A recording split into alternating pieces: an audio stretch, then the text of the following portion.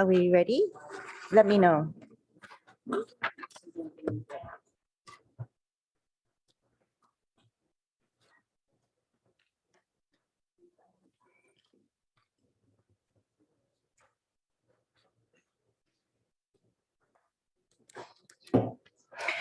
Thank you, Madam Clerk. I'd like to call to order this special City Council meeting of April 10th, 2023, and it's been called to order in recognition of National Arab American Heritage Month. Madam Clerk, will you call roll, please? Councilmember Burt? Here. Mayor Koo? Here. Councilmember Lowing? Here. Councilmember Lifcott-Haynes? Here. Vice Mayor Stone? Here. Councilmember Tanaka? Here. Councilmember Vinker? Here. For the record, 7 present. Thank you. Thank you, Mr. Clerk.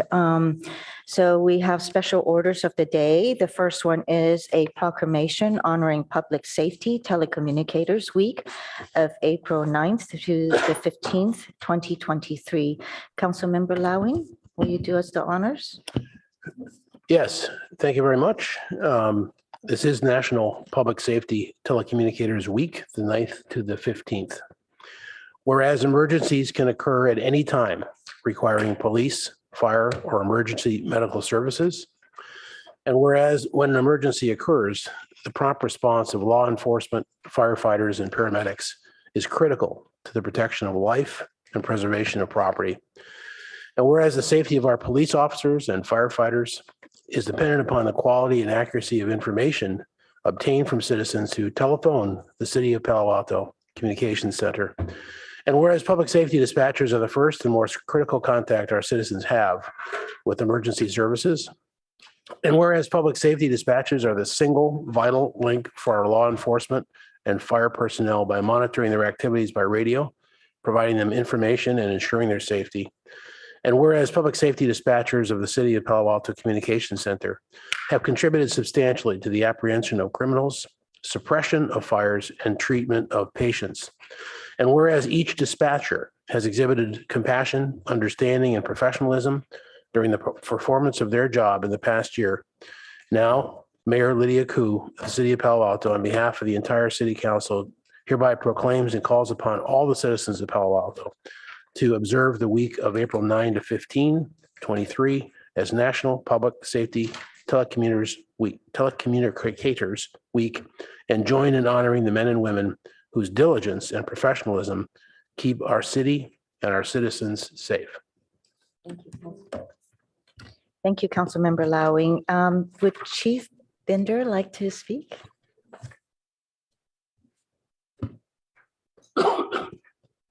Good evening, Council. Andrew Binder, Police Chief. Thank you, Councilmember Lowing, for that reading. Mayor, Vice Mayor, good to be here. I just wanted to take a moment after reading that proclamation to let you and this community know how grateful and proud I am of the difference that our dispatchers make in our community. You know, so often I get opportunities to share at community meetings how we're so much more than just the front-facing officers in our community who are responding to our 911. There's so much more that goes on inside the building, and our dispatchers are exemplary of that. And there's they do so much behind the scenes to help us achieve our mission, to help us serve this community, and to help us bring that excellence in that level of service. And I can stand here before you today and tell you that we couldn't do and provide the police services that we do without our dispatchers. And I really love that the proclamation talks about our dispatchers being that first and most critical contact for our residents, because they truly are. And, you know, when that critical call comes in, the first voice that they hear on the other line is that call taker or that dispatch, that calm, that professional voice who's steadied to handle anything at any time. And it's so easy to take for granted our dispatchers and the multitasking that they do. If you've never been down in our dispatch centers, lots of screens, lots of stuff going on. And while all the stuff is happening internally, they're also engaging with our fire, our police, and they're handling a critical incident on the other end. And much like our fire and our police, they don't get the opportunity to take a timeout. when they're in it. And I just admire their courageous resilience, their professionalism, and I'm grateful for you as a council for the proclamation tonight and for all the support for the police department and our dispatch. Thank you. Thank you, Chief. Would Chief Blackshire like to speak to the proclamation?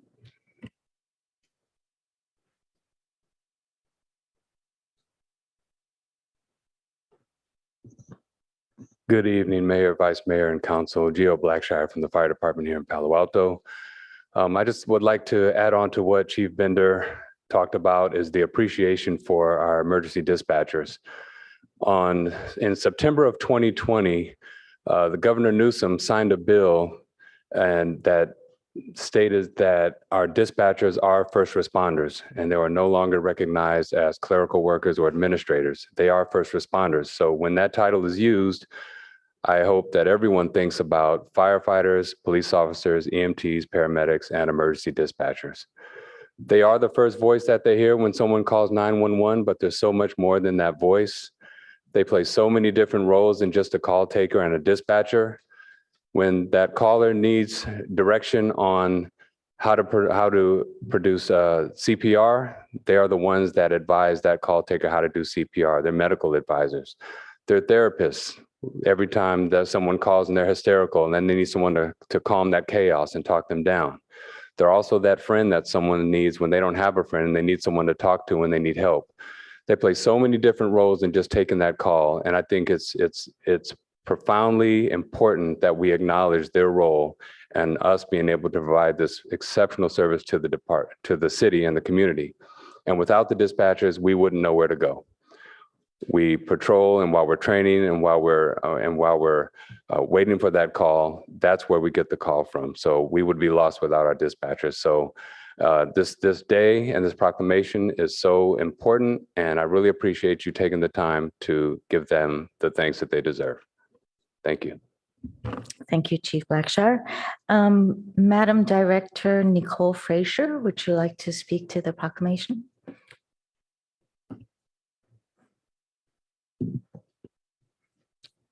Thank you, Madam Mayor, members of the council. I'd like to take this opportunity to appreciate the council's reading of the proclamation for our dispatchers. As Chief Blackshire and Chief Bender have mentioned, a lot of change has gone into the reclassification of our dispatchers. A lot of people don't understand that, they speak to people at their worst. Oftentimes they are experiencing some sort of tragedy or emergent situation. And a lot of times they are overwhelmed by the process. And our dispatchers are the first ones that get the call. They speak with them. They're able to kind of calm them down, get the dispatchers or the first responders there on time. And oftentimes they don't get the resolution of the call. So for them, it's a little bit more difficult because they don't get to interact with the public except for that phone call. So if that person's having an issue, they don't get to see the resolution of it. So for them, it's a little bit difficult. They still are kind of left with the call, so to speak. And so in order to show our appreciation, this is one of the things that has been done nationwide is to do the proclamation to honor our dispatchers. Just to give you a brief overview, in 2022, we had 142,000 calls into our dispatch center.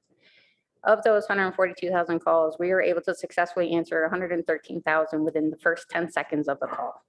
As you know, time is of the essence in any sort of emergency. And the fact that our dispatchers can operate short-staffed, undermanned, at such a high level of excellence really speaks to their professionalism.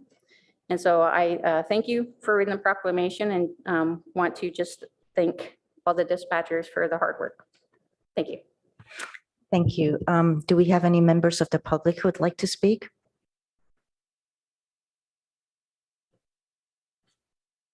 No request to speak, Madam. Thank you. We'll bring it back to council. Anybody on council would like to say anything? Well, I just want to say thank you so much for all the services that the dispatchers do, the communicators, like both chief as well as Madam Director said, they have to deal with quite a bit from therapists and being sympathetic being empathizing, as well as to help direct where the police is going to go, where the fire, as well as EMT paramedics.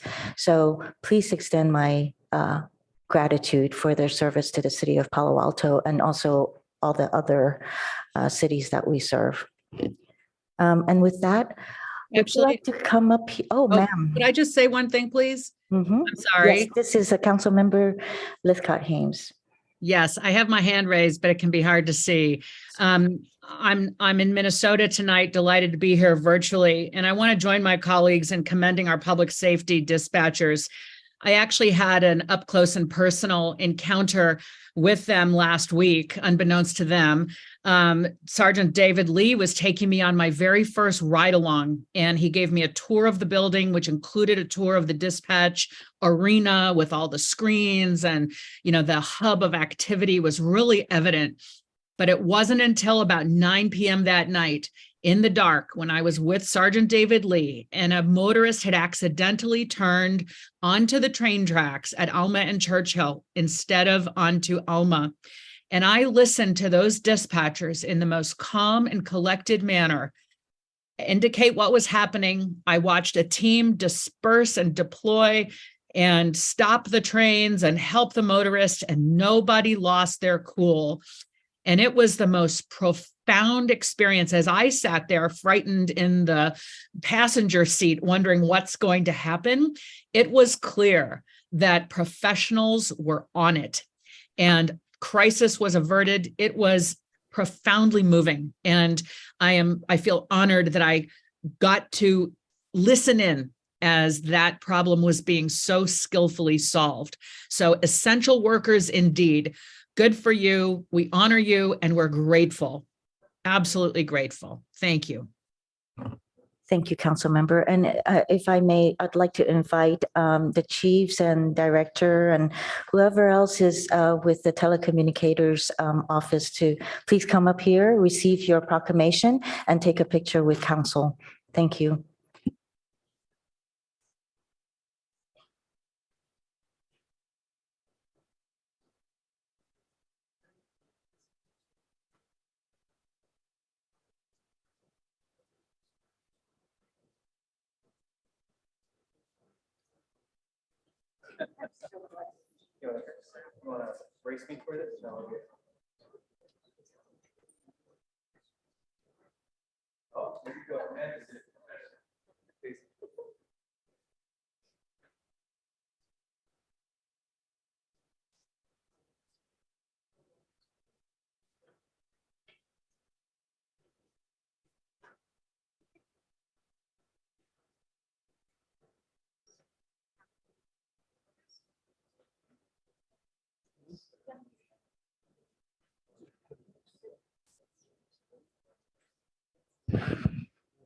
All righty, we'll move on to our second special order.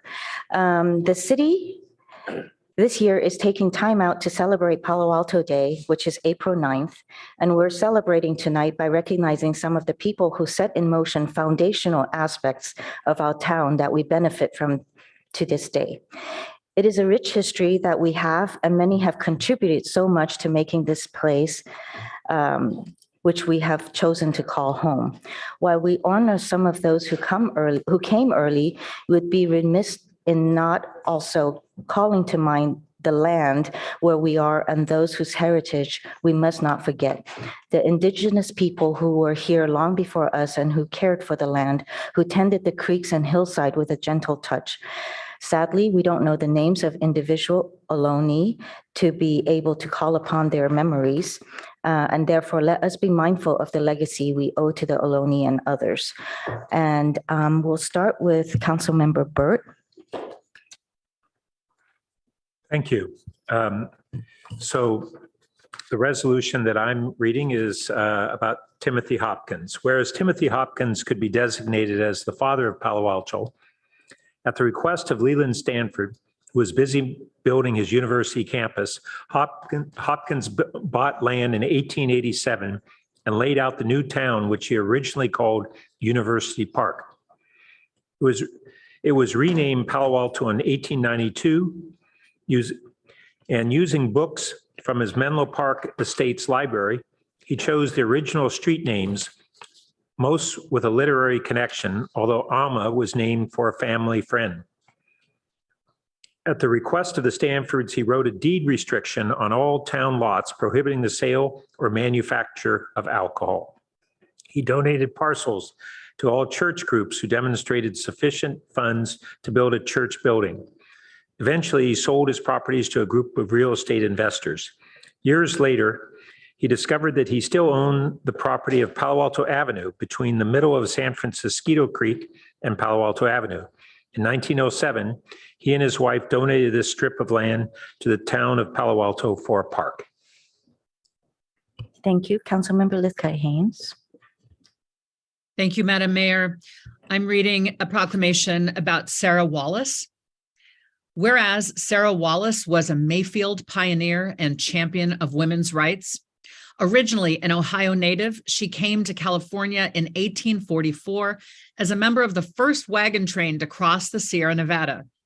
Arriving at Sutter's Fort, the illiterate young woman spent that first winter learning to read by watching another woman teaching her young daughter to read. In 1856, she took ownership of Mayfield Farm and built a house, often called the Wedding Cake House, where she and her husband entertained the likes of President Ulysses S. Grant, as well as women's rights activists Susan B. Anthony and Elizabeth Cady Stanton. Although she is best known for her work for women's rights, she championed various causes, including bringing the railroad station to Mayfield. Wallace started the first women's club in Mayfield and spoke up at public meetings. She lobbied the legislature in Sacramento for women's rights issues, including bills allowing property rights for women, access to state colleges for women, and allowing women to practice law. Wallace was the founder of the Mayfield Women's Suffrage Organization, of which she was the first president. In 1870, she presided over the first ever meeting of all 9 women's suffrage societies in California, which took place in San Francisco. She later became the first president of the California State Women's Suffrage Education Association. Thank you. Vice Mayor Stone.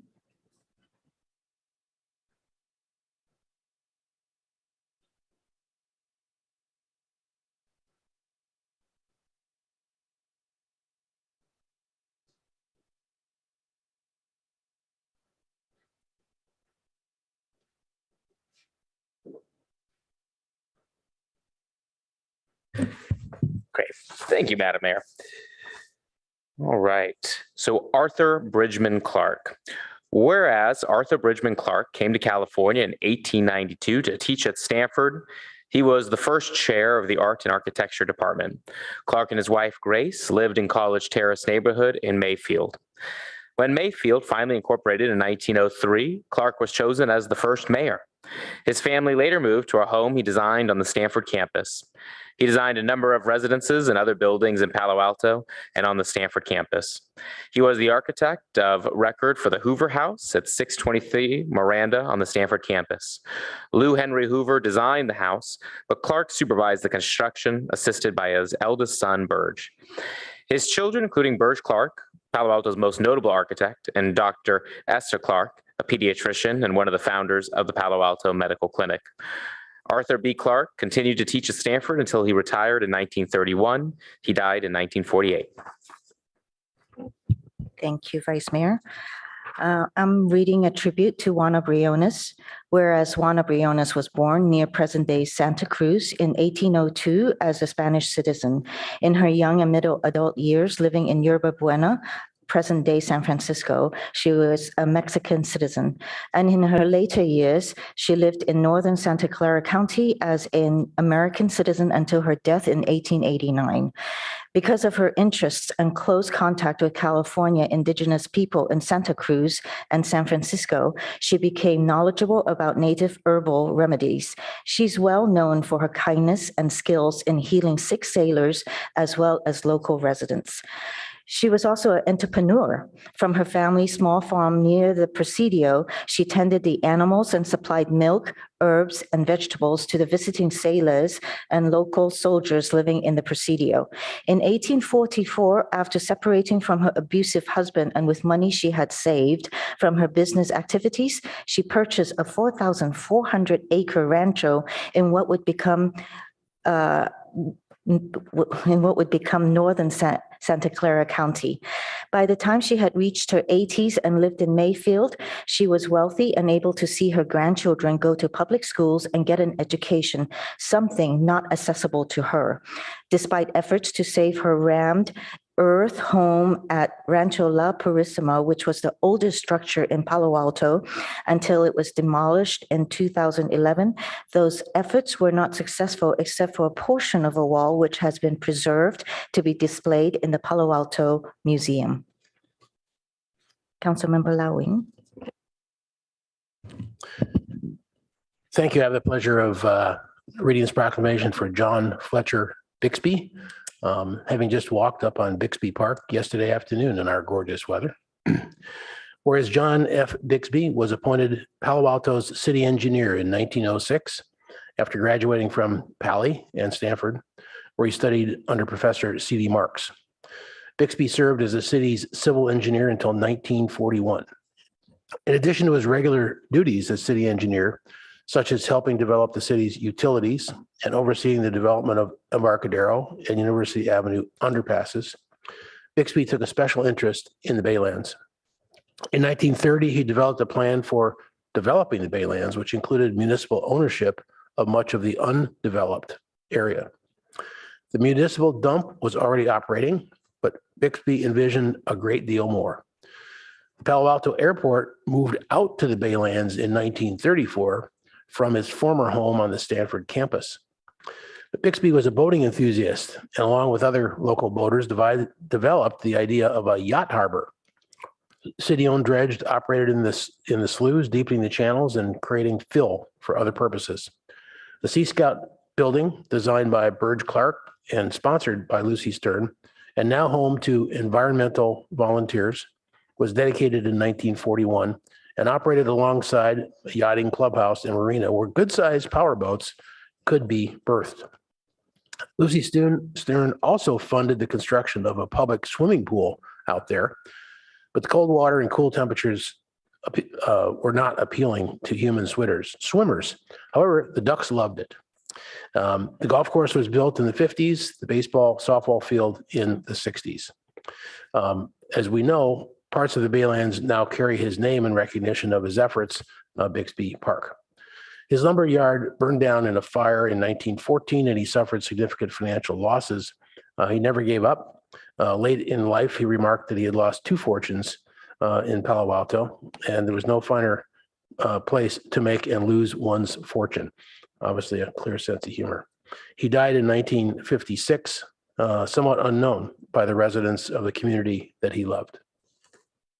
Thank you. Councilmember Venker. Thank you, Mayor Koo. I have the honor of reading a proclamation honoring Anna P. Shockey. Whereas Anna P. Shockey and her family were among the first to settle in the new town of Palo Alto, and as a recently widowed mother of three, Shockey was especially interested in the future education of her children. When Shockey determined that there were enough children in the new town to qualify for its own school, she led the drive to petition the county to form a new school district. And whereas a two-room school was built by town volunteers at 529 Bryant Street, the current site of the building known as the Telephone Company Building, and opened in 1893. A marker on the building memorializes this as the site of the town's first elementary school. The school was used for a few years before a proper school was built on Channing Avenue, across from where Channing House is.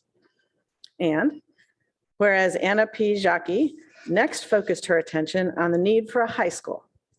Using funds from a family trust, she built a house on Forest Avenue that was used as a temporary high school until a new high school was built where Channing House is now and across Channing Avenue from the grammar school. When a new high school was built at El Camino and Embarcadero in 1918, we're familiar with that site, the grammar school moved from their old building to the newer old high school building across the street. The site later briefly became a junior high school before it was replaced by Channing House. And whereas Anna P. Jockey's careful observations of early Palo Alto were compiled into the first published history of Palo Alto when the local newspaper published her Pioneer History of the Town of Palo Alto in 1897. Now, therefore, our mayor, Lydia Koo, on behalf of the entire city council, does hereby recognize Anna P. Jockey, a notable individual who contributed to the founding of Palo Alto. Thank you, Councilmember. Councilmember Tanaka? Yes, thank you. I have the honor of reading a statement for John F. Parkinson. Whereas John F. Parkinson came to California in 1888 for his health, and by 1892 was living in Palo Alto. He owned a lumberyard and hardware store, had an interest in the Bank of Palo Alto, and supported the well-being of the new town in any way he could. He was Palo Alto's first postmaster when the post office operated out of his lumberyard office. And in 1904, the new Carnegie Library opened in Palo Alto. Only after Parkinson traveled to New York and convinced the Carnegie Foundation that Palo Alto was deserving of a Carnegie Library, although the town was not quite big enough to qualify for full funding. Parkinson was the mayor of Palo Alto at the time of the 1906 earthquake. He led local efforts to gather and send relief supplies to the people of San Francisco. In November 1906, Parkinson streetcar line opened on University Avenue, eventually extending onto the Stanford campus southward on Waverly Street and briefly into San Mateo County.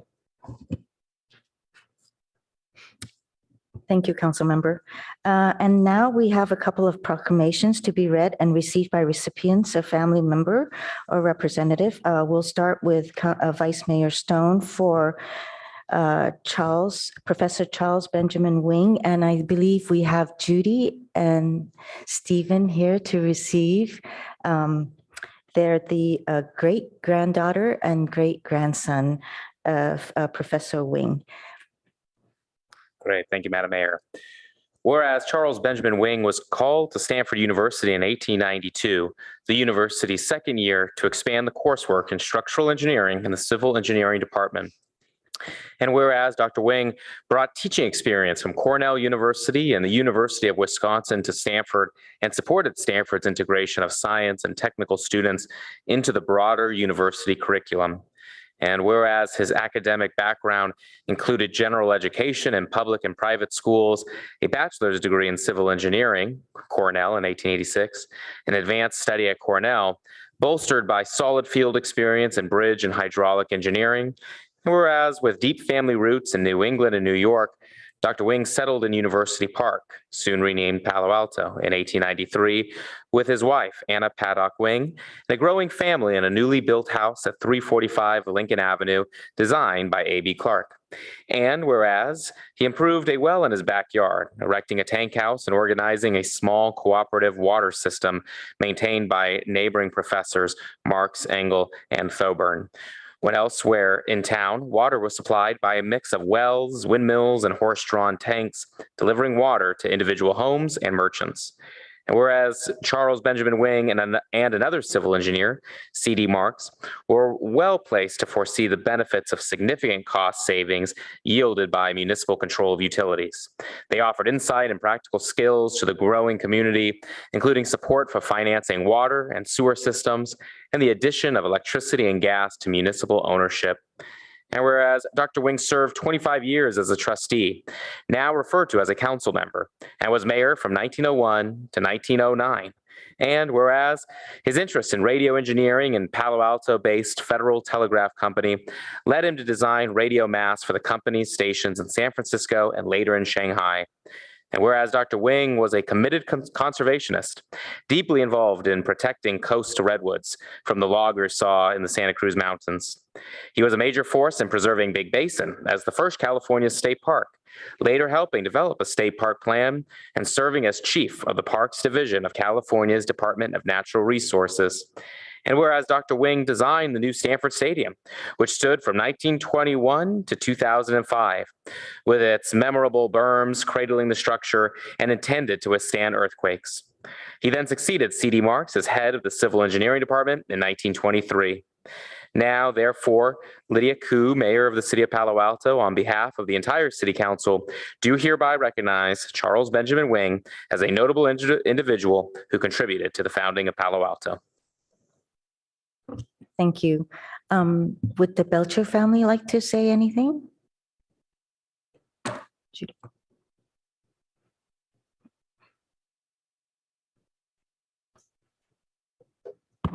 I'm very impressed with Professor Wing's history. I might point out that his great-great-grandson is here, right there. And I'd like to introduce Judy. Did you have something to say? Did you have something to say?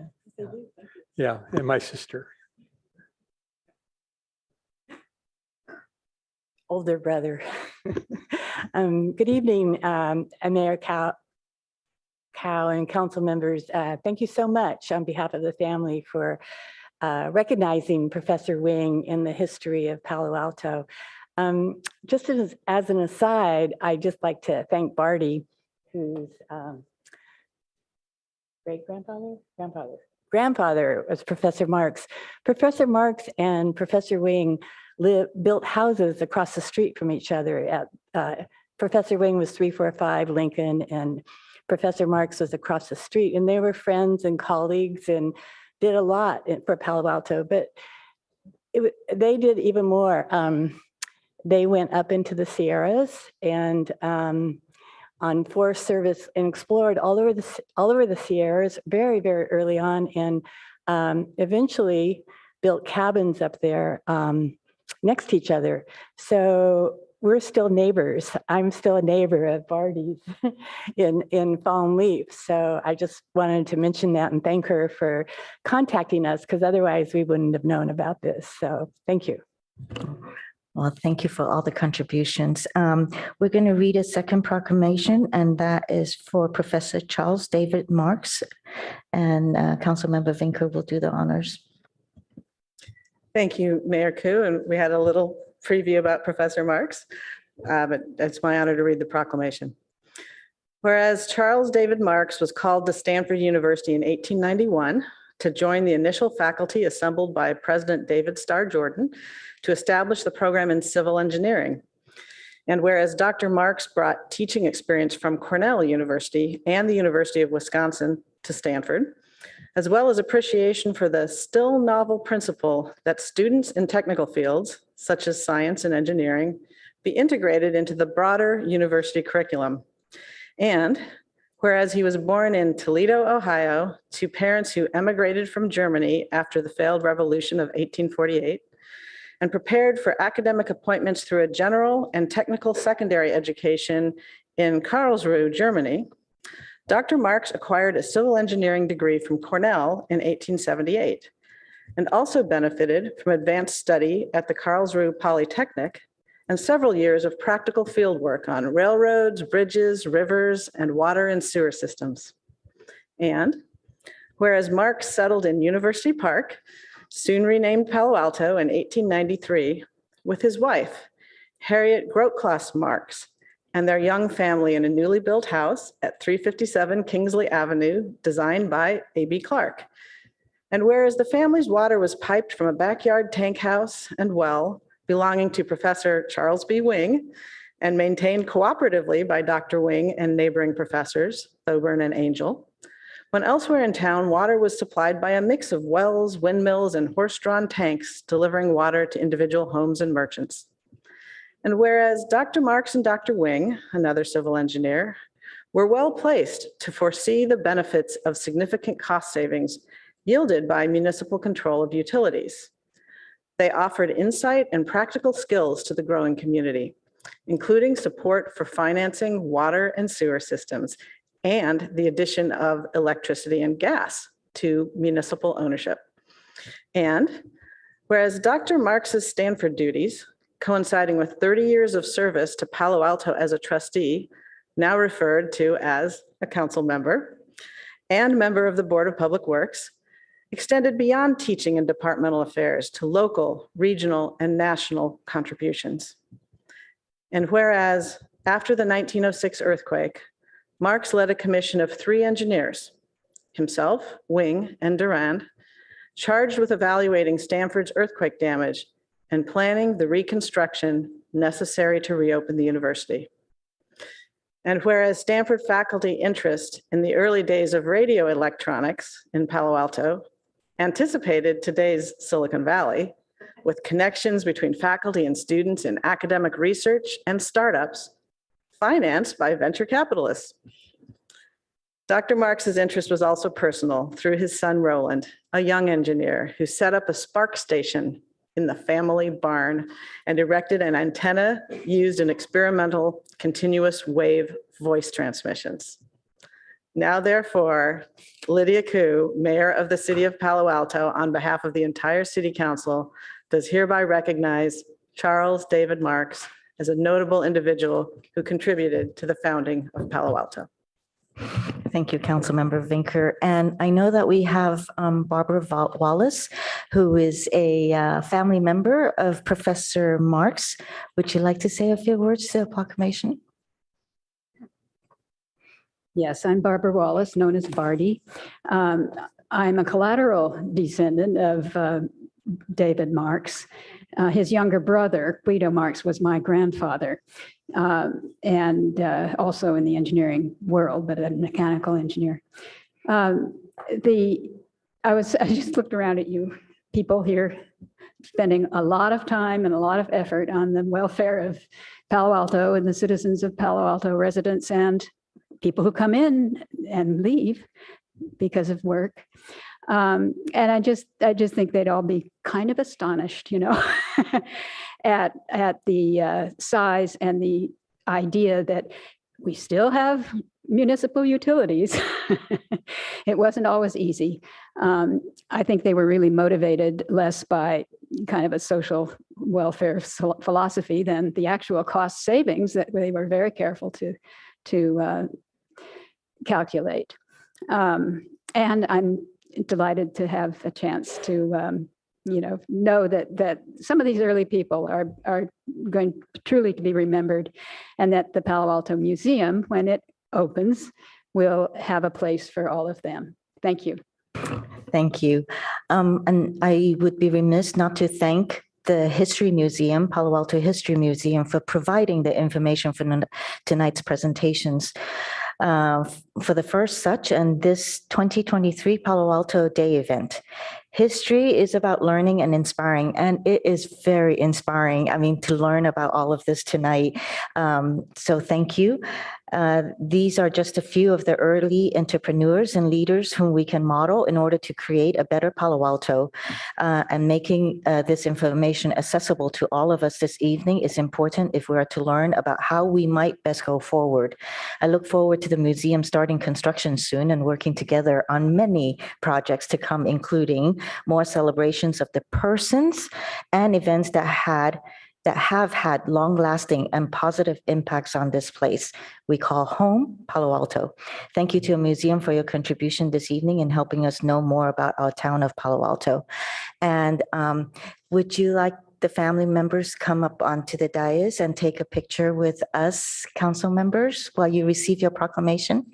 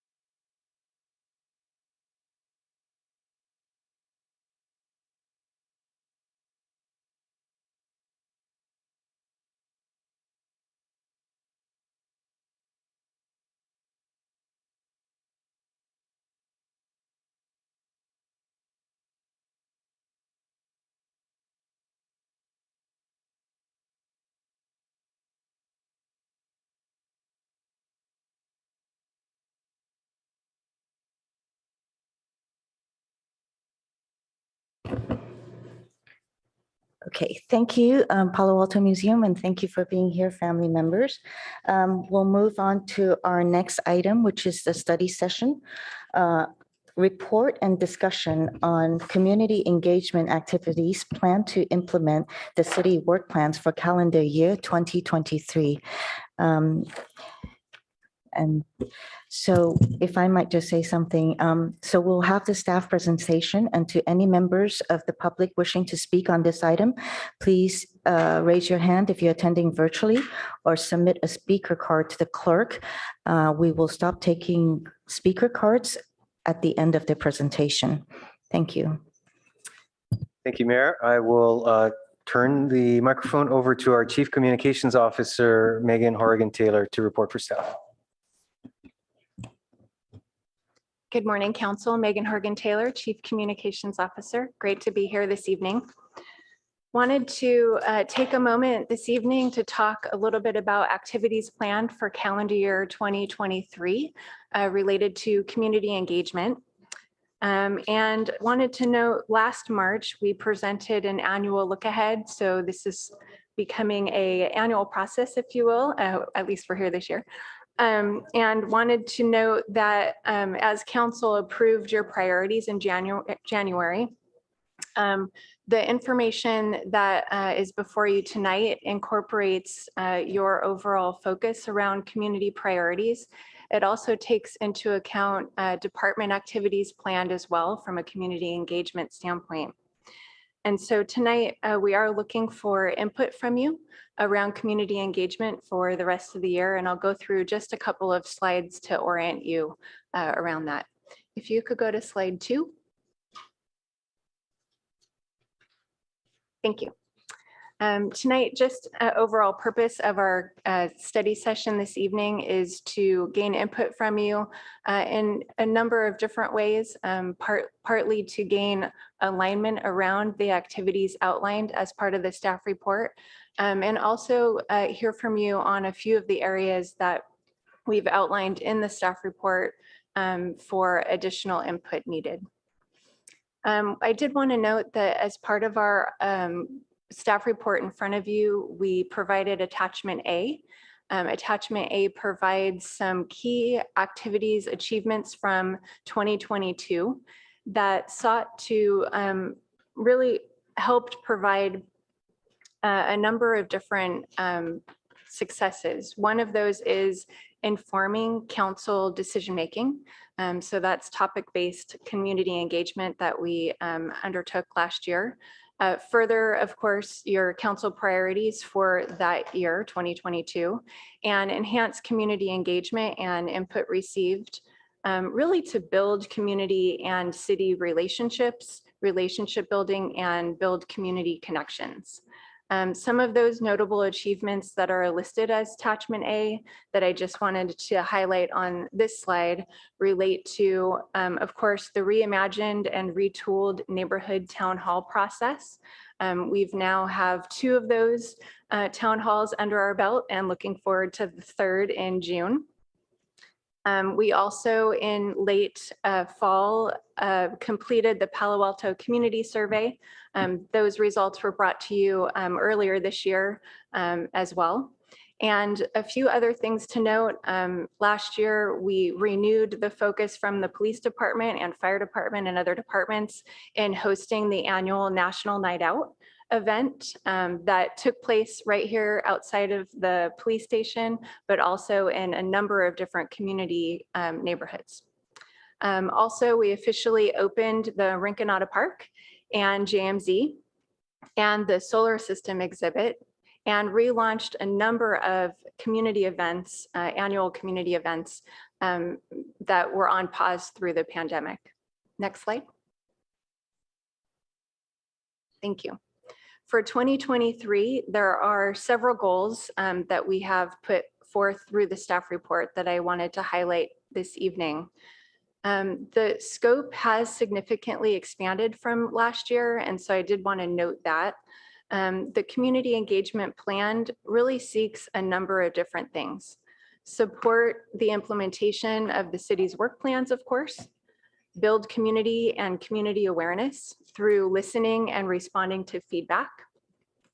enhance civic participation overall, and receive stakeholder input to inform city council and city decision-making. I also wanted to note that as part of our engagement scope of work, our engagement approaches follow the International Association for Public Participation. It's a framework that we've used for several years, and it really tries to align the type of input and feedback needed for the specific project. So for example, it may be that we're looking to inform the community. So we may want to do some frequently asked questions to answer community concerns or community questions we've received, provide or create some fact sheets, and other opportunities like community information sessions around complex topics that the council is undertaking. One of those that we do annually is around the budget process. Both sharing information with the public about the services that may be funded through the upcoming budget, and also answer questions through that process. Next slide. I did want to note that as part of the work that we presented to you, really the focus areas and the work fall into 3 areas: topic-based community engagement, open-ended engagement, listening sessions, and following up, closing the loop on issues raised by the community. And so examples within those 3 areas include things like, from a topic-based standpoint, the bike and pedestrian plan development, long-term use of Coverly, the SCAP plan that will be before you later this year. An example of policy issues and topics that are tied to department work include things like adoption of the housing element, parklets discussion, downtown housing master plan, the tree ordinance, and fiber to the home. Open-ended engagement, of course, as I noted earlier, one key focus area is the neighborhood town hall process. And we did just complete the second there and are planning our third. The budget town hall process and listening session. And other examples would be city service feedback, Palo Alto 311, and new customer relationship management tools that we're implementing this year. Related to following up and closing the loop, of course, we have one-on-one discussions almost every day with residents to address their concerns or answer their questions. We also, of course, manage email and respond in that fashion, but did want to note specifically that we have specific digital and printed newsletters. The printed newsletter is new. So the first one that we've mailed out to each resident's home was in the fall. We're planning those quarterly. And of course, the website and social media are other opportunities. Next slide. I'd be remiss if I didn't take a moment to talk a little bit about our online focus. And so here on the screen are just a number of ways that we are trying to connect the city to the community with different online resources. They range from email newsletters to, of course, agendas and minutes and tracking the council's conversations, to the city manager's comments and other city updates through our Palo Alto Connect medium.com blog space. And of course, listed here are all ways to connect with us online through social media. Next slide. So tonight we are really seeking input from you on our overall framework that we've provided to you both in the staff report and here tonight. And a few key areas that you may want to focus some of your time on this evening include the new neighborhood town hall process and planning effort. We did hear from many of you about just overall engagement and the importance of community hosted events as part of that process. So hearing from you about that overall effort would be helpful. And then we did also wanted to put out for consideration and discussion the cadence of our Palo Alto community survey currently is slated to occur annually.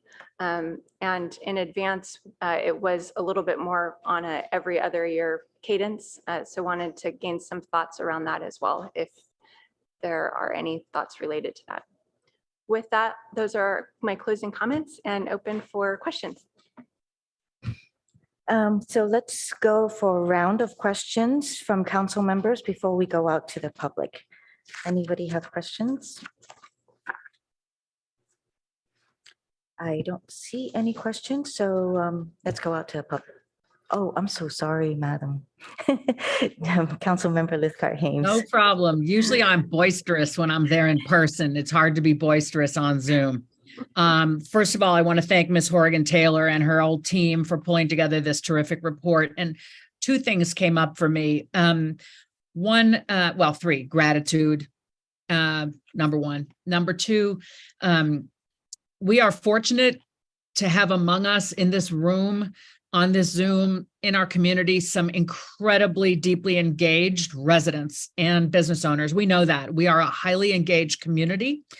And yet, I know that we have many, many, many people who are blissfully ignorant about what's happening in this city at various levels. I noted in your report, you said there were 800,000 users of the website, which can't be, I think that was a typo. I think we meant 800,000 hits in a certain time frame.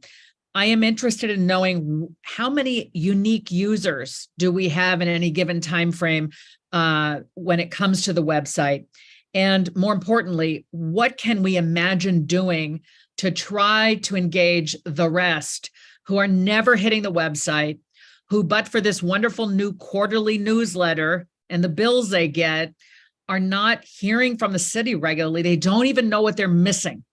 I think there's a whole slew of people who are busy paying attention to other things and not paying enough attention to Palo Alto. So I'm curious about how you're planning to reach and engage them. The second point I want to make is the Santa Clara County Civil Grand Jury report back in December 2021, comparing our efforts on affordable housing to the city of Mountain View, had a lot of findings, and it wasn't always favorable about Palo Alto. And one of the things I noted was they said Palo Alto City Council members do not play a strong enough leadership role in personally engaging in community education and discussion to aid in resident acceptance of the need to build affordable housing. These town halls are terrific. We've gotten 2 under our belts. I think those are an exciting opportunity for us to demonstrate that leadership that the civil grand jury was suggesting we were falling short on. So I just want to put out there, as we craft those agendas for what is going to be talked about, I know it's a mix of listening and talking, responding and sharing. We have been given some marching orders by the civil grand jury about being out there in the community and talking about stuff more. And I think this is a lovely venue to consider situating some of these tougher conversations. I'm done. Thank you. Thank you. That was, thank you for your comments. We were going for questions, but I see there's no other questions. I'm right? sorry. Well, I did have a No question about the worries. number of unique users. Sorry. Okay, no problem. Thank you so much, Council Member. I see Council Member Vinker has a question. Yes, thank you, Mayor Koo. Just a couple of quick questions, I think. So first of all, thank you, Director Horrigan Taylor. This is a lot of work and a lot of different facets, a lot of means to try to engage people. So much appreciated. One question, and I know it'll come up in a later action item, but it feels like there's some overlap. So my question is there? And if so, where is there? With some of the other things that I think of as community engagement, and namely I'm thinking of like the Cubberley planning process, the comprehensive area plans, those kinds of things seem like feedback and engagement and solicitation of public comment. Are those just separate and apart from this plan, or what's the relationship? Thank you for the question. They are definitely intertwined. So the Cubberley overall effort is listed as one of the items that are in the staff report. The work that we listed out really is what we can accomplish and what's slated for the calendar year. So you may not see things, but you may know that those are coming soon. They may fall into 2024 as an example. But definitely we work on a regular basis with each of the departments to help support them with big initiatives like you've noted. Thank you. And my second question relates to the town halls. I ran into some friends at church on Sunday who said, hey, I was at the neighborhood town hall down at Mitchell Park. And I said, yeah, no, it was a good one. They said, well, we didn't see you there. And so one of my questions is, which is fine, but how do we go about figuring out which council members host which ones? And I know there's a few upcoming this year. So just how does that process work? Great question. Thank you. When we envisioned and worked with then Mayor Burt and then Vice Mayor Koo, working with the PAN leadership, we created an overall framework as part of that in terms of how to gain volunteer assignments, if you will, from the council members. At that time, we had talked about 2 council members to host with the neighborhoods of those neighborhood groupings as we go. Outside of that, we've sort of tried to work through that structure by asking for volunteers and assignments from the council. And so we're still working through that process. Would love any feedback that the council has around how you've felt that process has been working or not, or could use some improvement. So definitely appreciate that. Let me, if I could just expand on that a bit. At this point, just as a status check, all of the council members, the previously returning council members have now co-hosted a town hall. So it's really, I believe, now our new council members, Vinker, Lowing, and Lithcott Hames that have not yet co-hosted one of the town halls. One of the topics of discussion, perhaps you might want to jump into this evening, is whether it's 2 co-hosts or 3 co-hosts. I know there was some question and some debate over that in the last town hall meeting. Councilmember Tanaka. Yeah, I just want to piggyback on the previous comments. So I think the town halls are great, and the last one there was a lot of attendees, but I think it's important that we rotate council members. So if someone did, let's say, a town hall right before, they shouldn't be doing the next one. We want to kind of spread the love around. So I think that's really important so that the community gets a chance to get to know everyone versus just a few council members. Thank you. Okay, again, Koo, we're kind of going If you through, wouldn't mind, I did want to make sure to respond back to Councilmember Lithcott Hames. oh, sure. Sorry, can you hear me okay? Did want to mention, she asked specifically about the website traffic, and so did want to answer you specifically. We do have over 800,000 unique visitors to the website annually. And so from a monthly standpoint, I need to check in terms of what that kind of equates to. Of course, when there's storm emergencies and other emergency situations, the amount of traffic does increase, and we have seen an increase since New Year's Eve related to the storm events that have occurred. We do track both unique visitors to the website and clicks to each page. We have a sense for example, the highest pages that typically on a monthly basis our residents and visitors go to learn about information. And so we do evolve the website accordingly based on those reports that we receive. Thank you for that. I think it reveals my naivete that people well outside of Palo Alto would be hitting our website. It's great to hear. My question remains, and perhaps not answerable today, can we figure out how many of our actual residents, I'm interested in how many of our residents are choosing to hear from us by coming to the website, coming to Nextdoor, coming to social media, or receiving push versus receiving push items, push notifications from us. And I'd like to ultimately for us to dial up the number who know about the website and the social media and the various other ways in which they can learn about the city. It's that missing group that I think is less informed than we would want them to be, that I'd like us to be curious about reaching. Thank you. I definitely appreciate that. And one reason why we were very interested in the printed newsletter, for example, is we know that the information will get to every single household. We do have information listed there that does try to drive traffic to specific website pages. And so there are ways that we're trying to track that information like you've asked. Thanks much. All right, let's go to the general public for public comments, please. Madam Clerk, Mr. Clerk. Let's keep it at 2 minutes, please.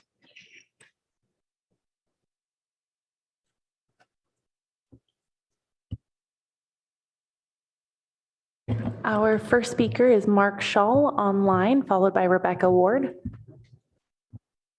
Thank you. In drilling into the work plan, the city's plan to address aircraft concentration and emission, noise and emission problem over us is, quote, engage the SFO roundtable on SFO GBAS project. First, if anyone believes the SFO roundtable is going to engage voluntarily with Palo Alto on anything, I'd be happy to send you a summary from a public record request to San Mateo County, which operates the roundtable, documenting how Palo Alto's request to join the roundtable last year was handled.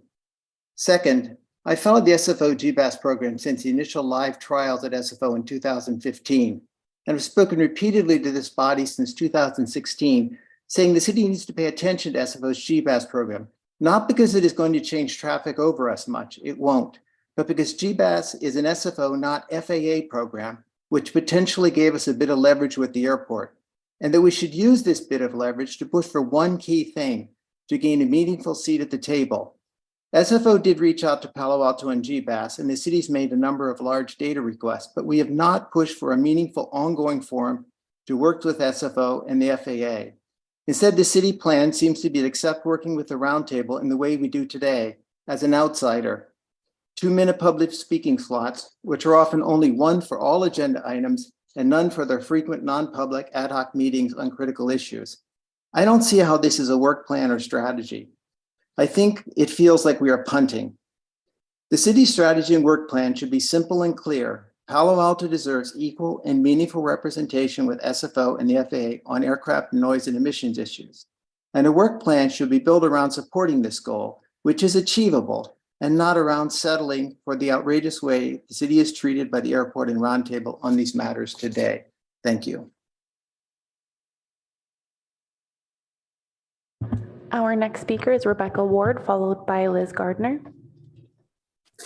Good evening, council members. On page 5 of the staff report associated with the topic community health and safety, as the previous speaker mentioned, the bullet point for airplane noise is engage the SFO roundtable and SFO's GBAS system. That's not a strategy to address airplane concentration over our city. It is at best a very limited tactic. The community has pleaded with the city and council to take substantive actions for 7 years. The FAA has repeatedly told us there will be no impact to their proposed changes.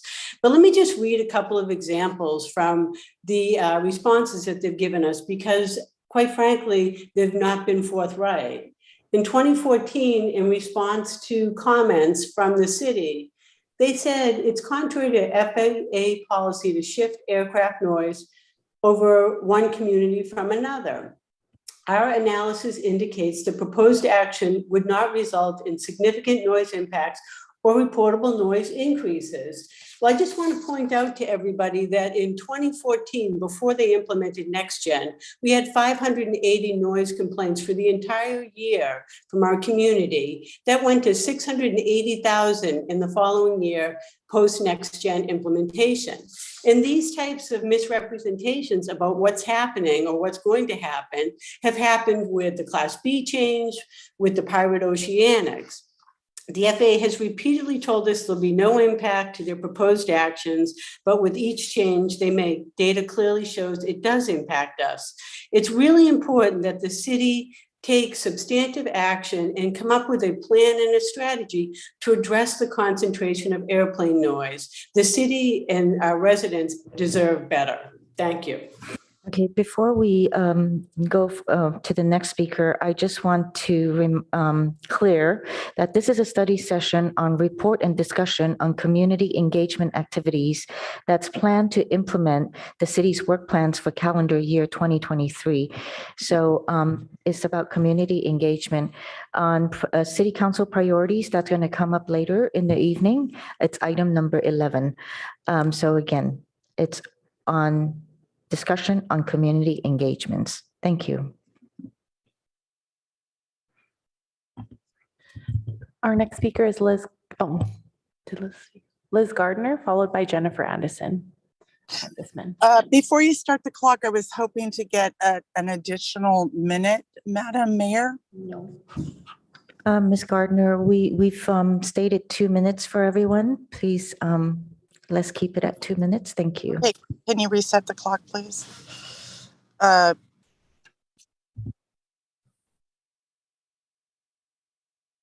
you reset the clock? Hello? Thank you. Okay, thank you for providing this level of engagement tonight. I wanted to speak to the quality of life and the connection to belonging to community, building and growing an inclusive residential community. Yet here we are. We have nearly 50% renters, and the ilk of these renters are residing in multi-family housing and are really viewed as third-class residents in this town. I wanted to bring forth a personal matter, which is really troubling to me. Currently, my family is trapped in substandard rental housing.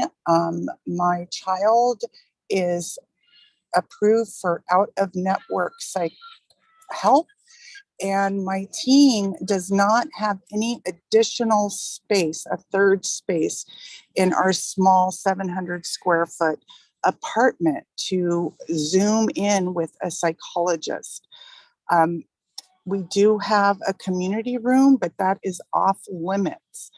I did want to speak to youth and psychology in our town. Many of our therapists do not take Medi-Cal or other outside insurers. So he's been deemed to get psychology from as far away as Roseville, California. And this is just unacceptable that nobody or psychologists in Palo Alto are not accepting other forms of insurance. Thank you.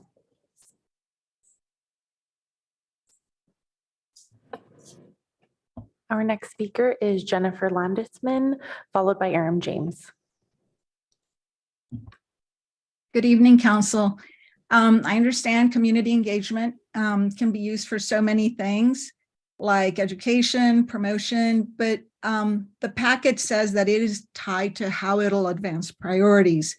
So I think it needs to be really clear how community engagement will advance priorities. Last year's council can look back to visibly putting up safety as a 2022 priority and showing this support with several actions. I'm happy that my neighborhood and the community wrote to council to ask for adequate resources for this priority. This is the meaning of empowerment. Council's eventual actions were strongly supported by the community. If safety had languished in a list of 300 departmental items and gotten no real attention, what value would that 2022 priority have been? Please add some filters to understand allocation of resources so that when you're doing community engagement with this all-encompassing list of everything like the work plan, so that it, to find a way to show what you're really prioritizing. And this really matters because that's how you get to see when you gave something a special push, when and how council and the community took an issue to another level. I think the previous comments about airplane noise were really important because I think it was speaking to the fact that community engagement about airplane noise is clearly missing because the city has something on a bullet point that doesn't reflect at all the reality of the issue. So it kind of defeats the purpose and it's a priority from 2022 and 2023. So it's all very tied. I look forward to seeing how community engagement will be done for airplane noise this year. Thank you. Our next speaker is Aaron James, followed by Anil Barbara. Mayor Koo, you don't really set a good standard when we're dealing with civil engagement and all of a sudden you just cut our time from 3 minutes to 2 minutes. You know, how are you going to civilly engage folks and think that you're credible when people prepare for 3-minute talks? You all get to talk endlessly. You know, I've timed some of our city council members. They can't even stick to the 5 minutes in repeated talk. So, you know, you're making a show of this, and then you're showing, you know, that you really don't care about civil engagement. I want to thank Greg Tanaka. Hey, Greg, you know, I can't do the new computer stuff. You used to have somebody that would call me because I've wanted to talk, but I don't know how. I'm technically kind of limited. So I would like to come to more of your Sunday meetings. They are great community outreach.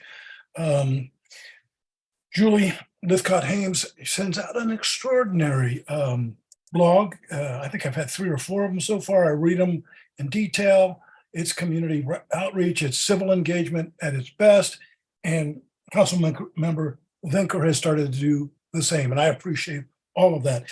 In terms of process, you know, I have no idea why things get set on the agenda. And I just know that citizens like myself seem shut out. Why these agendas happen without input from people like myself, who I understand are disfavored, but I still have a constitutional right to participate in city government. So I'd like to know what that's at. And I do remember having a conversation. I hope you remember, and correct me if I'm wrong, City Attorney Stump, but there are some provisions that would allow us to expand the parameters of the Brown Act. So we would be able to actually have an opportunity to engage council members and not just speak. And then unless we're a favored citizen where you see somebody all of a sudden, you know, responding to somebody, you know, which is out of order, of course, unless we apply that to all the citizens. So it's the process. And I hope somebody's going to go to the Ventura neighborhood with one of the town hall meetings. That's it for now. Our next speaker is Anil Barbar, followed by Jennifer L.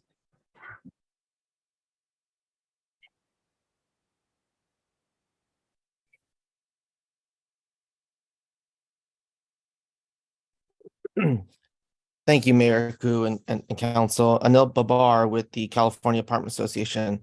On your work plan is one of the items is continued outreach on the rental registry. I want to thank the staff so far for their outreach to the California Apartment Association and engagement on this issue. You know, as we have mentioned time and time again, we are deeply concerned about the implementation of rent registry. We feel it's unnecessary, expensive, and burdensome because much of the data you're looking for exists already. It's very expensive to implement, as it was the reason why the state has decided to reject a bill to implement a statewide registry on 3 different occasions. And it's cumbersome to implement. If you look at other cities who have considered it, particularly the audit that the city auditor in San Jose did, they recommended going against it. But as you do go forward on outreach on the rental registry, you know, you do have a existing rent registry in the city of Palo Alto. I would encourage staff to take those emails from that registry and really do a better job in reaching out to the many owners in the city that are registered in that registry. I am fairly confident many of them haven't even heard of this proposal. And so we encourage further outreach and so that you can understand the pitfalls that you will face in implementing this if you do decide to implement it, and the cost of the city. You know, the cost that it's going to be borne on out of a rent registry could be better spent, for example, providing direct rental aid to tenants instead of creating another cumbersome city bureaucratic process. Thank you.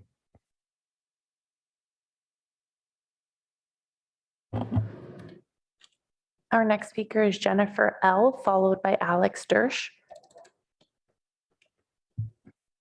Hi, my name is Jennifer Liu. I'm a Palo Alto resident for over 20 years. I saw this the topic about the rental registry. I oppose the rental registry. Rental registry is not necessary. Currently, we have a complaint-based system which has been working well. According to the reports, there are not many complaints, but the concern is that tenants are not well informed regarding how to make a complaint. I think any issues can be easily addressed by advertising and reaching out to tenants by website, by social media, as mentioned earlier. Currently, there are over 800,000 unique visitors visiting the city's website. With such high traffic rates, tenants should be well informed already. Rent registry is a very expensive approach. Who should pay for this? By the city's budget, the city is already extremely tight on the budget and is not a wise use of taxpayers' money. Should it be paid by the housing providers? Nowadays, it's very expensive to maintain properties with the material and labor costs skyrocketing. With the actual cost, housing providers have no choice but to pass the expenses to tenants, making housing even less affordable.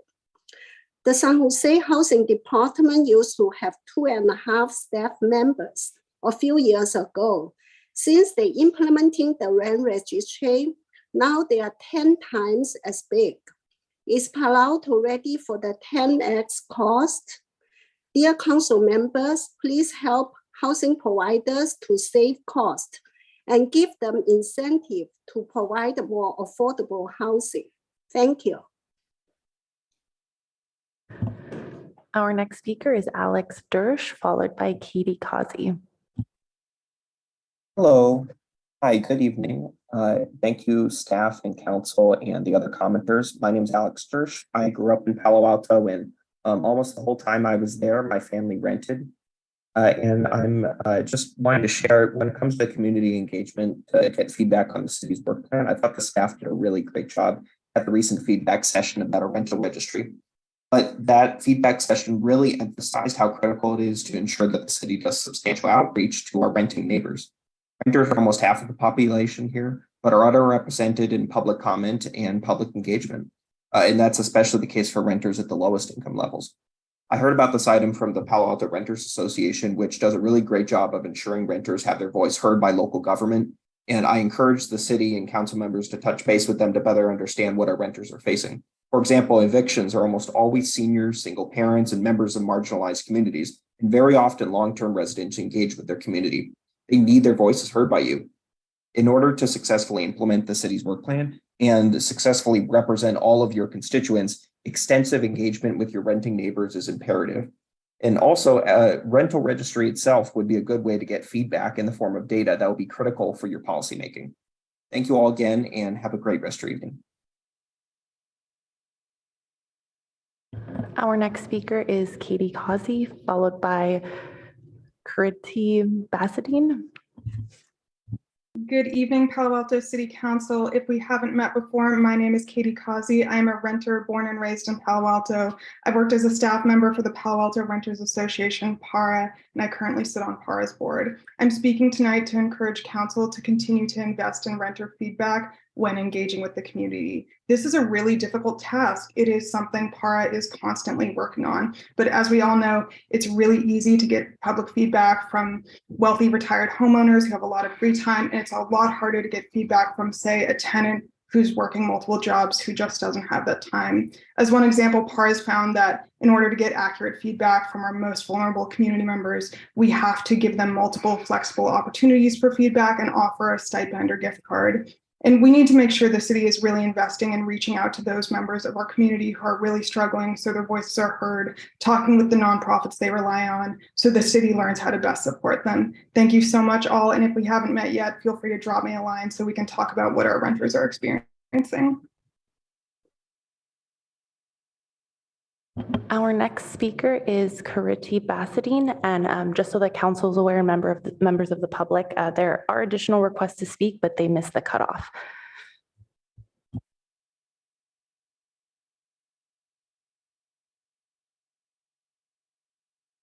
Good evening. I'd like to say hello to the mayor. I had the pleasure of meeting her a few days ago at another meeting. My name is Kirti Bassadine, and thank you so much for giving me this opportunity.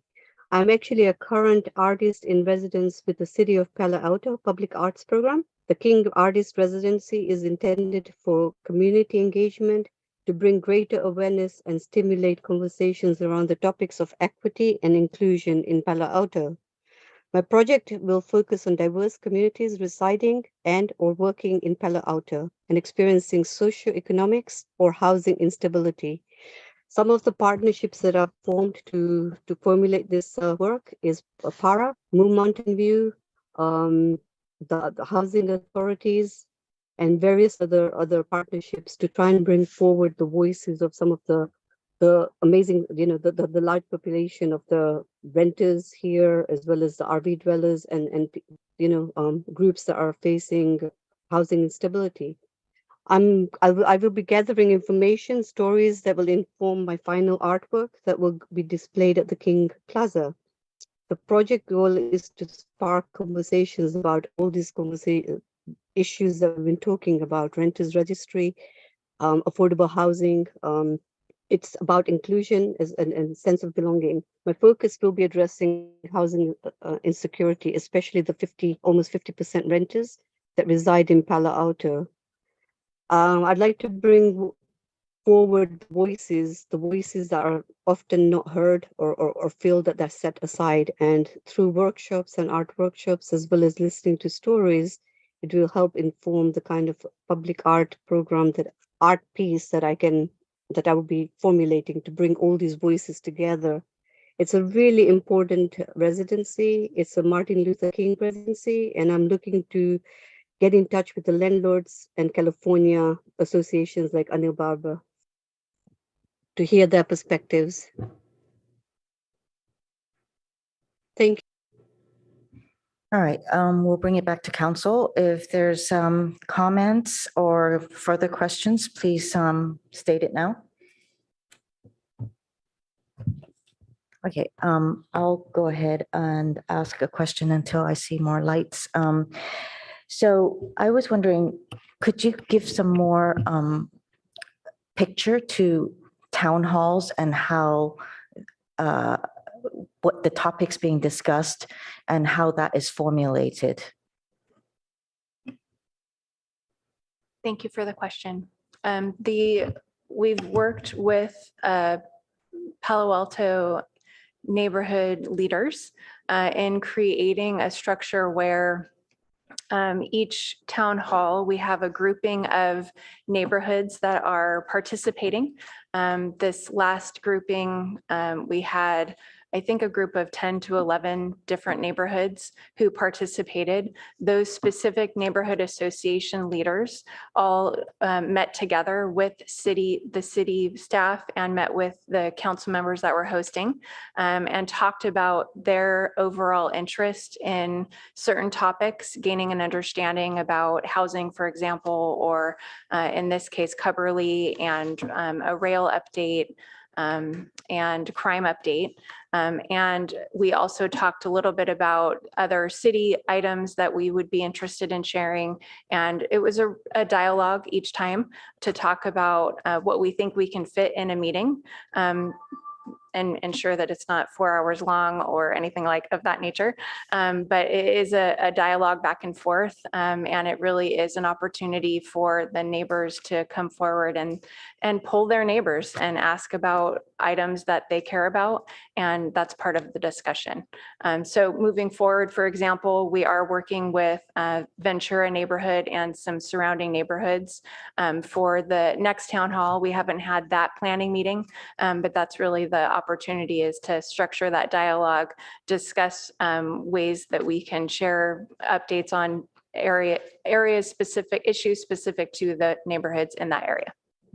If I might, Mayor, just to add a couple of points there, that not only the topics are done in collaboration between our city team as well as the neighborhoods, but even the date, the location, and the time of the meetings are done in consultation and really in partnership with the neighborhood leaders. So I think worth noting that we've created, thank you to Megan, really implemented this framework that has all aspects being done in partnership.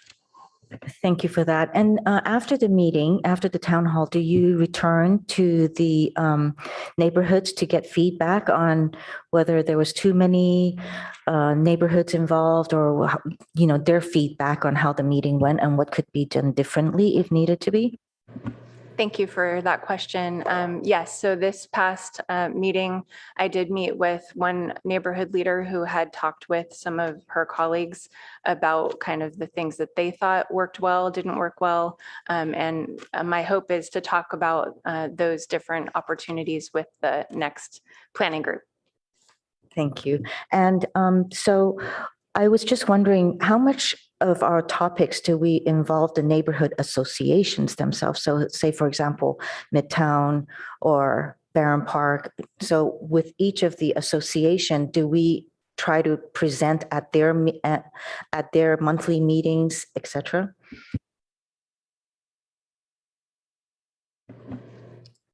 Great question. As their meetings occur,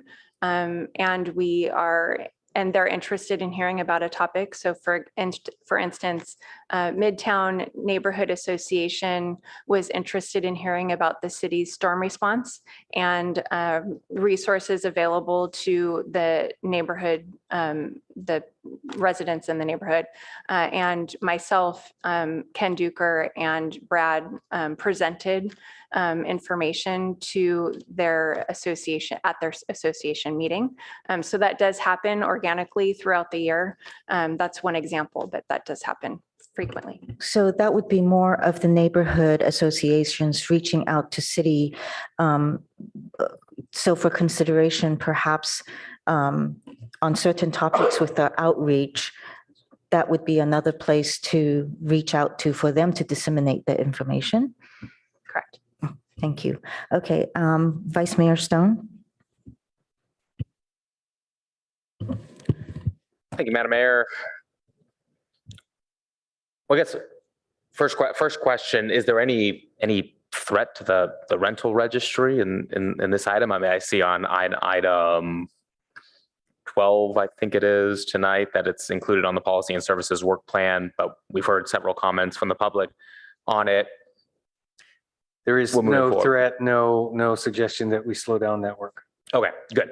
Glad to hear. So then I won't waste time defending that, because it's a really critical, foundational kind of next step for this council. So glad to hear that. Thank you. Through the International Association of Public Participation structure for that was discussed in the report, are we able to measure which groups that the city is not effectively being able to communicate with? That's a great question. Not necessarily through that framework, but through the work that we do, we're able to have a sense for who the engagement, depending on the type of engagement, how we're engaging with those that provide input. And we do have a general sense of different segments of the community that may be missing, and try other opportunities like small focus group conversations folks just like to receive and provide input in different ways. And so part of the opportunity with that framework is to really tailor what we're seeking of by different audience groups. Okay, so good to hear we're able to kind of pivot real time when it seems like we're not getting through. I do think a couple of groups such as renters is one. I mean, as a renter myself, I often found kind of fewer opportunities to maybe to get involved, or just feeling as kind of as included or at receiving maybe, well, tough to know because I've never not been a renter. So what it's like on the other side, but maybe something like the rent registry or other issues coming forward, we can find a way to be able to do that. I think Palo Alto Renters Association always has really good ideas and ties to that community, maybe increasing the partnership there. And, one thing, and maybe this could be a referral to the Human Relations Commission. I remember when I served on the HRC, one of the initiatives that was picked up then, and don't know if that was ever continued through to completion, but a discussion around community engagement for particular demographics in the community. I think at the time, we were looking at recent immigrants and finding ways to make sure that they were feeling included in kind of Palo Alto, both at government level, but also just making those connections. So maybe that's something that we can consider moving forward. How do we incorporate various boards and commissions into this as well, not just at the council level? My next question is on the budget process for the Get to Know Your Neighbor grants. I know those have been returned. Maybe for both existing members and for the public as well, can you just discuss kind of how much money is available for that, and just kind of briefly, what is the process for that? All right, I'll get started, and Ms. Oregon Taylor may expand by finding the right website or I think we have a news item on our home page, but that is a grant to neighborhood associations or individual residents. The latter being if they are organizing a block party, they could apply for up to $500 to cover expenses associated with the block party, or for neighborhood associations with larger events up to $1,000. And I believe we've got sufficient funds, we expect. Love to be proven wrong, that we have sufficient funds to cover the applications that we're expecting to receive at least through the end of the fiscal year. And again, typically there is something of a surge or a push around National Night Out, which is in August. So whether it's at the beginning of the summer, the end of the summer, or all year round, that is a program that can provide financial support for neighborhood meetings, neighborhood events. And I had just a quick follow-up then.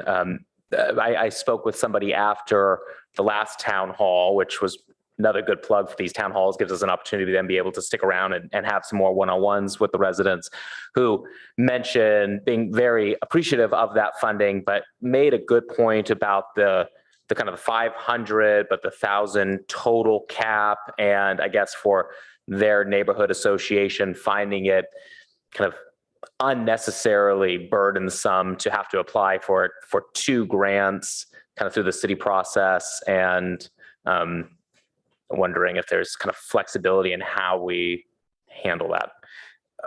I would acknowledge that there are strings that come attached typically with the city funds, certain things that we won't fund, like alcohol, and I believe there might even be a limit on meat, just simply because of the dollars that can be allocated for uses like that. So there is some back and forth that our community services department leads with the neighborhood as to how best to stretch the dollars as far as it can go. I did want to mention there is a dedicated website to apply. And so it's cityofpaloalto.org/knowyourneighbors grant. Great, thank you. And Madam Mayor, I see I'm out of time. Do you want to just wrap up a couple of additional points, or are we planning on coming back around for another round? Sure, wrap it up. Okay, thank you. Sounds good. Just real briefly, I'd like to see us do a little more on the kind of community building side, and maybe community building events that are going to bring together community and give a sense of place and belonging. I think that's so critical Now, I think that's one thing that so many people missed during the pandemic. I think the city should be able to provide more of that.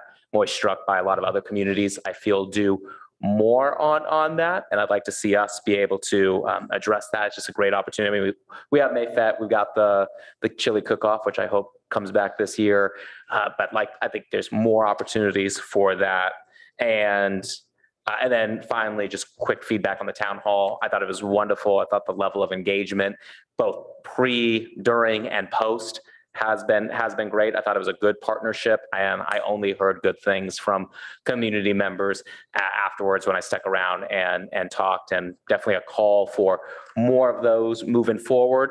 My quick thought on the 2 or 3 council members, I think it's a trade-off that should be discussed with the neighborhoods in these pre-meetings. 3 is great. You can hear from more, but also, and I think this was the warning that I gave when we were having these pre-meetings for the last one. It also means, since we don't want these meetings going on beyond 2 hours, it also means less opportunity for public engagement and public questions when we have 3 council members answering questions as opposed to 2. So I think it should be left to each individual town hall to have that discussion. Thank you. Thank you. And I see Councilmember Burt. I saw that, yeah. So Councilmember Burt, I saw your light go on first. Okay. So first, following up on a couple of points Vice Mayor made, and this actually also goes to this question of that Councilmember Lithcott-Hames raised about how do we reach people who aren't part of our regular engagement group. And special city events are often those occasions where we really reach a different group of people. And those include our summer concerts. We know about certainly our Art and Wine Festival and our Mayfet Parade. But for instance, at the festival after the Mayfet Parade, we have community organizations and city staff that are out there, community services or utilities. And it's really one of the few ways that the community, kind of a random sampling of the community, gets an opportunity to engage with city staff and these critical community partners that are a big part of our community. So I'd really encourage us to look at the summer concerts as an occasion to do more of that engagement and familiarize people, for instance, with the neighborhood block party grant program, because there's just a lot of folks who do know about it and many who do not. I also wanted to follow up on the Vice Mayor's point about how we really bring in people who have immigrated to our community and make them feel very much a part of civic life. And when I first came on the council, Councilmember Ye really took this on as a personal focus, in particular, outreach to our very large ethnic Chinese immigrant community. And it took a number of deliberate efforts, but really made progress in those regards. Now, we now have some very strong local nonprofits that are potential partners for us to work with. And so a lot of these events, we have the town halls where we're engaging with neighborhood groups, and we have specific city-sponsored events, but there are a whole bunch of other really important nonprofits, community partners in our community that I think are under-tapped opportunities to really have substantive engagements with and partnering, just like are similar to what we do in town halls. I'm not talking about a town hall through them, but using them for other functions, whether it's ping pong events or various things that can reach different groups and bring them in to regular involvement. As far as the number of council members of the town halls, I think that when we discussed this last year, really we were open to 2 or 3. I think there was some pushback on concern that 3 would get too close to a Brown Act number. 4's over the line and 3 isn't. So I agree that it should be up to the neighborhood groups to decide on that. And then the other thing is that in a lot of these occasions, the community really is often looking for understanding and really concrete responses to a lot of their questions. So to the extent that whether it's our staff or ourselves, when we have questions, to really try to answer them as clearly and concretely as possible, I think is really important. And that goes to my last point, which is that the other thing that the community, I believe, is really looking for is when there are really important issues that they're concerned about, that they get timely and concrete information from the city. We've recently had a couple of these, whether it was on the huge spike in utility costs that we had, or the budget surplus that we had. And I know that it involves a process often to tee these things up and get responses before the council. But I do believe that we have to get better at having substantive, timely communications on important issues, and have to figure out how to not let our process hold us back from really getting out there to the community. When something important is happening, they want to know what our response is, and they want to know it sooner rather than later. And I know that's not easy, but I think that needs to be high on our priorities. Thanks. Councilmember Lowing. Okay, I will be additive to my colleagues, but I first of all want to be additive to what Councilmember Burt just said, because we have an opportunity to stop misinformation. And I think that's really important for our residents, for our own actions up here, certainly for the press. And in the context of that surplus that was very misunderstood in a number of ways in the community, perhaps a town hall at Mitchell Park for anybody to come would have been a way to just have an open conversation and be just Q&A. So I just completely concur with what Councilmember Burt is saying about looking for opportunities like that. Hosts 2 and 3, I agree with what's already been said. I think the community can pick that one out. I do have a question that I thought of as you were talking about those surveys. How do you create annual content for the surveys? Because we talked about that last time when it came up. If we just do the same thing, we kind of already know that, schools and trees are going to come out high. So is there a better, more productive way to get new information? And what's the process? Is that interaction with the community just to make up the survey, or how do you do that to begin with? Thank you for the question. I think you're asking about the Palo Alto Community Survey. Annual one. The annual survey. That is we try to attempt to use the benchmark questions so that we're benchmarked against other communities and other cities that are involved in that process. Yep. And then, of course, we do have the opportunities to add other questions.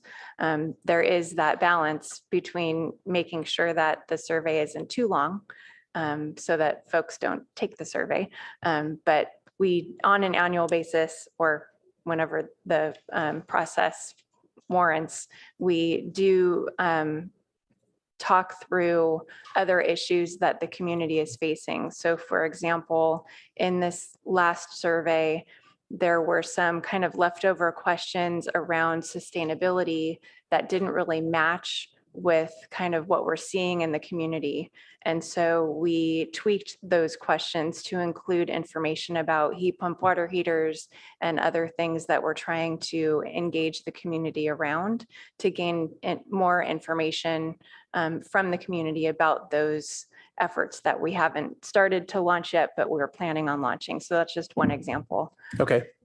One area that's a narrow area, but a crucially important one is when we are reaching out to certain neighborhoods where there's going to be some project there. either a house going up next door, and we have that law of within 600 feet, you have to notify them.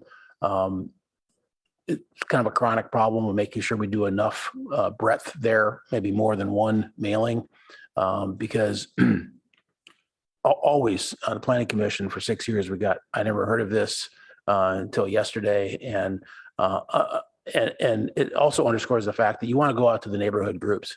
I really, salute that as being an emphasis here.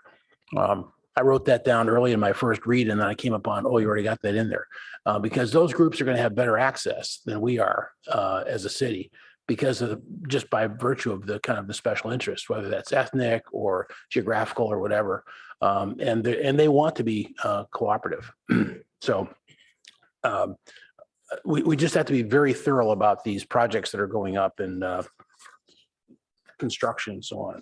The other thing is the block parties are even better when fire people show up and cops show up, and also when people like the city manager shows up, but you don't bring a fire engine with you, so they get a lot of interest around that, and the kids go nuts about it, and it's just so much fun.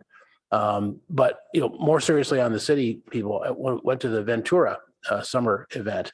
There were a lot of people from the city there, and I thought that was terrific. I mean, Peter Jensen was there showing off the possibility of what that park might look like, which was fantastic for the folks to get at that. Kristen O'Kane was there for, as the director, and not trying to put you all into 7-day-a-week city appearances. Mr. Shikata was at the Rinconada opening. I just think that's a really good face that we put on when we're showing that all people are involved in this and all are interested in it.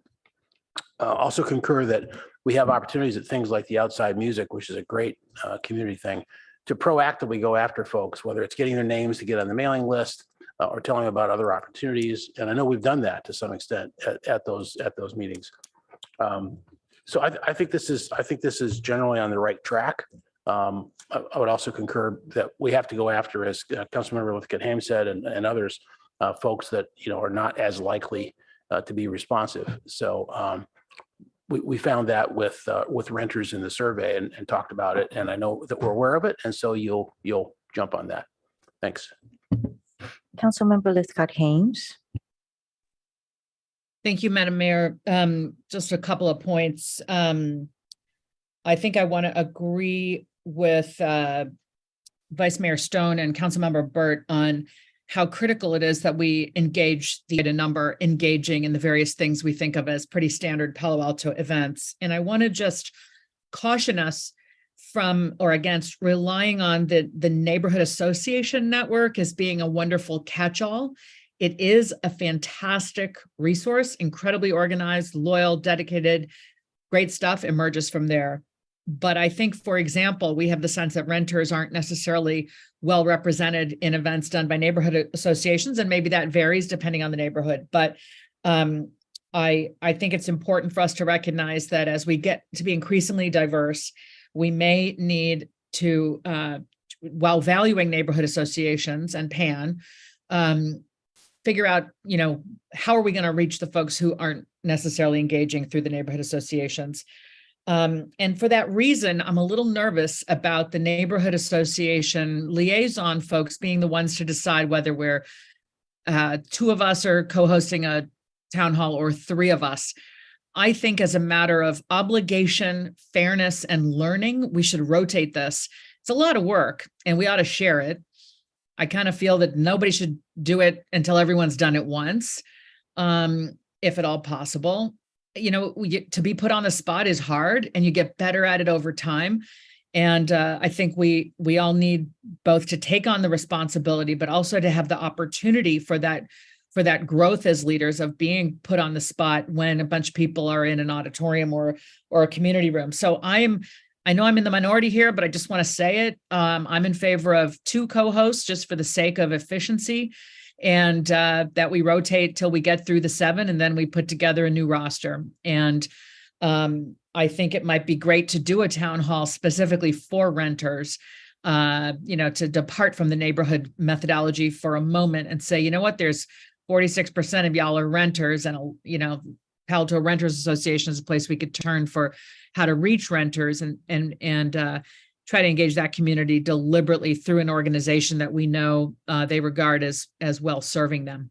Thanks very much. Councilmember Vinker. Thank you, Mayor Koo. I'll just pick up on the town hall topic since we were just there.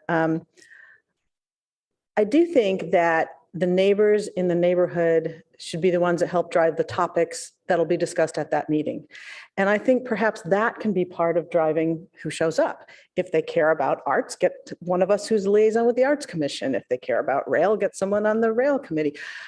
That could be one of the factors. I do like the concept of having people who haven't done it, but I also like the concept of perhaps pairing that with someone who has. So I think it's all about balance, but I do think rotating through in a fairly timely way is a good idea. And finally, I think one way that normalizes it all is at the beginning of the town hall, if we sort of explain that to residents, that this is a rotating thing. The reason you see 2 or 3 of us up front is because it is sort of they're taking this opportunity to host. Others have in the past, others will in the future, just so they know there's not disinterest by any given council member in any given neighborhood. So I think just explaining all of that would be helpful. And with respect to reaching residents generally, I remember when I was general counsel at the soccer league, what we were always trying to figure out is how to attract the people who weren't there. And that is exactly what we're trying to do here. That's the hardest. We can look at the demographics and things of the people we are reaching, but it's those we aren't. And I like a lot of the things I've heard. I liked Council Members Burt's suggestion of taking advantage of the current special events. And I am thinking that, well, actually, let me just ask a question. So about the annual survey, we've been hearing a lot about renters, and you may have mentioned this, and I apologize if you have. Do we know roughly what proportion of the respondents are renters to the annual survey? Just wondering if it's anywhere close to the 43 or whatever percent, like if it were 20, versus 40 or 60 versus 40. I don't have that offhand, but we can definitely follow up.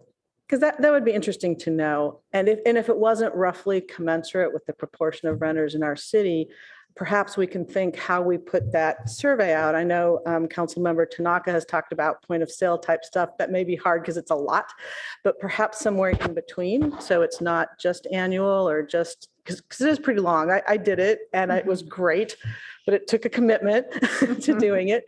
So there might be ways to break that down a little bit without making it necessarily harder for you. So those are some thoughts I have. I also liked Councilmember Burt's comment about community partners.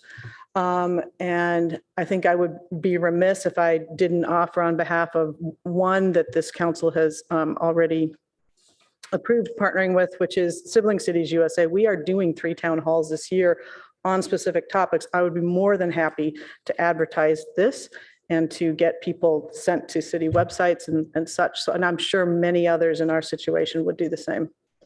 Thank you.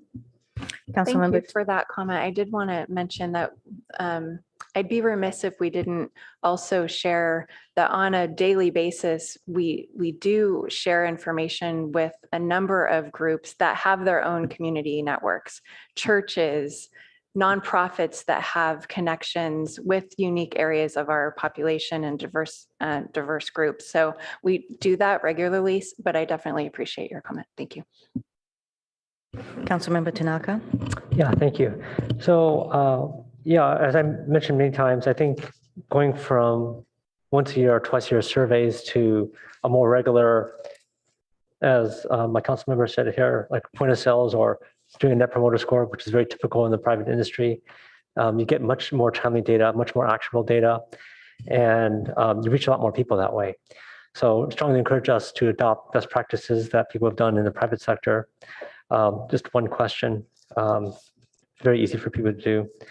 I support the comments made earlier about a rotation for the town halls. I think that's important. And yeah, we shouldn't have the same person do it every single time. That doesn't make sense. And then before being on council, I was actually president of my neighborhood association. So I was part of PAN, great organization that tries to get all the different neighborhoods together. But it definitely represents more ownership than renters. And so I think, while we should definitely consider PAN, I think we also need to think about other mechanisms besides that. And then in regards to the rental registry, I understand the idea behind the rental registry is trying to help with the housing or understanding the housing situation. But I think that there are several reasons why it's probably not the best idea. So one of them is burdensome for the landlords. I've talked to some landlords, and some of the large ones especially would have to actually hire staff to do this. And this extra expense is going to raise rental prices. And this is something we don't want. We need lower housing prices, not higher housing prices. There's also privacy concerns. So, the rental registry can make sensitive rent data accessible to competitors, and put these small landlords at a disadvantage in a highly competitive market. And rents are falling in our city. And the third thing is lack of clear objectives. So, right now as it is, landlords have the incentive to keep tenants and collect rent, right? That's why they're doing this. Councilmember Tanaka, Mhm. can we address that when we get to the priorities and also sure. the work I'll do that. plan? Thank you so much for your help on this. Councilmember Burt? No? Oh, it's, I see a light here. It must be your knee again. Thank you. So I'd just like to say, I don't think that there was any indication that we only outreach to neighborhood associations. I think it is inclusive of them as well to help disseminate some of the information that we have. For example, some of the topic-based community engagement, a lot of that involves the entire community. So using neighborhood associations as one of the other means of getting the information or engagement is going to be very helpful, right? The other thing is on the city website under residents, I was wondering if there is a way to have more dissemination, especially where the volunteer opportunities are. If I know that the Palo Alto neighborhoods have actually a very robust, welcoming site on their website, as well as volunteer opportunities for newcomers, as well as for anyone who would like to volunteer. The other thing I don't see in this page is volunteers for the emergency services volunteers. So if we can add that here as well. And I know that Palo Alto neighborhoods is under neighborhoods, but it can also be under community partners and education. Open-ended engagement listening sessions. And I also wanted to mention that I don't think there was any indication to say that we don't rotate. I think it's very, very important that council members have the experience of these town hall opportunities, even listening sessions, etc. So I don't think there was any indication not to rotate. I concur with many comments made by my colleagues. And again, thank you very much for bringing this forward to us. And we continue engaging. Okay, so this concludes the study session. Thank you so much. And we move to agenda changes, additions, and deletions. City Manager. We have no changes for this evening. Very good. Then now we go to public comments not on the agenda. And thank you. We'll keep it at 2 minutes.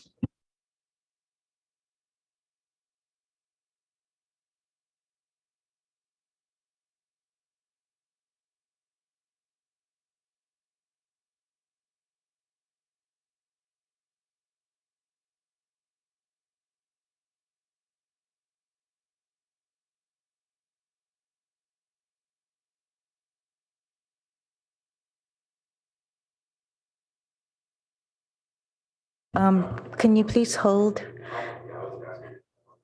Yes, she's going to announce the speaker. Thank you so much, sir. Our first speaker is Nilofer Hawk.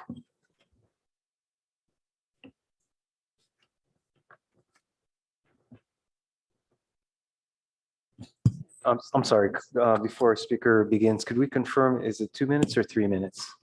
2 2? minutes. Thank you. Okay, let's go to the first slide. Good evening. I'm from the Palo Alto Arts Center Foundation. My name is Nilofer Haq. I'm a board member of the foundation, and professionally, I'm a CPA who just recently retired from a Palo Alto accounting firm of Frank Rimmerman, and I was a tax director there. And I'm very excited that I can now focus on my volunteer work with the foundation. April is the Arts, Culture, and Creativity Month, and so we would really like to we'd like to hope that everybody will join us in celebrating this. At the Palo Alto Arts Center Foundation, to go to slide 2.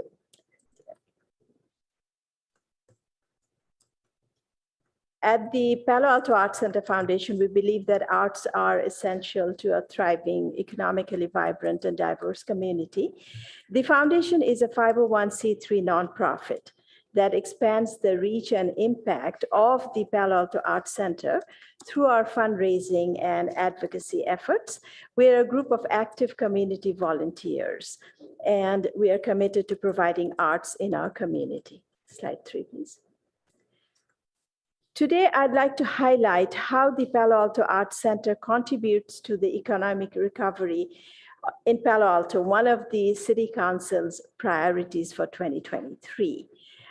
This is an image of the Holiday Studio Sale. This is an event that is supported each year through the foundation.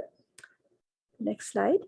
Facility rental program, and our class programs for the kids, teens, and adults. We have generated approximately $800,000 in gross revenue thus far this fiscal year. Next slide. Most of our classes and camps are fully enrolled with significant wait lists. The majority of summer camps in the Arts Center this summer sold out in less than 10 minutes of registration. Next slide. We also do community events like the Great Glass Pumpkin Patch, and the next slide, and the ACGA Class and Glass Festival in Palo Alto, which draws tens of thousands of people to Palo Alto every year. Let's go for another one. So now our call to action is to encourage you all. So sorry, you are over your time. I'm sorry. Okay, we just the last thing is, our call to action is to encourage you all to save the date for the 2023 ACGA Clay and Glass Festival in Palo Alto at the Arts Center on July 15th and 16th. Thank you.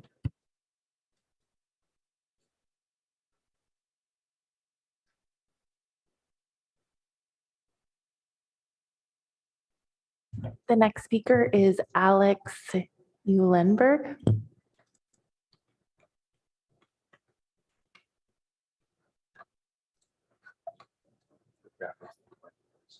Okay.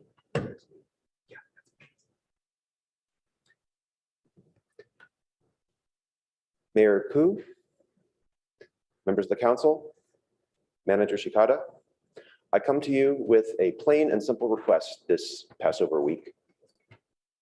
Let my people go. Who am I? Who is my people? I'm Alex. I speak for the unvaccinated community in Palo Alto area. On Friday, April 7th, around 10 p.m., I, with a group of dancing friends, went to Cubberley Ballroom, where they were having some dances. And on the calendar, it says vaccinated only. I wanted to check if that was indeed the case. So we went in there and look at the signs on the door. It says vaccinated dancers only. I have a slide for that. You can take your time. Yeah, vaccinated dancers only. And this is the Cubberley Community Center in context, the Cubberley Pavilion. I went in just to make sure that there wasn't a mistake here. The host, Judy, confirmed that if we're not fully vaccinated, we, and I quote, shouldn't be here. Because I said I would not sign the thing that said I'm fully vaccinated. We then presented her with a printout of the Unruh Civil Rights Act fact sheet. I handed you all a copy. It's available on the internet from the Department of Fair Employment and Housing of California. And I pointed out to Judy that it was a violation of California law to turn away people from a public accommodation, such as Cubberly Ballroom's Friday night dance, on the basis of medical condition. That's listed specifically in the Unruh Act. And she agreed. She also agreed that vaccination status is covered by the Unruh Act, as I showed her in this fact sheet. Judy then claimed that she was following city policy in turning away people on the basis of their vaccination status. Now, I know this couldn't be true because unlike some other cities, your children's theater never had a requirement for children saying that they had to be vaccinated. As far as I know, unlike some other cities in the area. So sorry, you are over your time. Oh, wow. Okay. Well, I have some friends and they will continue.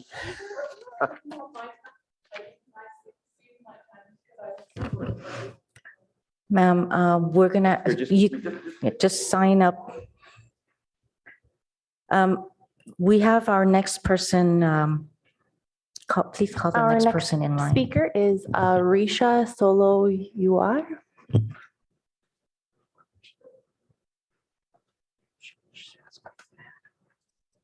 Mayor Coop. Hi, everybody. We've been homeowners in Santa Clara County. We live in Mountain View actually for almost 25 years. We have 2 children. We've been coming to wonderful festivals and enjoying all the arts programs that Palo Alto has to offer, and Cubberly Community Center in particular. Our children have taken classes. We have been going to dances. So now that dancing is back, so many places accept everybody. And this is really a very rare and strange situation. And it's particularly sad because this is a city-owned ballroom, and it's the largest hardwood floor ballroom in California. So it's a really special asset. So we would just like to influence the people somehow, especially since they agreed that, the Unruh Act lists medical condition, and that says protections are not necessarily restricted to these characteristics. The act is meant to cover all arbitrary and intentional discrimination by a business establishment on the basis of personal characteristics similar to those listed above.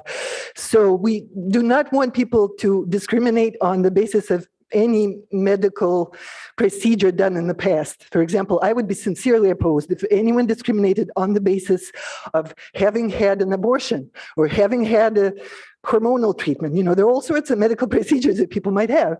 And I'm personally completely opposed to discrimination on any of those bases. So I enjoy many places where I can go dancing, but I would really like to return to Cubberly Ballroom. And also I have a 15-year-old son who's interested in dancing. He goes to Cubberly for other things. And I feel very sad that he has to see these signs that he's excluded, even though the CDC and CDPH never recommended excluding the unvaccinated, and they never said that the vaccine prevents transmission. It has other purposes, but they never said it prevents transmission. So I hope you can help with this. Thank you. Our next speaker is Carol B. Brouillet. And I'm a resident of Palo Alto. I also emailed you all regarding this, and I want to continue with what Alex had to say, that this is outrageous. Please put a stop to this ugly practice immediately. If there's to be any public dance event at the Cubberly Pavilion, it must be accessible to all, regardless of medical condition, just as it must be accessible to all, regardless of race, color, creed, national origin, origin, sexuality, gender identity, political affiliation, marital status, veteran status, source of income, or in fact, any personal characteristic that has nothing to do with one's ability to participate safely in the event. You must let the organizers of this event know that turning away people on the basis of their not having received an elective medical treatment is not city policy, and that in fact, it is a violation of it, since it is city policy to comply with all civil rights legislation applying to any activity occurring on city property. And I'll add too that my husband and I are not vaccinated, that we took classes in that ballroom, that we enjoy dancing, and that we have been shunned because of our lack of vaccination. He can't go to work. He has to work at home. I have to play mom and feed him every day because they won't let him go to work. I think it's an outrageous policy.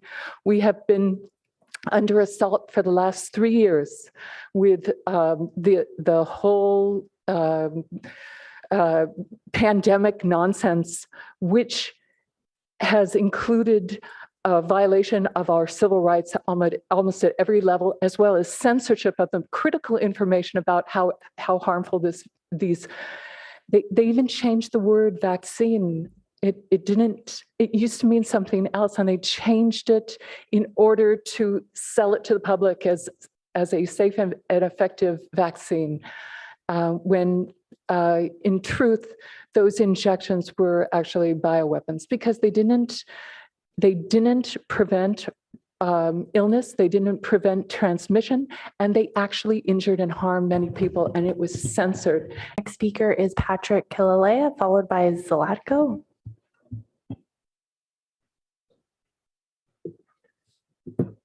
Hi, I've lived in the area for 25 years, just over the border in Menlo Park, and I've used Cumberley Community Center many times.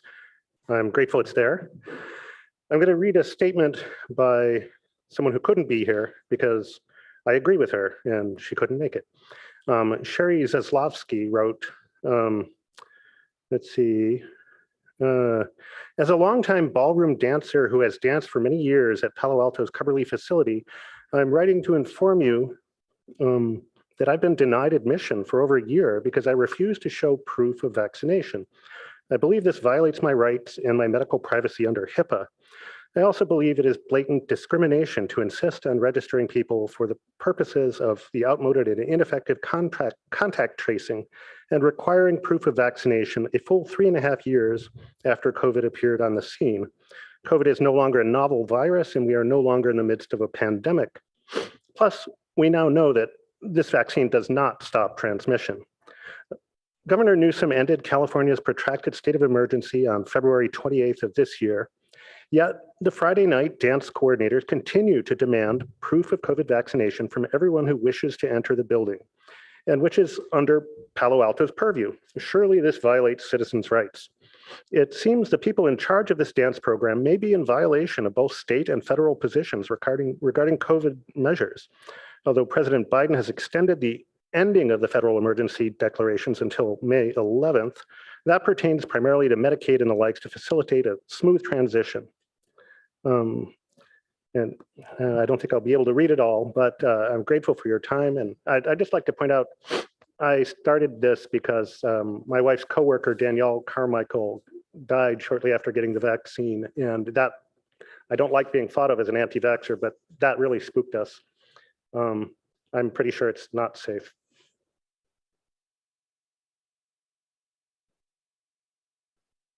Our next speaker is Zlatko, followed by Tessa McFarland. Hello, my name is Zlatko. I'm a resident of San Jose, Santa Clara County. I would like to speak about the policies of Tuxedo Junction Dance Studio, colloquially known as Cumberley Pavilion Ballroom Dancing, that rents a facility from the city. Me and my wife have been regulars at Cumberley Ballroom for many years since 2009. The studio reopened in late 2021 with very restrictive policies. After the state of California and Santa Clara County ended the state of emergency last Friday, we attempted to visit a general dancing party at this place, but weren't allowed. In order to participate, we were required to sign a form that we were vaccinated against COVID and provide our personal contact information. The studio's Facebook event page says that they collect this information for contact tracing. The California Constitution guarantees the right for privacy. A dance studio does not need our medical status and personal information in order for us to dance. Judy, the volunteer manager, said that the requirement was a city policy, while their Facebook page previously said that it was a CDC guideline.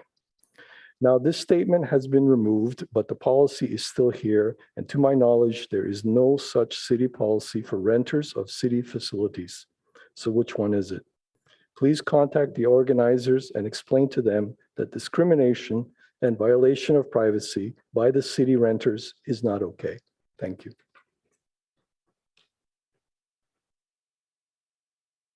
Our next speaker is Tessa McFarland, followed by Aram James.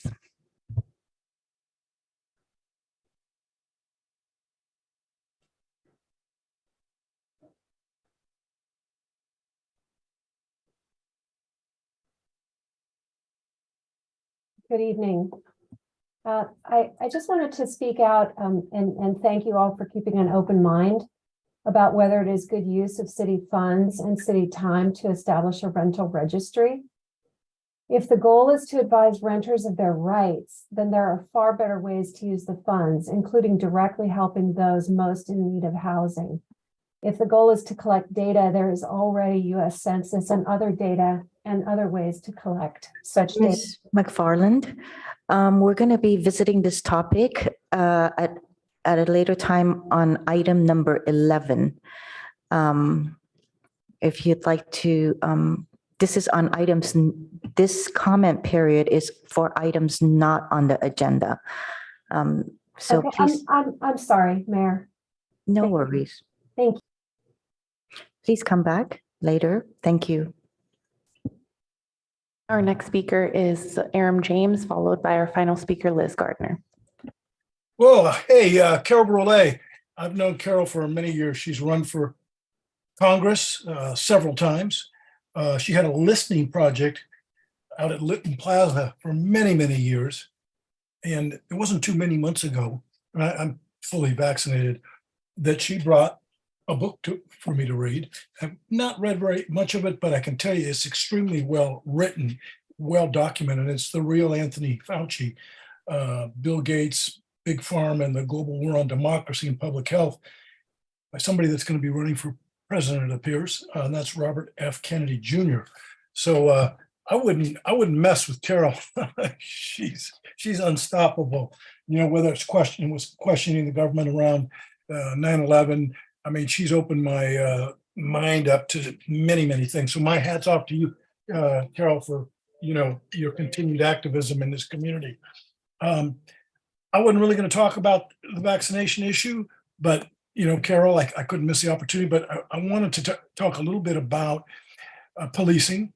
And do you think we can police our way out of crime the way we're approaching it with license plate readers? And now there's a bill in the state assembly that I brought to your attention on facial recognition, variety of things. But here's a little secret that most people don't know.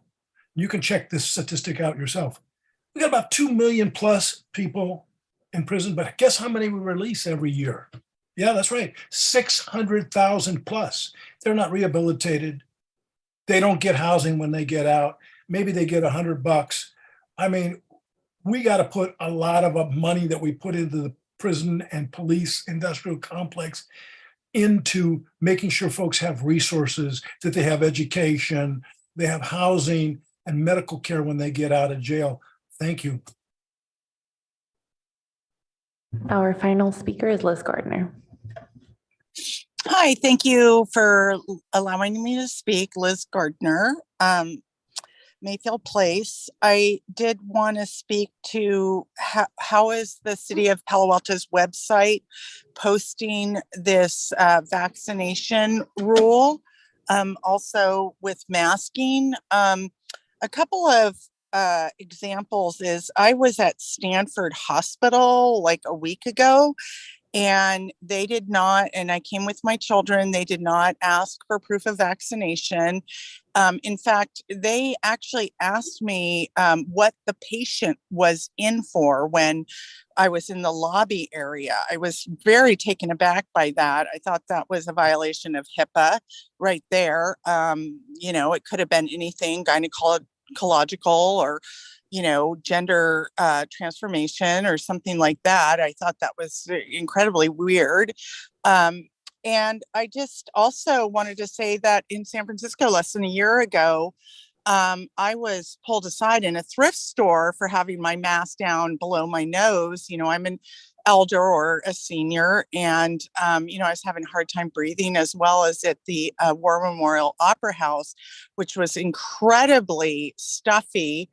And it was their first performance, and we were to be fully vaccinated and masked, yet we could be in the restaurant downstairs without being masked. It was a very odd situation. So I just wanted to let you guys know that being a senior is worrisome. You know, I also have some disabilities where I, you know, cannot understand people with masks on. I am fully vaccinated, but I have family members that are not. So what I choose to do is be masked around those family members. So, you know, I really hope that the city is embracing and putting out their PR on what You are their over your time. Thank you. Thank you. Thank you, Madam Clerk. We'll close public comments and move to consent calendar items. Do we have any public comments? Yes, one moment.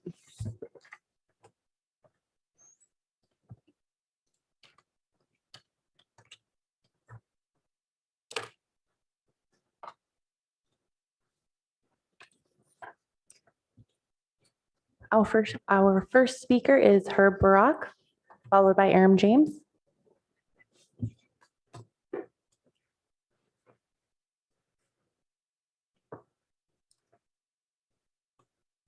Mayor Koo, I submitted two cards, two agenda items. So am I supposed to speak on both of them? And Yes, they're 2 minutes each for each Yes, agenda please. item?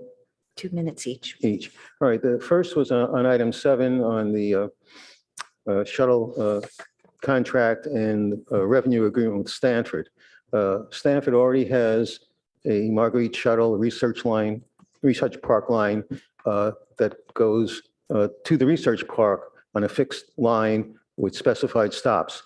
And this says nothing in this report about the connection between those two. I think it's a mistake to replace that or supplement that. That's Stanford's responsibility. And so before signing a revenue agreement with Stanford, it should say that Stanford, during the term of the agreement, will continue that research line shuttle with at least the same frequency and with at least the same size shuttles. The second thing is that a typical commuter from Palo Alto to the research park will be getting a cut rate, which I think maybe is half the price, and making multiple trips a day, going to and from work and maybe going to and from California Avenue for lunch. So I think the actual rate per ride that's the research park, Stanford will be getting will be much lower than anyone else will be paying. And so I don't think we're getting a good deal on that with Stanford. And in regard to the research park line, if the intent is to replace that or supplement it, Stanford already knows how many people ride it, how many rides there are. And you can figure out from that what the correct price is. So in its current form, I don't think you have enough information for the revenue agreement with Stanford. So that's for item number 7. On start the time again for item number 8. Thank you. The proposal, as I find from the newspaper, is that there will be a separate item coming for the installation of the restrooms. But in regard to any kind of environmental review, including for categorical exemption, you need to see everything at the same time. So I would not do this unless you have both of those contracts, both for the construction and for the site improvement made. In terms of what the public sees on this agenda item, you should have the site map in a reasonable level of detail, similar to the one used in the park improvement ordinance for Ramos Park. But you shouldn't have to go back and looking through the city's website to find it. It should be here, not just now, but when this goes in an agenda packet 11 days before a meeting. In regard to the Rinconado one, I checked, and it seems to be that park improvement ordinance never had a second reading, although most of what was approved by and supposed to be approved by the ordinance has been implemented, except for this restroom, and it never appeared to be any attachment that showed where anything was. You might have to go through the website to find various options for Rinconado Park. And so that should also have a site map similar to the scale for the one from Ramos. And in addition, since it's a large park, that would be like an inset that you'd show the entire park and a point on the map where that represents. But in current version as is now, I don't think it's appropriate to approve. Thank you. Our next speaker is Aram James, followed by Liz Gardner. Okay, I'd like to speak on 5, 7, and 8. I'll go backwards. So for a lot of years, when I lived in Barron Park and I walked in Bow Park, it was really difficult with my son. It was really difficult to go over there, and there wasn't a bathroom. And I, for a very long time, wished that Bow Park had a bathroom, with the caveat that it be consistent with that rural area. I wouldn't want for a second to interfere with the look, but as a senior, sometimes I ended up having to drive back to my house, leave my son to continue to walk to use the restroom. I mean, really bad environmental stuff. So let's put a bathroom also in Bowl Park. I would be also concerned that when they say modular units at the two parks in question, Rinconada and Ramos Park, what does that mean? I'm sure if I'd done the same level of homework as Herb Borak always does, he's a Palo Alto fixture and, you know, a treasure to the city of Palo Alto. My hat's off to him. He's always got the details. So in any event, I hope that they are bathrooms that are consistent to the environment and don't just drop some kind of a modular unit that doesn't look like it fits the environment. Okay, I'm finished with item number 8, and I'd like to go to item number 7. Again, Herb Borak covered that item in much more detail than I would have. I simply would like to have had a report, and maybe you guys did that, on how effective Link has been thus far. I know it was March, so it's been a short period of time that they've been around, but and Herb raises some really good questions. Our Stanford people going to the research park going to get a better deal than the seniors for their $744,000 to expand the Link program to Stanford. They got some hella sharp mathematicians over there, and I'm hopeful that Herb is wrong on that, and that they're going to be paying at least as much as a senior would here in Palo Alto to use that service. Okay, that's it for item number 7. I'd like to go to item number 5 now, and I spoke a little bit about it before. The Human Relations Commission, it went after Stephen Lee because he was politically way left of most of the people on the HRC. He didn't follow the politics of the bulk of the city council members. He was willing to speak out on issues that other people have been groomed by the city attorney and city manager, no disrespect intended, but not to speak out on controversial issues, and he did. So the first thing is I would invite Stephen Lee to come back to the Human Relations Commission. And as I said the last time I spoke on this, I've always noticed that there's a lack of diversity on there. I'd like to see somebody, as an example, they're always talking about, supporting the state of Israel. I'd like to have somebody on that HRC that can speak to the Palestinians' side of the issue, so that it's not always, a conversation there that we need to get the mayor to write a letter about anti-Semitism. I don't like anti-Semitism. I'm a Jew. My grandfather and father were Jews, and they suffered some of the indignities of anti-Semitism, but that's not the point. There's not on our HRC a willingness to take on extraordinary controversial issues and have somebody on the other side of that. Louis Brandeis, the first Jew on the Supreme Court, said, when the answer to bad speech or something you don't agree with is not censorship, but more speech, more speech. Let the other folks say it. Don't claim as soon as somebody speaks out about the state of Israel, the terrorist state of Israel, that, oh my God, that's anti-Semitism. That's just an effort to just block conversation on such a critical issue.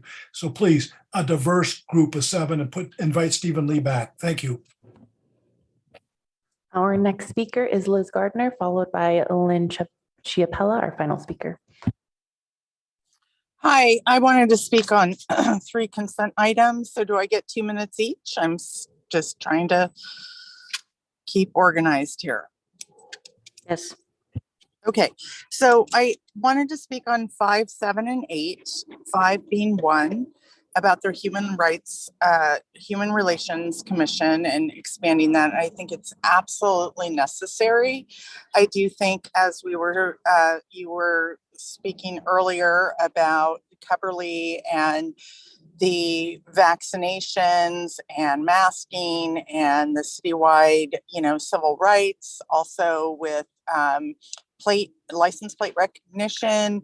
I think it's extremely important. I also think that there's something to be said about the upcoming Palo Alto History Museum. I really feel like there's been 70 years, in fact, or more, 100 years of housing discrimination. And I think that expanding the commission would invite a lot more discussion and movement forward to really come to terms with our historical discrimination and redlining in that area, and that perhaps the history of Palo Alto, including the museum, might be included in that discussion. I would like to move on to item 7, which is the Palo Alto link. My son works right on the border of Menlo Park and Palo Alto. We reside in Palo Alto, and it's extremely expensive for him. He works at a restaurant late at night. He's a teenager. And especially with the rise of crime, that it would be great for him, and we're low income, for him to be able to get Palo Alto Link to and from work at the border of Menlo Park, since Stanford is on that border, so that he can ensure some safety getting to and from work. That would be ideal. I'm not sure what the plan is. I did not read the packet, but Palo Alto Link would be an amazing resource for low-income people getting to and from work within a certain local region of jobs and housing. For item number 8, as far as the restrooms, again, this relates to my family and children. Johnson Park is one of the most beautiful parks in Palo Alto, I think, because it is in the center of a neighborhood, and it has 4 sides to it. It has this amazing concrete slide that we enjoyed when my children were young. It also has a community park, and it has one of the very few public basketball courts. It's also located right on the border of East Palo Alto, and it would be incredible to have bathrooms there. It serves that neighborhood and beyond, and it has been a source of frustration, especially for families with small children or those playing basketball or, watering their community garden to have some kind of water source. I'm not sure why the public park does not have public bathrooms, but I would encourage the city to look at that. And it serves a multiple level of community engagement, as we've been talking about, that would expand and connect our residents. So that's about it. Thank you. Our final speaker is Lynn Chiapella.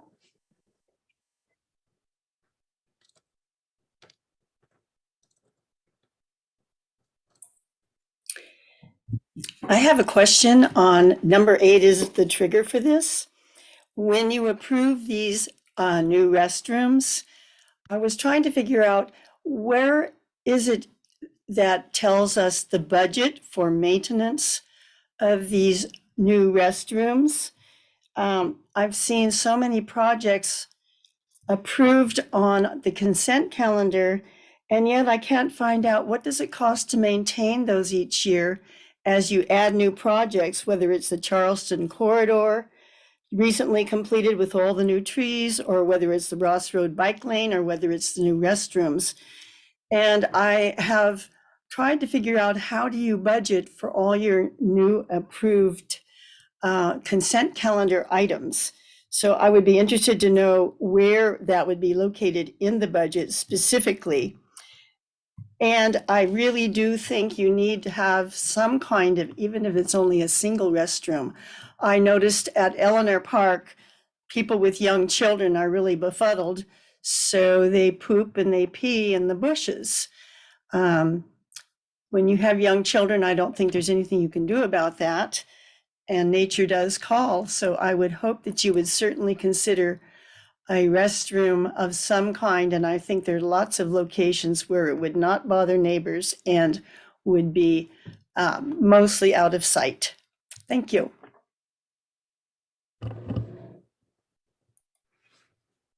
Thank you. We'll bring it back to council. I'd like to move that we approve the consent calendar. Second. Councilmember Vinker seconds, and I see there is a comment from Councilmember Tanaka. No on 8. Councilmember Tanaka has registered a no on number 8.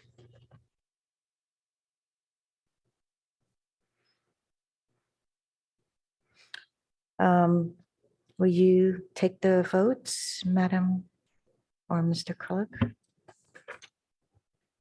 Councilmember Lowing, Yes. Councilmember Tanaka, Yes. Mayor Ku, Yes. Councilmember Vinker, Yes. Councilmember Burt, Yes. Councilmember Lifcott Hames, Yes. Vice Mayor Snow. Yes. Thank you. The motion carries 7-0 for items 1 through 7 and 9, and 6-1 for item 8. Thank you. Councilmember Tanaka, would you like to speak to your no vote on number 8? Yeah, thank you. So on 8, I'm not necessarily opposed to having bathrooms, but what I am opposed to was Just that. a moment. I don't know if there's a feedback coming through. Should I keep going?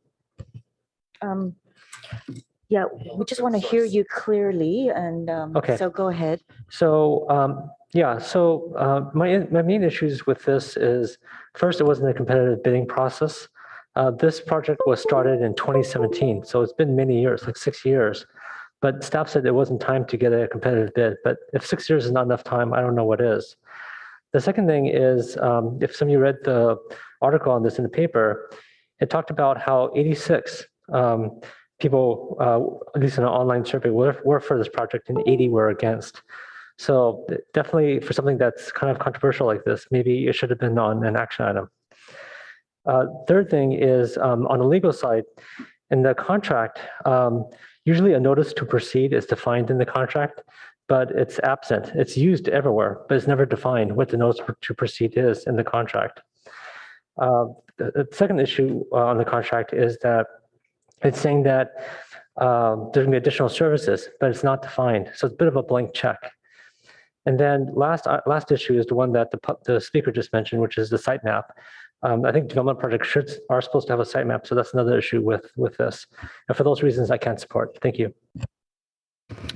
Thank you. And so let's go on a 10-minute break, and then we'll come back to city manager comments and action items.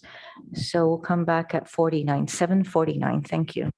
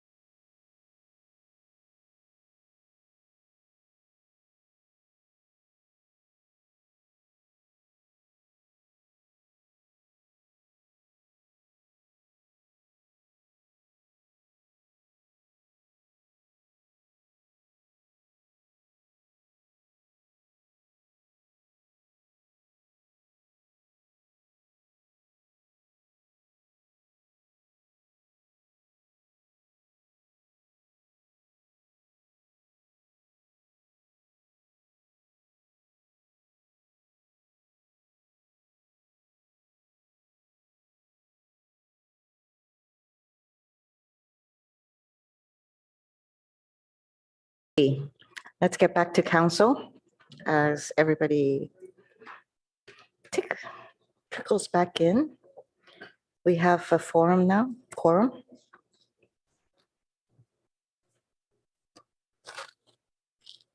City manager comments, right? All right. Thank you, Mayor, members of the council. Let's see. I appreciate City Clerk assisting with some slides. Before we get into the slides here, though, I did want to touch on a couple of things. Just a couple of cleanup items off of your consent calendar to note that on number 7, and this is the agreement with Stanford University regarding Palo Alto Link, and just to ensure there is no confusion, there has been no suggestion that Stanford would reduce their Marguerite service. And so this is an entirely different service that will, and also notable that staff is very confident that Stanford is picking up the entire incremental cost of the additional services, and in fact, perhaps a bit more.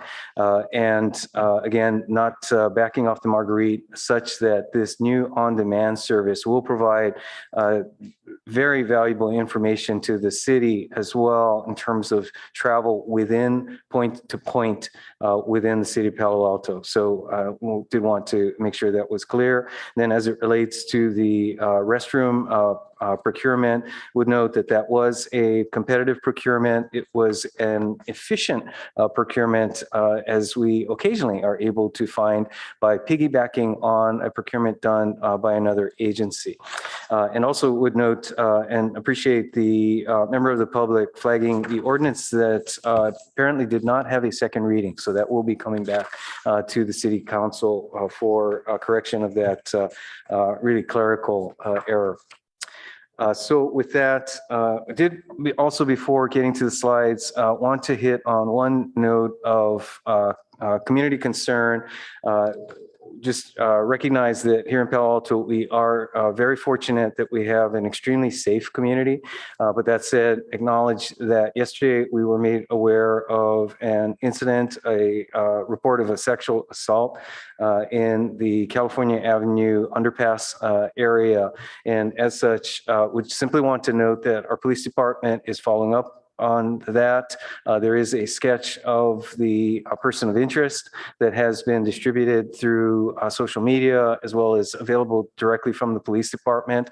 As such, are inviting members of the community to contact the police department should they have any information they believe might be relevant to that investigation.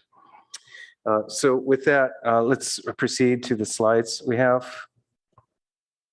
Was noted earlier related to the city's finances that we did issue an article recently that provided an updated snapshot of a city's financial circumstances, including responding to a number of community questions, such as relates to our surplus at the end of fiscal year 2022, as well as utilities bills and extraordinary costs associated there. So that information, that article is available on our homepage under our news items. Next slide, please. Then looking forward to Earth Month, as we've been talking about throughout now April, just to flag a few items coming up over the next week. And this Saturday, that includes an event at the Mitchell Park Community Center, really led by our library department, including a variety of activities focused on teens and younger related to sustainability, and at the Junior Museum and Zoo on Tuesday of next week related to butterflies and how they relate to and are affected by our environment. Next slide, please. And also to flag this weekend on Sunday, an event being put together, organized by our Palo Alto Youth Council. This is Sunday afternoon from 2 to 4 p.m. related to mental health, really a mental health community fair, and open to members of the public, but really focused on teens, where there will be panel speakers as well as organizations available to discuss and simply engage on issues of interest to our community. Next slide, please.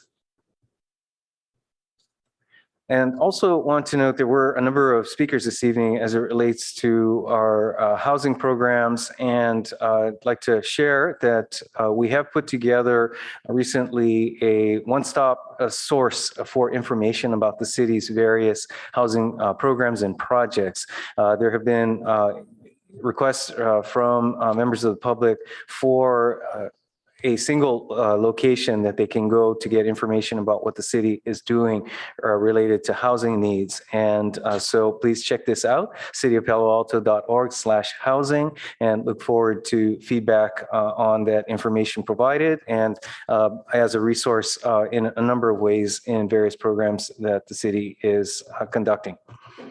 Next slide, please.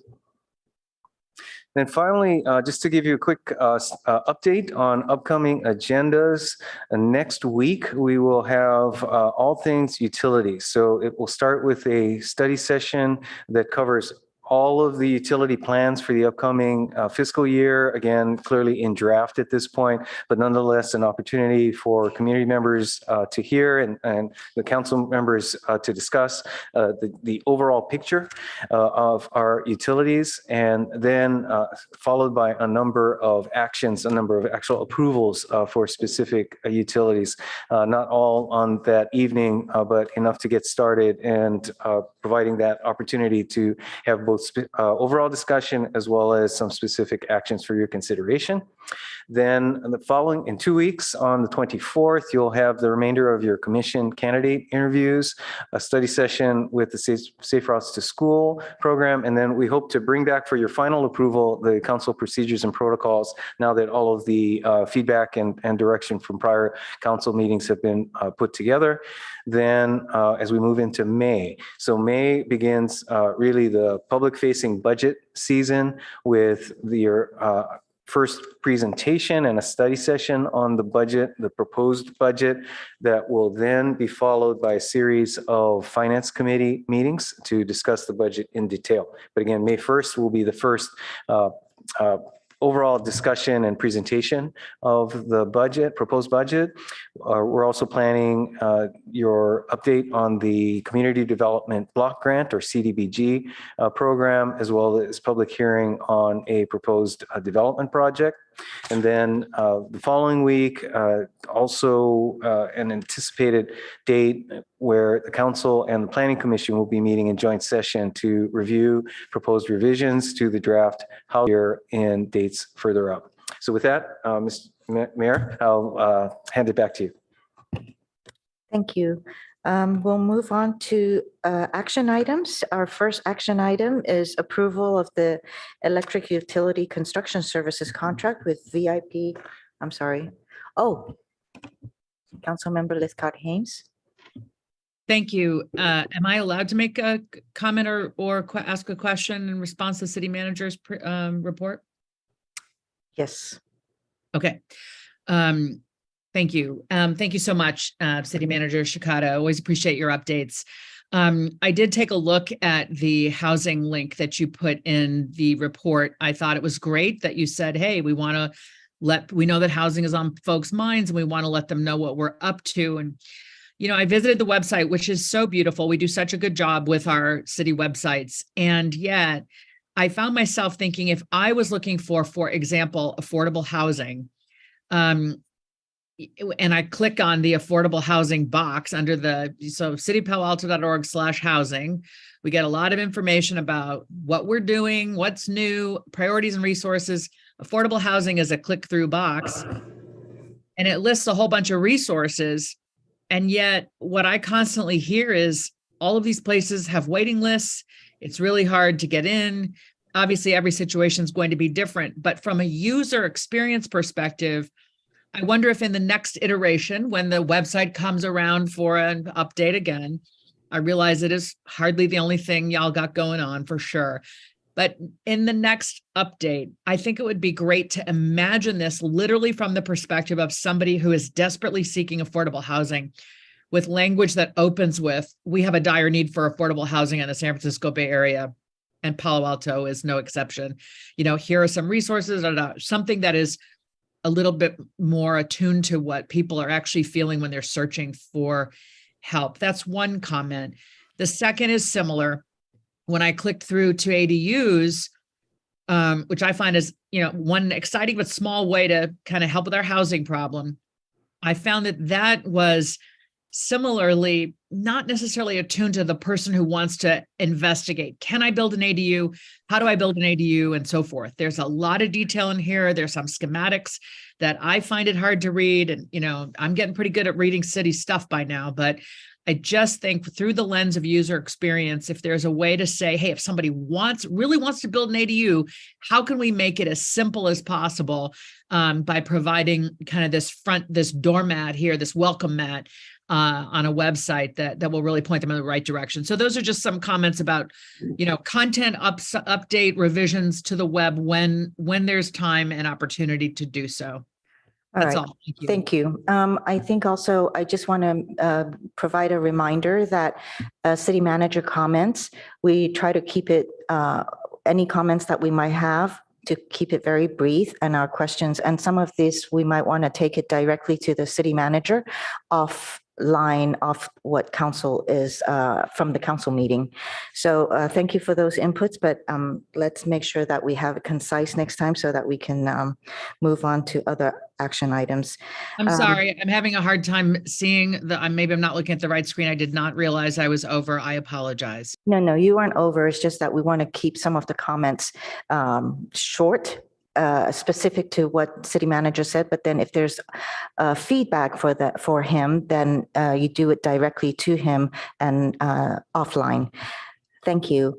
Action item number 10 is approval of the electric utility construction services contract with VIP Powerline Corporation for a total not to exceed amount of 20 million over 5 years. Again, we have a staff report. If anybody would like to make public comments, raise your hand if you're virtual. And if you're here, please submit your speaker cards. After the presentation, we will close public comment time. Thank you. Thank you.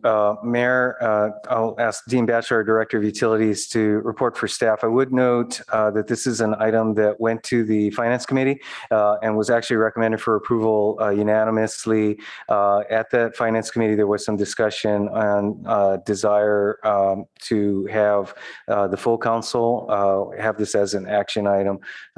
And as such, it's before you now.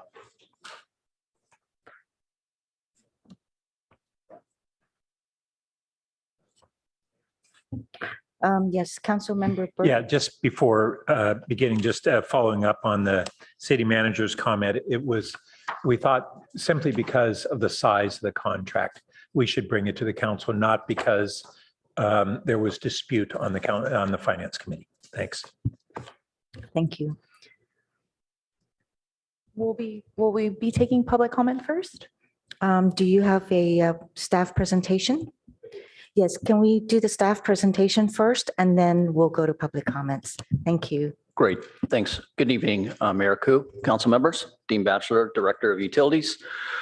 As the mayor described it first, Utilities is seeking approval for this electric construction service contract with VIP tonight in the amount of $20 million.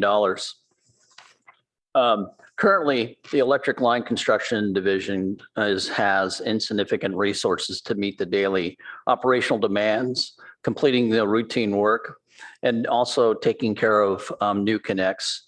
In response to also with emergencies and unplanned outages, as you noted, we were very fortunate with the contractor that we have on board today that was able to help us in the emergency situations starting back in, I guess, New Year's Eve. So this is kind of a new contract, and we put this out to bid. This is due to the high vacancies and the inability to retain and high quality electric turning line workers in the high demand and labor market. Today, we only have 3 linemen and 1 lead, and we actually have 3 apprentices that are entering their second year of their 4-year contract or a 4-year apprenticeship. So there are no guarantees that the apprentices will actually stay with us, unfortunately. And we've had this last time, we've had a couple of apprentices turn out for us and they left. They have left to go to Southern California and also to PG&E. This contract was put out as a project for an IFB. It's a process that's clearly written and defined that it's awarded to the lowest bidder. We had 3 response bidders that averaged between $4.2 and $4.6 million. The construction, it's on a template which permits the city to terminate without cause for convenience or providing them with a written notice at any given time. Also, we can, if we find ourselves into a situation where this $4 million annually is starting to run a little high, then we can reduce the scope of work with this by contacting the contractor and letting them know.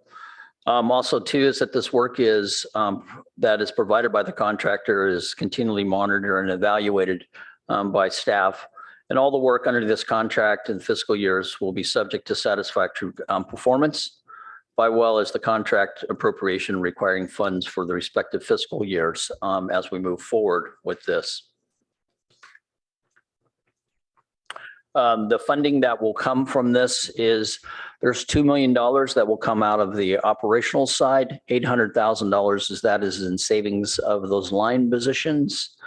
And then $2 million coming out of our CIP, 500,000 coming out of our pole replacement, and then another 500,000 coming out of new connects, and then $1 million of basically infrastructure upgrades from the capital side, which makes up the $4 million that we're talking about tonight.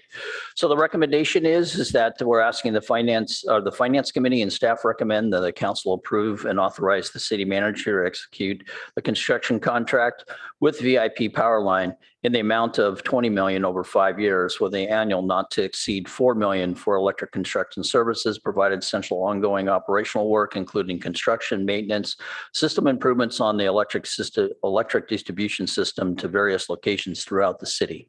And with that, I'd be happy to answer any of your questions. Thank you. Thank you. Let's go to public comments first, and then we'll come back to council.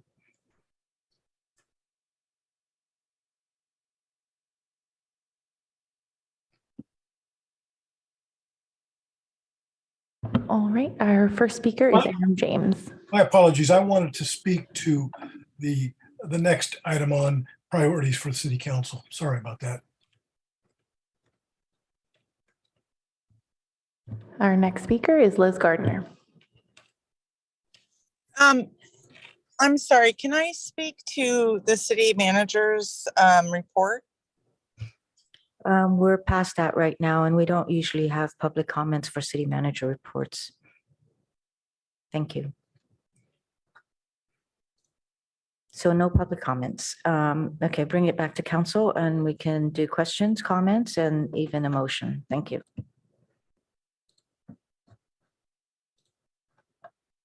Councilmember Lowing. Yeah, thanks to the Finance Committee for bringing it back. I concur. It's a big number and we should give it some visibility. I also think it's pretty solid. But I have a couple of questions about the trade-offs between outsourced contractors and our hiring. But first I just wanted to ask a question about, we went out to 1,339 folks and we only got 3 bids. Can you comment on that? So when these bids go, they're generated by contractors that could be a responsive bidder. And a lot of these are smaller contractors that have electrical backgrounds, but they really don't meet the distribution high voltage contract that what we were actually looking for in this IFB.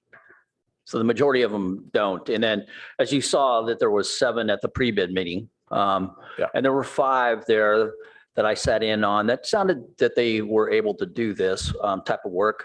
The other 2, I didn't think they were the fully qualified, but only 3 put in their bids. Okay, so, and then going to my next theme here about, it seems like this particular outsourced company does have a lot of competent employees kind of getting ready to work. So a question is, how come they could get these folks and we've had a hard time? Is it geography or comp or? I think it's a little bit of both. I think that, these lease line folks that usually work with the contractors, their compensation is a little higher in most cases than what we would be able to pay from the city standpoint. Also, too, is that some of these individuals also like the challenge of different systems to be working on. It's a challenge. Some of them will even go out of state for a little bit and then come back. And this company is out of state, but they do have an office here in San Leandro. And we talked heavily about this, that, in case of these emergency situations, that they're going to have enough crew members to be able to support us. And they said that basically they could do that. And in the contract, there's a 2-hour window provision that they need to be here on site. Yeah, I saw that. That's great. Yeah, anecdotally, they were working in my neighborhood last summer, and I'd stopped and talked to the guy and incorrectly presumed he was a city employee. And I said, well, then why aren't you? I want to hire you. Can I introduce you to Dean Bassler? I said, well, I kind of like the variety of moving around and stuff. And he lived far away from here. So my one sample size fits what you're saying. Yes. How do the FTE costs, maybe it's just bailed in, but do we know how the FTE costs? And we've had so much trouble hiring. And if we can get qualified people that are ready in 2 hours, then maybe that's sort of the overall solution to the problem. We should like this approach going forward. I couldn't tell you today sitting here what their full comp is. I can tell you that their hourly wage is usually anywhere from 10 to 20% more than what our hourly wage is, just from wage to wage, but I can't tell you what their Yeah, so benefits and right. Retirement and so on. We don't yes. have that number. Okay. And can you just give us a couple of words about the apprentice program and, why we're losing them? I heard a little bit about this on the UAC, but I think it'd be helpful for all of us to understand. So the apprenticeship is that it's a 4-year apprenticeship. We look for candidates that have electrical background that before we bring them on. And we have, like I said, we have three apprentices. They're just entering their second year of the program of 4. And we can find apprentices. There's no question. Well, there's no question. If we wanted to fill all the rest of our positions, we'll get apprentices in the first year. But the problem is you got to train those individuals and you have to have enough people. Well, we only have 3 linemen and 1 lead. So it's very difficult for us to maintain this. And what ends up happening is that, we took some chances.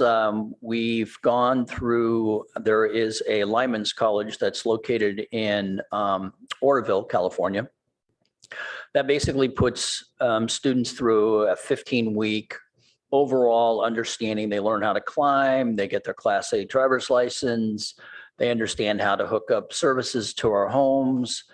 And then what ends up happening is that we thought, okay, this is going to be a great move for us.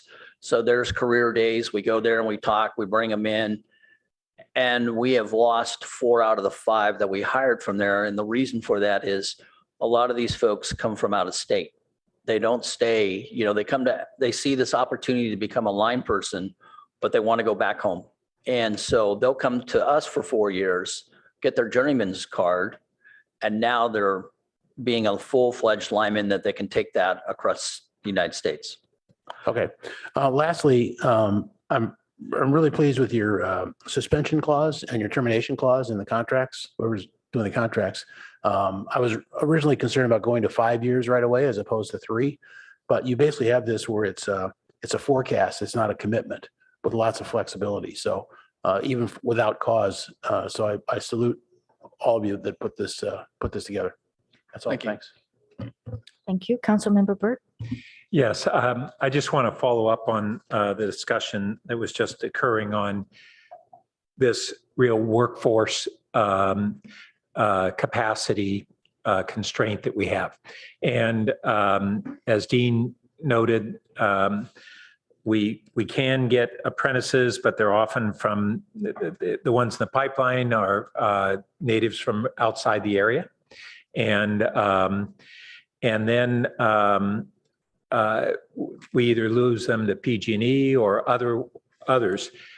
This is something that I've been concerned about for the last couple of years as we've been looking at our electrification program, and this need will be compounded. And these positions are remarkably well paying, even though we're paying below the market. The apprentice programs, Dean, correct me if I got it wrong. It's like starting at 110,000 a year, going to 140 as an apprentice. Journeyman is 150 to 180, and we're moving up in those compensations. And these are hourly positions, so these workers typically qualify for a lot of overtime. Journeymen make over $200,000 a year, and yet we can't seem to hire and retain. And I think one of the real areas that we need to focus on, and I've been working with Assemblymember Berman's staff on this, is to recruit locally. We have all kinds of young folks who are coming out of our neighboring schools, whether they're high schools or certain community college programs, and they have no idea that they can step into a program like this. It's not right for everybody. You have to have, physical capabilities. Even arborists are among candidates because they're doing that kind of physical work. But I think we really need to do a pivot in recruiting locally, because these are people who want to be able to stay in their communities with their families where they've grown up and have great careers, incredibly high paying blue collar careers right here. And so I think we really need to have a serious pivoting on how we approach bringing people into this program. There are an awful lot of extremely capable baristas who are making a fraction of this and have no idea that these opportunities are there. So I just want to use this opportunity to make that pitch. Thank you. And it's Councilmember Lithcott-Hames, just saw your hand. No worries. I just put it up. Thank you. I'll try to be brief. I just want to second what Councilmember Burt said and just put a Palo Alto spin on it.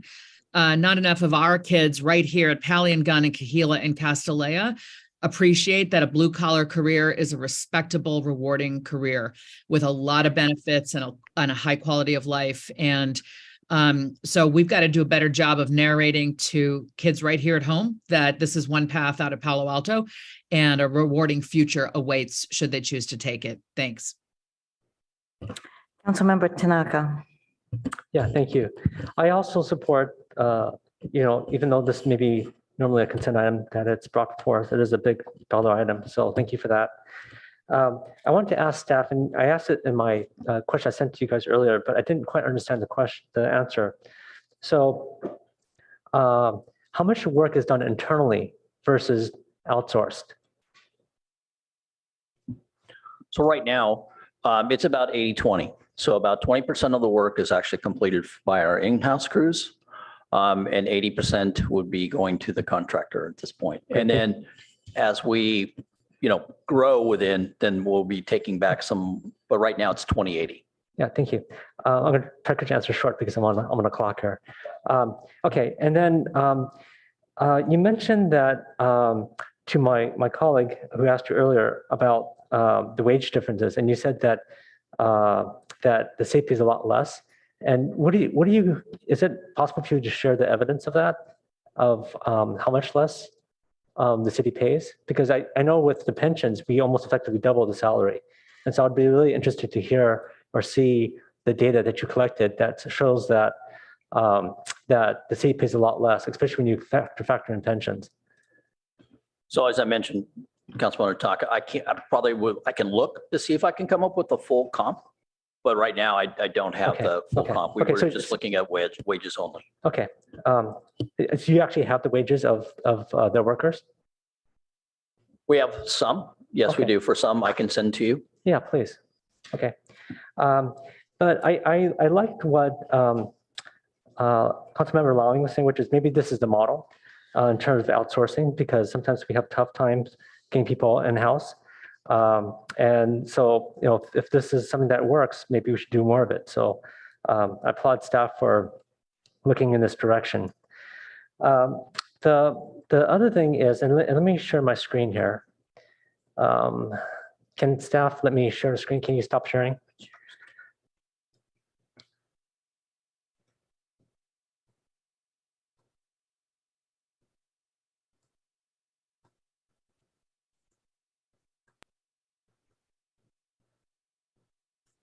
Okay, I think you guys see my screen now.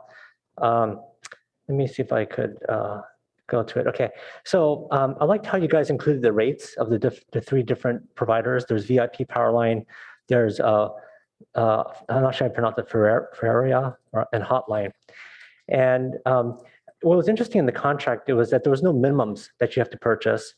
And it also looks like there's no exclusion where you have to, let's say, do the foreman or do the line person, you have to do all of these.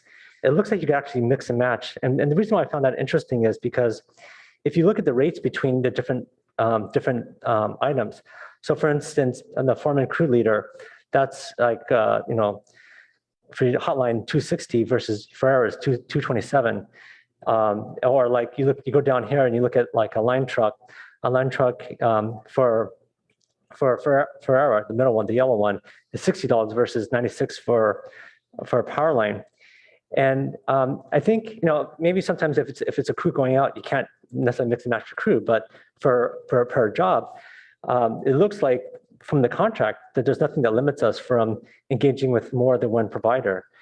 And given the rates, and that some rates, so basically I'll give you the key here, but basically the ones kind of in this bold highlight orange thing is the more expensive per unit, and the one that's kind of in the white highlight is a cheaper per unit. It made me think of why not, rather than give all the business to one company, why don't we mix and match? Why not take advantage of the fact that the prices, are in some cases radically different between different providers.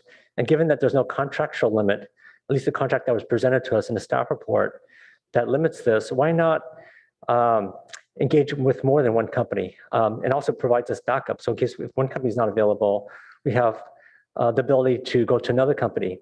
And it is a $20 million contract, so it's not a small contract that we're slicing into smaller pieces. It's actually a very large contract. And so if we, I was just kind of curious to understand why not try to take advantage of the price discrepancies, the rates between the same.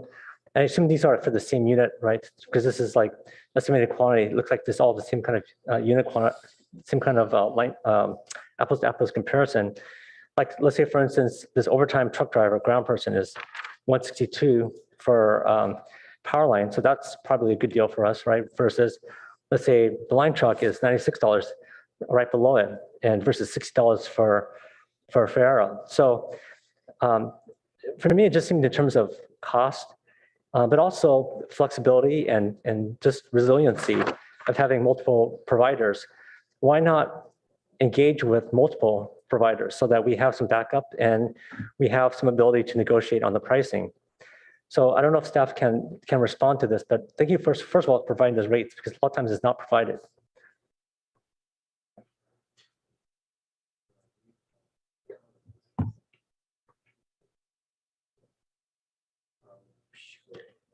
Well, let me answer generally, and then Director Batchelor might want to be more specific. I think an important, really fundamental principle here is noting that when we're contracting for work, we contract for the product. We do not have the ability to direct the means to the point of specific either classifications that the contractor will use.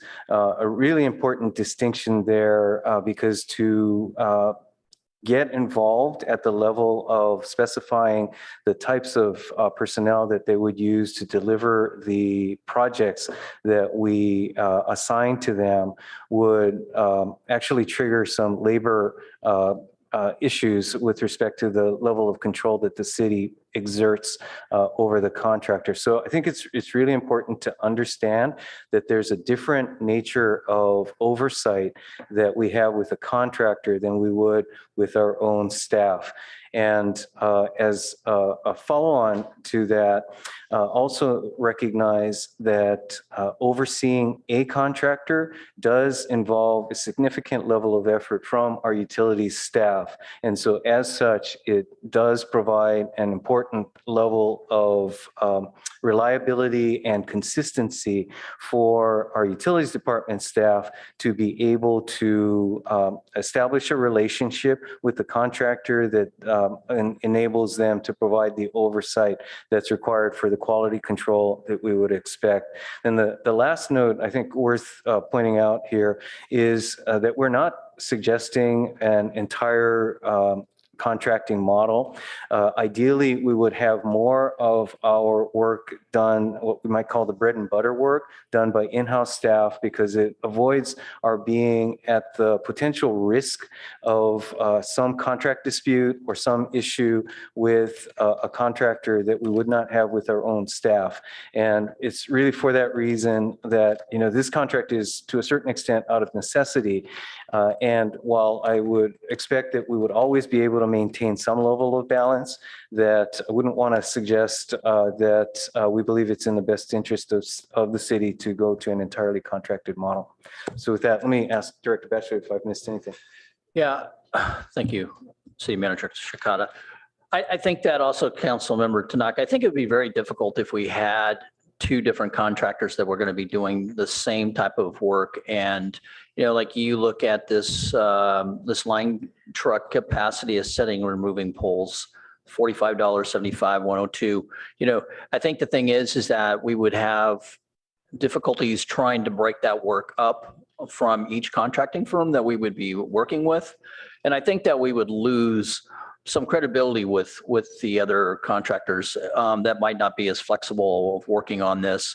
I think that the synergies that we've got here is that we got one contractor. We want to build a relationship with this individual. That's why we're asking for a 5-year contract, where in the past, when we had Hotline, we only asked for a 3-year contract. So I think it's very important that we do this. And as the report talks about, we've always had, probably for the last 25 years, even when we were somewhat fully staffed, that we always had a contractor on call for in case of the extreme emergencies that would be able to call in and help out the crews if necessary. Mayor, I'm over time, but I have a follow-on question. Okay, so yeah, so actually, so I wasn't clear. I wasn't advocating that we try to you know, put, let's say, a line person with one company with, let's say, overtime person with another. That's not what I'm saying. But when we have a job to be done, we have, let's say, 2 people that we could go to, maybe Powerline and Ferreira, however you say the name. And we ask them, hey, you know, can you guys do it? And then maybe they're busy, or one of them's busy. And you could look at in terms of cost and schedule, and it gives you an option so that if it's super urgent, maybe we pay more, right? But if it's not urgent and one of them is cheaper, why not just go with the cheaper one? So, and you know, even if it's let's say we split up $10 million each, it's still a sizable contract for these size companies. So I guess I understand your point about building a relationship, but it's not like we're splitting a $100,000 contract. We're splitting a $20 million contract, which is a substantial contract for these size companies. I think the last thing I could mention to you is that, you know, when we put this out, we actually put all the line items in there. And when they bid this job, they actually bid for how many bodies will actually be doing this work on a day-to-day basis. I think what will happen is that if I use a different company each day for a different job, they're not going to stick around, because they know that what are they going to do with that crew now? The crew was supposed to come in and work for Palo Alto, but I gave it to for contractor B to do the work because they're a little cheaper on this type of work. And now I need them back to do another job on another side. And now I'm going to give it to contractor A. So I think the thing is, it's very difficult to jug that back and forth. Plus, I think also the contractors would not prefer something like that. And I don't think we would be able to hold a full crew of contractors because one of them is going to walk. Well, right now, the contract allows us to do that the way it's written. It allows us to, for instance, scale up our internal force, or for instance, scale up a third party. So there's nothing in the contract that prevents it. And so in fact, it contemplates that very action. So if there was some sort of minimum bid or minimum usage, I would understand that, but that's not in the contract. So it seems like these people are well aware that the work is scaled up or scaled down. So I understand what you're saying, but that's not reflected in the contract. Thank you. Thank you. And with that, I don't see any other lights, so I'd like to move staff's Finance Committee and staff's recommendation. Second. Thank you, Councilmember Lowy. I don't have too much to say, except that I want to thank Finance Committee for bringing it to council so that we are included in this discussion over this larger amount that is necessary in order to continue the work that utility does for, especially for electric. Councilmember Lowy. Nothing further to add. Okay. Madam Clerk, Mr. Clerk, will you take the, oh, Council Member, I'm sorry, if you would just give me a minute, Council Member Tanaka. Yeah, actually, sorry, I trying to look at the motion here. I was wondering whether we could also add to the motion that we consider engaging in, because I think the next cheapest was actually Ferreira as a backup contractor.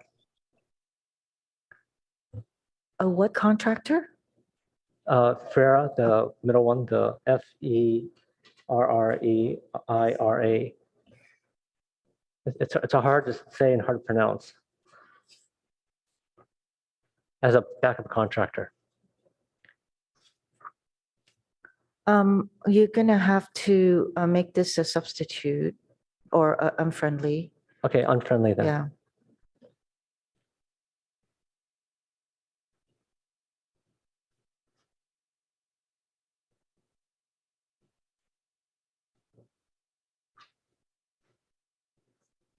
So basically it was, So I'm not saying not approve this one. In fact, I think we could prove it as is, but basically also consider the second place as a backup contractor. Because the contract that's written allows us to go up to 20 million. They could go all the way, also go all the way down to zero. So it's fine the way it is. But I think it'd be prudent for us financially to have another contractor. okay, let's get a second first before you comment on it. Do we have a second?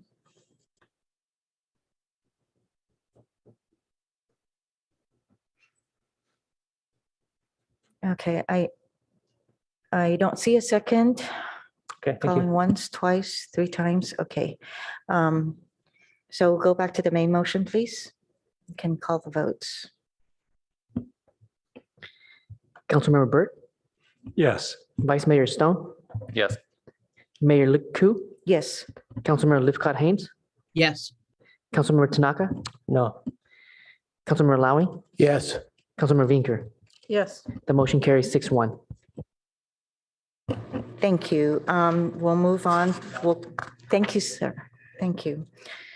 We're going to go to action item number 11, which is the consideration of additional 2023 council priority objectives.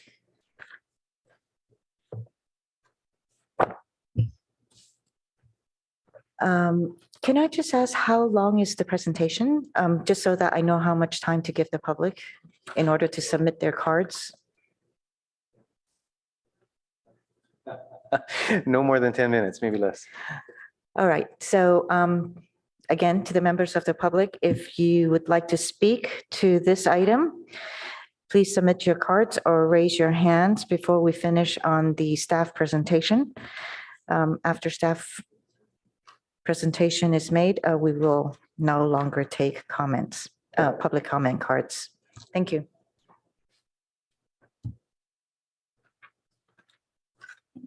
Okay.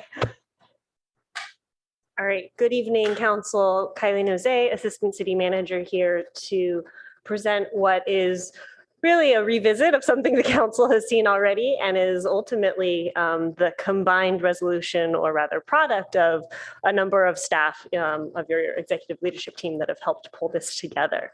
So next slide, please.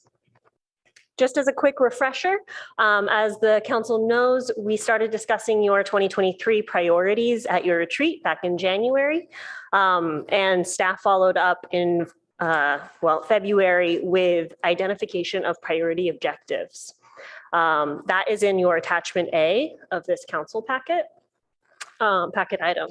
As part of that, staff identified the objectives that would be completed or started in 2023 in alignment with the 4 priorities of the council. At that time, council asked staff to come back and continue to consider priorities and added some additional areas for consideration, which is table 1 in the staff report. So you can see the ones that are lettered are the ones you've already approved. The ones that are numbered would be ones that would be new that you have identified at a prior meeting. Next slide, please. So you probably can't see that picture, but it's really there just to illustrate a list of the priorities that priority objectives, I should say, that you've already approved. There are 61 objectives, 21 of them are not resourced. And thus far this year, the first quarter, the projects are on track. So if you want to see the full list, that's in your attachment A, and I believe we did a zoomed in version as well for those that might find the We call it the placemat version. Yes. Or poster board. To try and help with the visuals since the font gets so tiny. So on the next slide is essentially what you are really considering tonight, which are those new items. So on table 1 in your staff report are the 17 new objectives that the council had included in their prior motion. 16 of these items are not resourced, and 9 of them would not be able to start until 2024 or later. Ultimately, as you can see, staff has a full plate and there are many objectives ahead of us. And ultimately, if the council did choose to add all 17 of these, you would now have 37 unresourced objectives for this calendar year. So with that, I will actually turn this over to the city manager, Shikata, to go through kind of some of the inherent issues as well as next steps. Thank you. Next slide, please. This is where I get to call attention to a few of the elephants in the room. So let me jump into that. First off, I would hope obvious, but perhaps not necessarily so, that the placemat version, all of the objectives that we have in front of you and that you'll have for discussion this evening are still simply a fraction of the work that's done by this organization. As some may recall, you over time have seen an analogy with an iceberg, where the council sees the portion of the iceberg that's above the waterline, and that below the waterline is the work by a majority of your city workforce. So want to point that out to not give the impression that the list in front of you represents the totality of the work that's being done by city or through city resources, or even that it represents a majority of the work or the totality of the work being done by your executive team.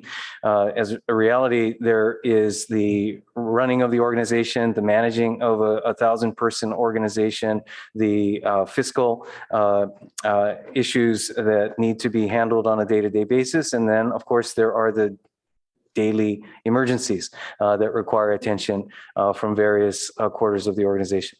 Second, it's to note that there is an inherent tension between our ability to complete the list, or at least to bring forward to you for completion the objectives that are shown on the list, and the desire to try to get more done. And I think it's important, and our team, as you may have noticed, you have a large portion of the city's department heads watching and ready to jump in to your discussion this evening if necessary, in order to elaborate on the work that's being done and to to engage as needed in any discussion of trade-offs and or the ability to take on new initiatives. And then finally, would note that the descriptions that are provided on the list of priority objectives are really just one-liners or headlines at best, and are simply a very brief statement to describe the work, the topic of the work ahead, rather than to get into any details on scope or specifics of what it will take to deliver on these objectives. So given that, I would certainly counsel the council to try to acknowledge that fact and not dive too deeply into what's in the list as opposed to the totality of the list. You know, at the end of the day, this is all about your expectations, setting expectations, and our ability to deliver on those expectations. So we would hope that tonight we will be able to finish, at least as it might be called, a snapshot in time, the goals and objectives for the priorities for this calendar year to advance the priorities that the council has adopted. Next slide, please. Oh, and that little graphic on the side that was described as our city as at work is actually a document that was produced a few years ago, but does reflect our attempt to roll up all of the programs and services that are provided by the city. And again, if interested to discuss the things below the waterline. Then, so based on tonight's discussion, would note that, again, we hope to finalize this list for the time being. Would note that as the budget process will be unfolding within the next month, that it will provide an opportunity to resource those priorities that are, as Assistant City Manager pointed out, unresourced. And I suspect, and I can say with some confidence, that there will be more items on the list than resources to advance those items when you see your proposed budget within the next few weeks. But nonetheless, there will be opportunities to discuss which of those should be prioritized for funding. And then we will proceed with implementation accordingly. And then the last bullet here is noting that we would expect to provide an update on a progress report on all of the priorities that you identify and bring that back to council in August. Next slide, please. Just as a point of reference, you obviously can take this discussion where you'd like, but should you want to approve the list that has been presented, they reflect here approval of the additional priority objectives on table number 1. This is packet page 203 in your agenda packet this evening. And if you agree with the schedule, the estimated completion timeframes that are reflected in that table, this proposed motion identifies those objectives that would be approved, incorporated into our priority objectives for the calendar year, and then we would report on progress at the next opportunity.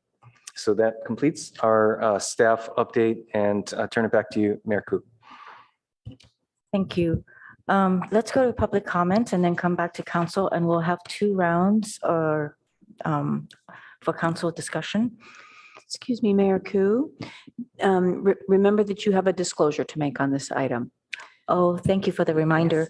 So my husband, John St. Clair, is actually a board member with the La Comida Board of Directors. Thank you. He receives no pay.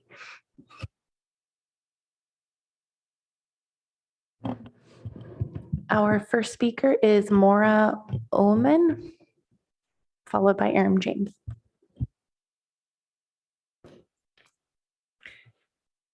Good evening, Mayor Koo and council members and city staff. My name is Maura Ullman. I am a resident of Palo Alto and a mother of a teenage child who was born here in Palo Alto and has only known Palo Alto as home. I'm also a volunteer on the Palo Alto Recreation Foundation that raises funds for the Recreation Department here in Palo Alto and the Executive Director of Youth Community Service. I'm here today, tonight, to express my support for some of the objectives and priorities, and thank you for raising those up again. Specifically, I wanted to speak about the HISRAP funding, about funding for youth mental health and for youth voice in climate discussions. For HISRAP, I wanted to first of all thank the HRC, especially Chair Smith and the commissioners, because their task was huge. And as you know, there was a request for about $1.5 million, and the budget was about $622,000. Last time around, and HISRAP is a 2-year process, so the budget is kind of set, and then for 2 years, it's the same amount. And for the last time around, it was around $750K, and the city council had allocated $200,000 more, and which brought it to $750K that was distributed to the nonprofits the last time around, and this time it's $622K. So perhaps it was because of COVID that additional money had been added to the budget. But I just wanted to underline that many of us nonprofits are still playing a critical role in the recovery from COVID, and we're still hurting in many ways and trying to recover ourselves from the impact of COVID. So I'm COVID sorry, is- you are over time. Oh, I'm over time. Sorry, I thought it was, I apologize. No worries. Our next speaker is Aram James, followed by Jennifer Landisman. Okay, so I think that most of you probably read the weekly article for April 7th, Why Life Moves Herald, the homeless solution isn't working. Boy, do we need to revisit that. We've got about a $13 million project. I know the representatives, when they were trying to sell the program to the city of Palo Alto, they were very responsive. Some of those same representatives didn't want to respond to the press. Boy, do we have something to do there. Now, so that's got to be one priority. I think it's $13 or $14 million we're talking about spending on that project, Homekey monies. I want to talk also, I'm curious why the city manager didn't discuss the fact that the Racial Identity Profiling Act, the next data is coming out in May. And I would say that when that information is released, we need to have that as an action item. We know the elephant in the room is that we still have Zach Perone, who the Palo Alto Post said is now going to get a 13% raise, $290,000, and that doesn't include all of the benefits. And we still have an all-white command staff. Zach Perone has not been disciplined for his behavior using the N-word on another officer. And then we've got the Black Lives Matter officers that have sued the city. What's the status of that? I mean, the elephant in the room is this is a department that is doing exactly what it's done over the years, acting out of the worst kind of racist model of policing. And we are just looking the other way. Their budget is, the biggest in the city or police department. So it's got to be a priority to look at the racist nature of this department and review that RIPA data really carefully that when it comes out, and ask yourself about Zach Perone, why is he still here, and maybe would become our next assistant police chief. Thank you very much. Our next speaker is Jennifer Landisman, followed by Liz Gardner. Hi, Council. So however you will be handling priorities, they will be seen by your actions, right? As you keep adding priorities to your list, I suggest that you please rank the 2022 priorities with unfinished business at an early place on the public agenda, at least to get a staff report before summer. And instead of staff setting the objectives for the issue, you should take time to do it. When a staff report or something in writing is not produced by the FAA, it's either because they don't know what to write, they want to hide something, or they cannot be bothered. Surely staff can produce a quality document and you can treat this as a priority. You have lamented repeatedly tonight about not attracting new people to show up. I wouldn't discount the amount of people who are supporting some of these voices. Airplane noise has the largest petition for a city issue, 3,780 signatures, half opting to receive emails, and nearly 1,000 people open our newsletters 10 to 12 times per year. And this has been going on for 7 years now. We have supporters in over 23 neighborhoods. 600 new people signed our petition when the council took a different action that we recommended. So even when you don't do something, we get supporters. And new signatures were gathered last week. And we don't do anything to necessarily, actively solicit. So don't dilute priorities, which impact so many residents. And please take action soon that show you are treating airplane noise as a priority. Thank you. Our next speaker is Liz Gardner, followed by Katie Rueth. Hi, thank you, Madam Mayor and City Council tonight. I do want to put out there as a priority that you reinstate the 3-minute public comment period for engagement. I want to talk to you about quality of life, connection to belonging to community, and building and growing inclusive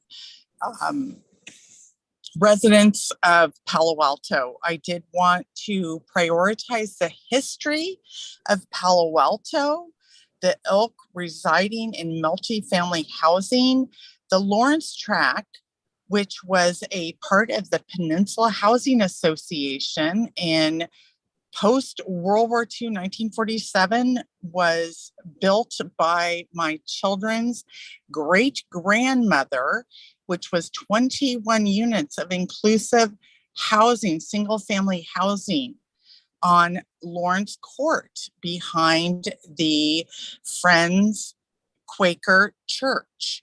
This was inclusive to African Americans, single mothers, and Japanese returning from camps. I want this history to be out there. I have an association with somebody doing their dissertation who grew up on the Lawrence Tract. He's out of the University of Oregon, and this history is critical to Palo Alto. If there's going to be a history museum, why not put this history forth? The redlining has got to stop here in Palo Alto.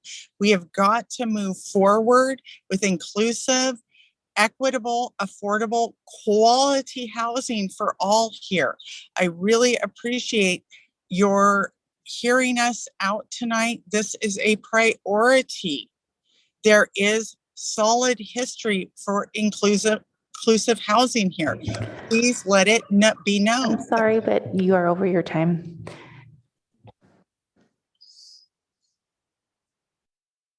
Our next speaker is Katie Rueth, followed by Casey Hederly. Hi, good evening, Council. I know it's late, so I will try to keep this short. I just want to say thank you so much for adding youth to your list of priorities.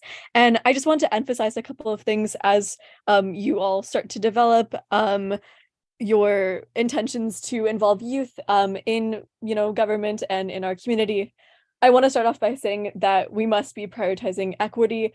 And by that, I mean an effort to include all, not just those who will already have access to opportunities to engage with the city. I know that there are some legal hurdles and stuff like that, but just as long as we're making as much of an effort as possible to reach out to those who have the same goals as we do, but may not have the resources as always to access those opportunities. I want to encourage you to have very carefully informed intentions as you are developing this youth involvement chapter. The youth are ready, they look up to you, they want to learn from you, and getting them involved in community action, not just through an advisory board, will help them feel connected in a way that they've already demonstrated that they can be. As long as we're careful about our intentions, this youth impact chapter can be a very, very impactful aspect of your city council priorities and will be a big boost to high schoolers and other community members like the members of the Palo Alto Student Climate Coalition who have already demonstrated an interest and enthusiasm for working with you all. It's been a pleasure to work with many of the city council and staff members in the past, and I hope to continue working with them. And I hope that others, especially those who have not had access to the same resources that I've had, will have the opportunity to work with you all as well. I hope that you guys will engage with us as you begin to plan this. I hope that staff will also engage with youth as they plan this, and feel free to reach out to me as you are developing this priority. Thank you so much for adding this to priorities list, and thank you all for your time. Our next speaker is Casey Hederley, followed by our final speaker, Katie Causey. Good evening, Mayor Koo and council members. My name is Casey Hederley, and I'm a volunteer with the Santa Clara Valley Audubon Society. We want to share our support for the new council priority objectives 3, 4, and 6, which cover creek corridor setbacks and naturalization, as well as protection strategies for birds and other wildlife. Approving these objectives is an important step towards implementing essential protection for our wildlife. We ask you to take it further by using a wider lens to look at protections for creek corridors, dark skies, and bird safety citywide. Naturalizing creeks and implementing creek corridor setbacks, as noted in objectives 3 and 4, wherever possible, would protect important riparian habitat and help prevent flooding and erosion. It may be more expensive to implement, but taking preventative action could spare the city additional costs and would make a huge difference for our riparian wildlife. Birds are important residents of our urban forest, a habitat we need to protect. In the US, glass collisions kill millions of birds yearly. Implementing bird-safe glass, as noted in Objective 6, would reduce these fatalities. Migrating birds are also threatened by their attraction to light at night, which can throw them off course and result in further fatalities. Exposure to light at night has also been causally linked to human diseases such as diabetes, childhood leukemia, and other cancers. Protection from light pollution, as noted in Objective 6, is therefore a matter of both wildlife protection and public health that must be addressed. We recommend the City of Cupertino's Bird Safety and Dark Sky Ordinance as a starting point for evaluating the protections outlined in Objective 6. Please approve Council Priority Objectives 3, 4, and 6 and extend these protections citywide. Thank you. Our final speaker is Katie Causey. Good evening. As I said on the earlier item, I am a renter born and raised in Palo Alto. I've worked as a staff member for the Palo Alto Renters Association, PARA, and I currently sit on PARA's board. As a staff member, it was my job to be the first phone call for tenants severely struggling or facing eviction in Palo Alto. I want to take you all back to early 2022 when we had a big developer trigger a mass eviction in Midtown. We didn't want to see that, council didn't want to see that, so council passed relocation assistance. Thank you so much. We're so excited for a rent registry and more protections that help keep our community together to be on the way under council priorities. However, developers like the one in Midtown, as well as landlord groups, have really well-funded, long-standing organizing resources to help oppose actions such as rent registries, because rent registries help identify when landlords are doing things like mass evictions and raising rents. The nonprofits who support those struggling residents just don't have the resources to organize in the same manner. The short list of local nonprofits who work directly with their most vulnerable Palo Altans have been asking for a rent registry for years because we know it helps identify bad actors. It's always really funny to me when we talk about housing initiatives or renter initiatives and we get a bunch of questions of how will we do this? And Mountain View is doing it right next door. There's so many cities in California who have implemented rent registries safely, effectively, at low cost. They don't raise rents. They help identify if landlords are raising rents and if tenants are being evicted or if marginalized communities are being targeted in evictions. As just one example, just this week, I sat down with a renter who rents from a large property owner in Palo Alto, whose rent is being significantly raised, violating Assembly Bill 1482, which prevents raises from over 10%. And there's no way right now for us to monitor compliance with AB 1482, and a rent registry would give us that. Thank you so much. We're so excited for your continued work on this.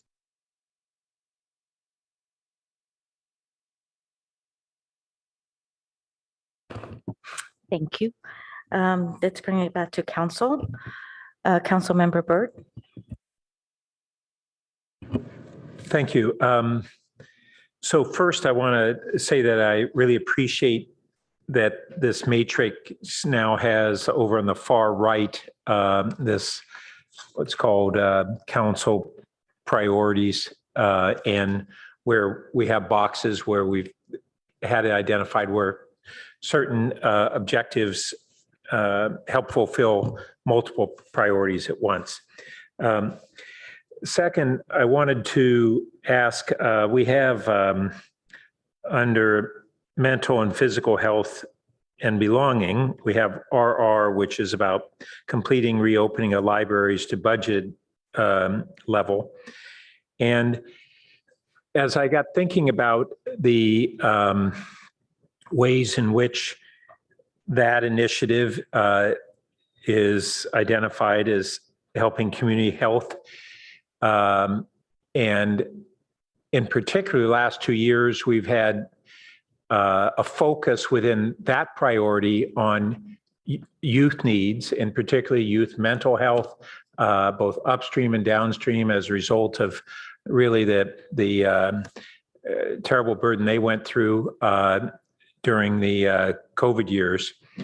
And it occurred to me that we've been rightly focusing on libraries, but as I recall, the children's library funding, children's theater funding was cut significantly in 2020, and I believe has only been partially restored. So does staff know what the status is on full restoration of staffing for children's theater to pre-pandemic levels?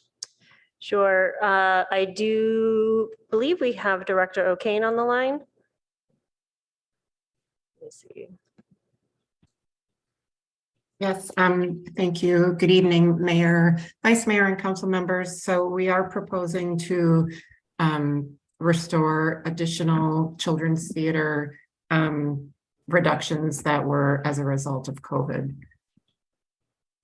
So it would, those proposals would take us back to pre-COVID staffing levels?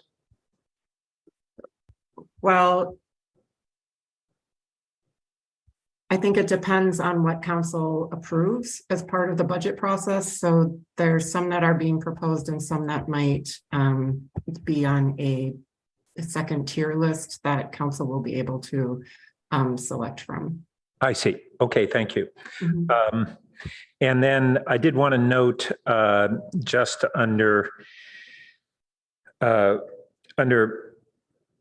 community health and safety, we have AAA and BBB, which are related to wildfire prevention programs, whereas up above, we list the under climate adaptation, the flood protections. And I don't know what's the right place to do it, but it seems like we should be consistent that if those initiatives are primarily in response to climate change, then we put them there. If they're primarily about, first of all, about public safety and public health, then in each case, I think we should put them down there. And I think probably the highest priority is public safety and public health, like the flood protection may be getting compounded by climate change, but it existed already. And just a suggestion there.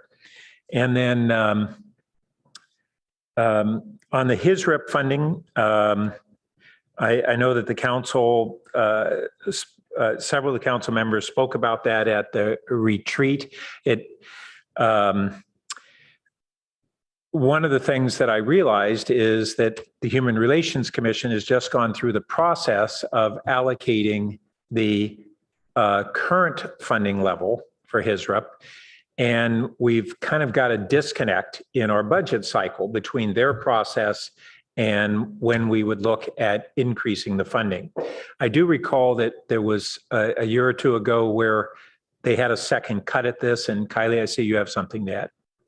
I believe Director O'Kane can correct me if I'm wrong, but the committee has anticipated what I think you're talking about, which is that timing difference. And I believe they're exploring alternative scenarios as part of their recommendation to try and ensure they hedge against what you are identifying as what was a second process previously, since we were unable to sync those. Great. And my final thing is just further on the youth health. We've had this as a priority twice, but we really haven't had deliberate things that we've done to fulfill that.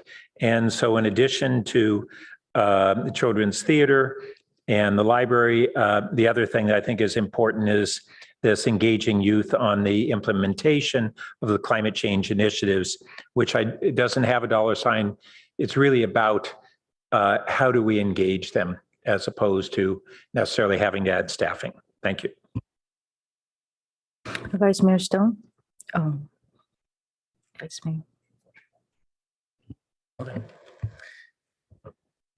Okay, great. Thank you, Madam Mayor. On objective number 6, does that include Dark Skies Initiative? I guess does the language wildlife protection from light pollution, does that cover dark skies?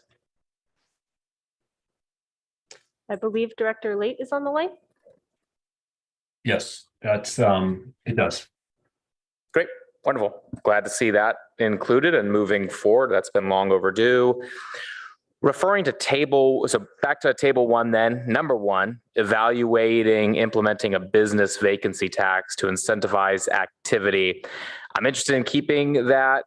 I'm glad that's in there. I'd like to see us add a similar vacancy tax, or at least a discussion and possible referral to see a similar vacancy tax to our housing, to include that within the housing for social and economic balance, by essentially exploring the possibility of taxing ghost houses in order to both disincentivizing purchasing as purely an investment tool and to raise revenue for our affordable housing fund. A lot of other cities are doing that. I think Oakland passed one back in 2018. They do like a $6,000 flat tax if a property is not used for more than 50 days in a calendar year. Berkeley and San Francisco have passed similar taxes. I know it's been talked about for a bit, but we haven't moved on it. And it looks like the city manager has a comment. Yes, Vice Mayor, sounds like I should clarify that in the case of number 6 and also number 1, the fact that they're shown on that table 1 with the estimated completion is 2024 or later effectively means that we're not proposing that it move forward this calendar year.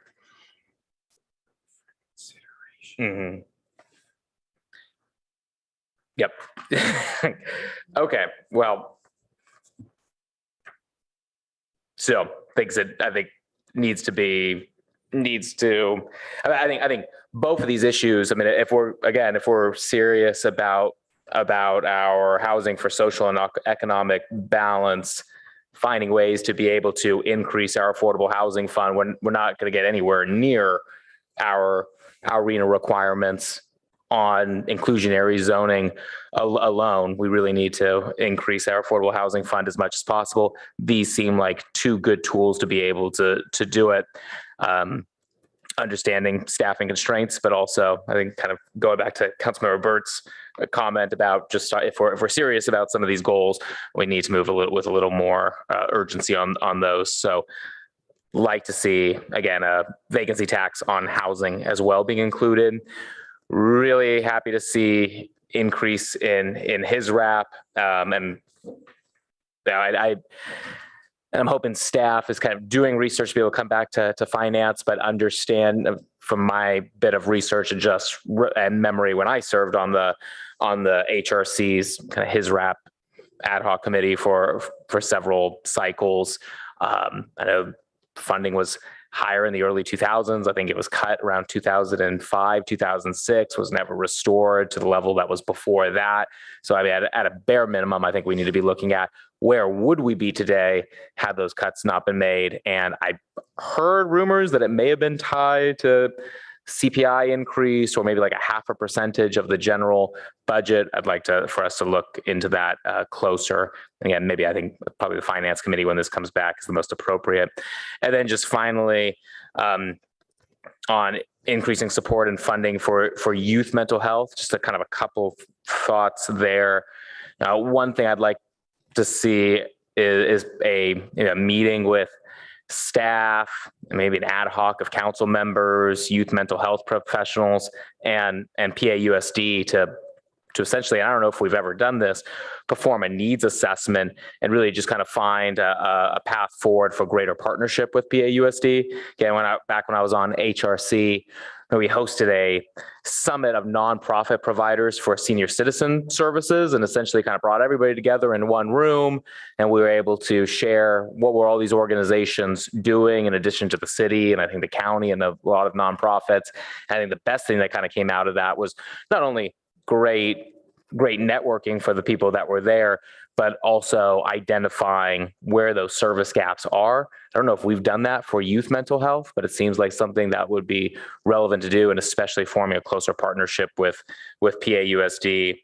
And then, another area in that we talk a lot about, and I think it's important, I think it's a part of the tool, but we talk about libraries for the youth, involving in climate, children's theater. Those are all really critical, but still vast majority of young people are not going to the theater, aren't engaged in climate issues, have no interest in libraries. So I think a big part of that too is a sense of space and community that needs to be created. We have lost so much of that in this city, from the bowling alley to other things that were in downtown kind of before my time, but I have heard fun stories of spaces for teens there.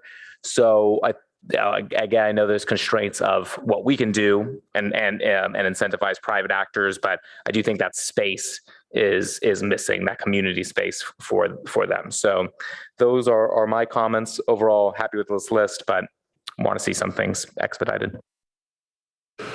Thank you. Councilmember Lowing. Yeah, I was going to use my first round for some questions and some procedural questions about how we're going to kind of get through this. And depending on time, I might go on to the comment side. But each one of these X's doesn't equate. It's not weighted. Each one of these X's is not weighted in terms of the number of hours it's going to take or months or whatever. So that's kind of it would be a guesstimate anyway. So I understand why it's kind of not here right now. But for example, on the placemat, for example, under climate change, there are 9 of the 12 climate change things that say we're going to get that done in the fourth quarter. And under community health, 10 of the 16 say we're going to get it done in the fourth quarter. So my first question is, if that's just a placeholder and it really means 24, then maybe we want to knock out half of those right now and look at what's on the placemat thing before we start looking at what's on the ad thing for I think it was the 9 or 10 that have been added. Because essentially we have now 100 priorities in these 2 lists that we're trying to get down to some manageable number of, let's say, 60. And the question is, how are we going to get there? So I put that to this group and to staff, but do we go back and try to trim some of the original 23 out first and then add a few more, such as the vice mayor suggested, that are critical? Or do we say that those 23 ones are fixed, we can't do it? The other thing I wanted to note is that Ms. Nozay said that we're on schedule. We actually aren't on schedule because council hasn't approved stuff that you brought to us. So those things are still going to get postponed by a couple quarters. The leaf blower got much more complicated and went back to policy and services, and I don't know when that's coming back. And we pushed the park things back, which I personally think that was the right idea, but it's still there. So we're not even getting them off the list. So I'm very sympathetic to what we're trying to manage here collectively as a team, but just trying to figure out, the best way to do that. And then the other question I'll put out there is that some of these things, for example, just because it's the top of climate change, it says engage youth in implementation of climate change initiatives, objectives, and so on. I mean, we already know from public comments that youth are already really engaged in that. So I'm not even sure what that action item means.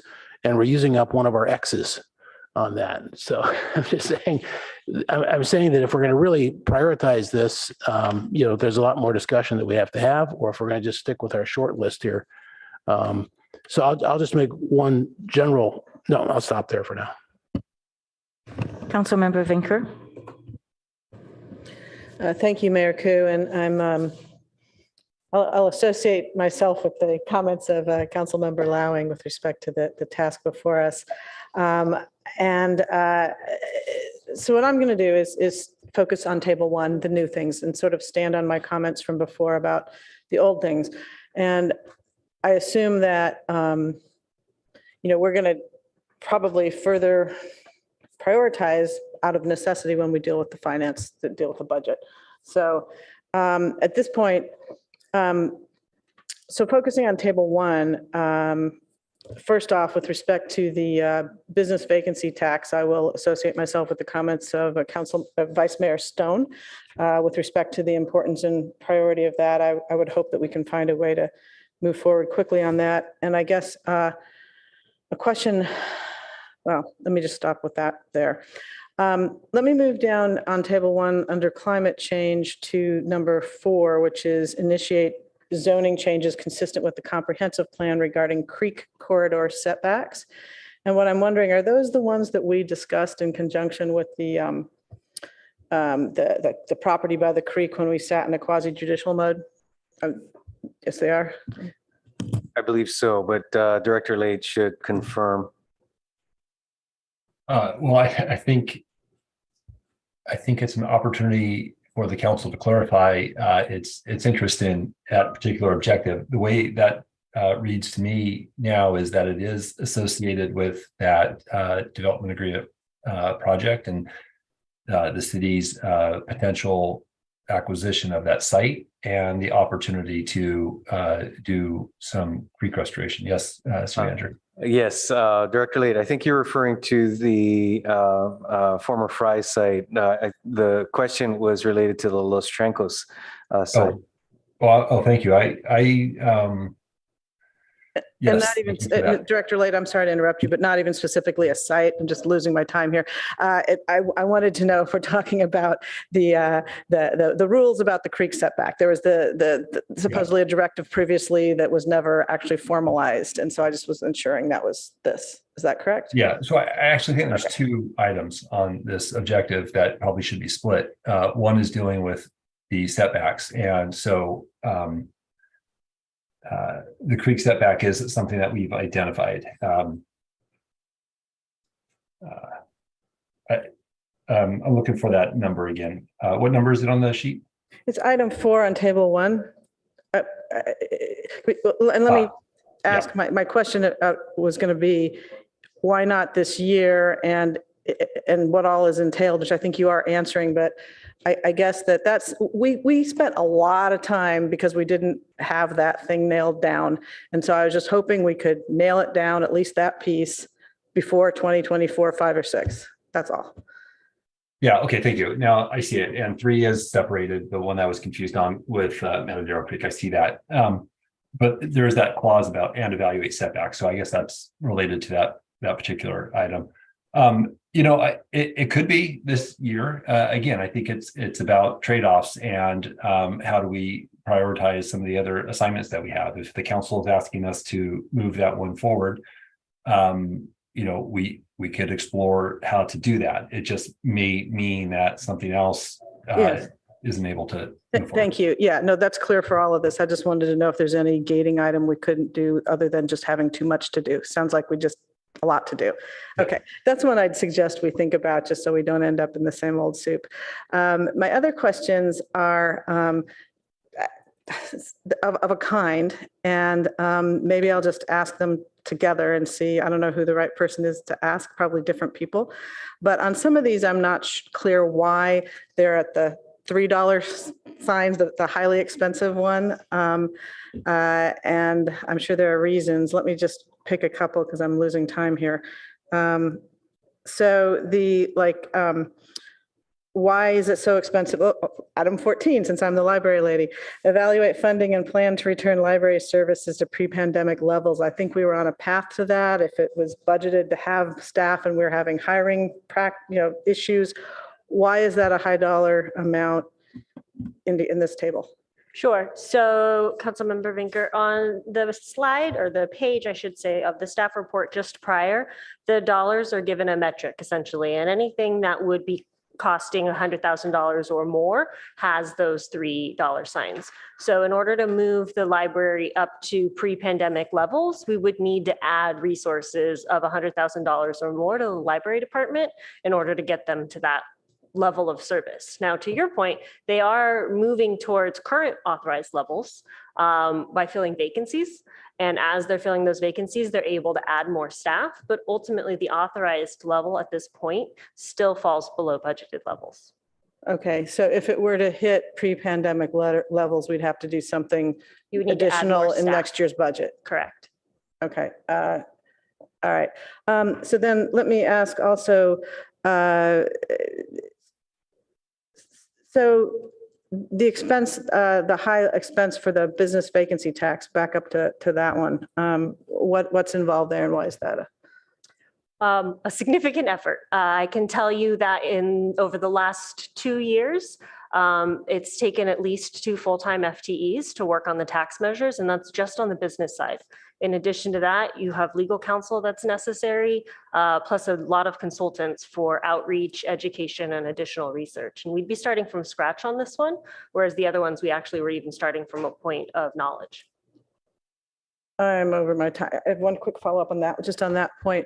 Do you have any sense of when we would break even? Like in terms of the income, the revenue from it? Depends on the tax setup. Okay, fair enough. Thank you. If you go down this path, you'll see many, many graphs and choices and timelines, and there's a lot of analysis, and that will be an issue that you'll focus on. Thank you. For many, many meetings. Understood. Councilmember Lithcott Hames. Thank you, Madam Mayor.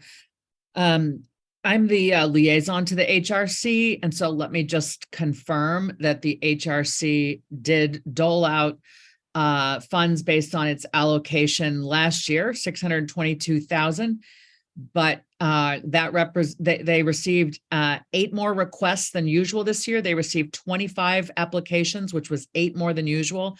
So a significant number of requests totaling 1.15 million, and they gave out just less than half of that, 622, but they do have 3 backup scenarios in case they do get additional funding in this next budget cycle. So I'm reading from my notes from our meeting on March 16th, just to confirm that for y'all. In terms of table 1, I am finding myself, like others, very much in favor of evaluating the business vacancy tax, because it seems to hit so many things. It is obviously a potential revenue source, but it is also a way to force people to put up or shut up. You're like, do you want to run a business in this city or do you not? Because we need a vital city. And you can't sit and hold a place vacant for too long. It's just, it harms the city. So I'm very interested in number 1. I'm very interested in numbers 8, 9, and 10 on housing. They seem to address this really urgent need we have. And then his rep, number 11, of these many priorities, 1, 8, 9, 10, and 11 are my highest priorities at this time. And I'll end there. Thank you. Councilmember Tanaka. Yeah, thank you. So, when I'm listening to staff give their presentation, it really seems that they're crying out for us to take some stuff off. Maybe I'm wrong. Maybe they're looking for more, but at least from what I could gather, they're saying there's too much and there's not enough resources. And so I think for us as a council, what we could do most to help is, and of course, I for one love to add more stuff, but I don't think we're helping. We're not helping staff by doing that. So I think that what we should be doing tonight is helping them to take stuff off. And that way, because it's better to do a few things well than a lot of things kind of poorly. And so I know that they're trying to please us, but I don't think it's helpful by us piling more stuff on. So I'm gonna take a swing at trying to take some stuff off here. So I also saw the article on Life Move, the Home Key project. Well, of course, we need more housing for our homeless. It looks like a very troubled program, and I think that should probably get pushed out. The business vacancy tax, I think, is we're going through, especially in technology, a big recession. People are working from home. People are not coming to our city to work anymore. Businesses are leaving. If you guys haven't noticed, we also have a meltdown in our banking system. Silicon Valley Bank failed. So a lot of those places that are empty because the businesses aren't doing well. They laid off a bunch of people. So a vacancy tax seems like you're throwing salt in the wound. So it doesn't make sense to me. So I think we should take that off. It's kind of already off, but maybe even take it off completely. Yeah, and then let me speak, and the mayor mentioned that I should speak about it, I guess, here, but the rental registry. I know it has a lot of good intentions, but I think it's problematic for several reasons. And so let me bring my notes up here. Okay, so I guess first of all is, and we heard this from several landlords who spoke here earlier, but when you pile on the paperwork and the regulation and the burden, landlords have to staff that. And what they're going to do is they're going to pass this cost on to our tenants. And this means that this is going to increase the cost for our tenants, which is literally the opposite of the thing that we want to do. We want to help with the housing situation, not make it worse. And then there's a lot of privacy concerns. So the rental registry, kind of exposes a lot of sensitive rental data. And I don't think that's what we want to be doing. The third issue is lack of clear objectives. So, right now, as it is, even without the rental registry, landlords have an interest in keeping tenants and collecting rent. They don't want to have something vacant. No landlord wants to do that. And, but, imposing these additional regulations kind of goes against that. And so we have to ask ourselves, what is the objective of the rental registry? And then the other part is potential reduction in rental availability. So, not all landlords here necessarily need the rental money. And if you make it too onerous or too difficult, especially for the small landlords, they just might not do it, right?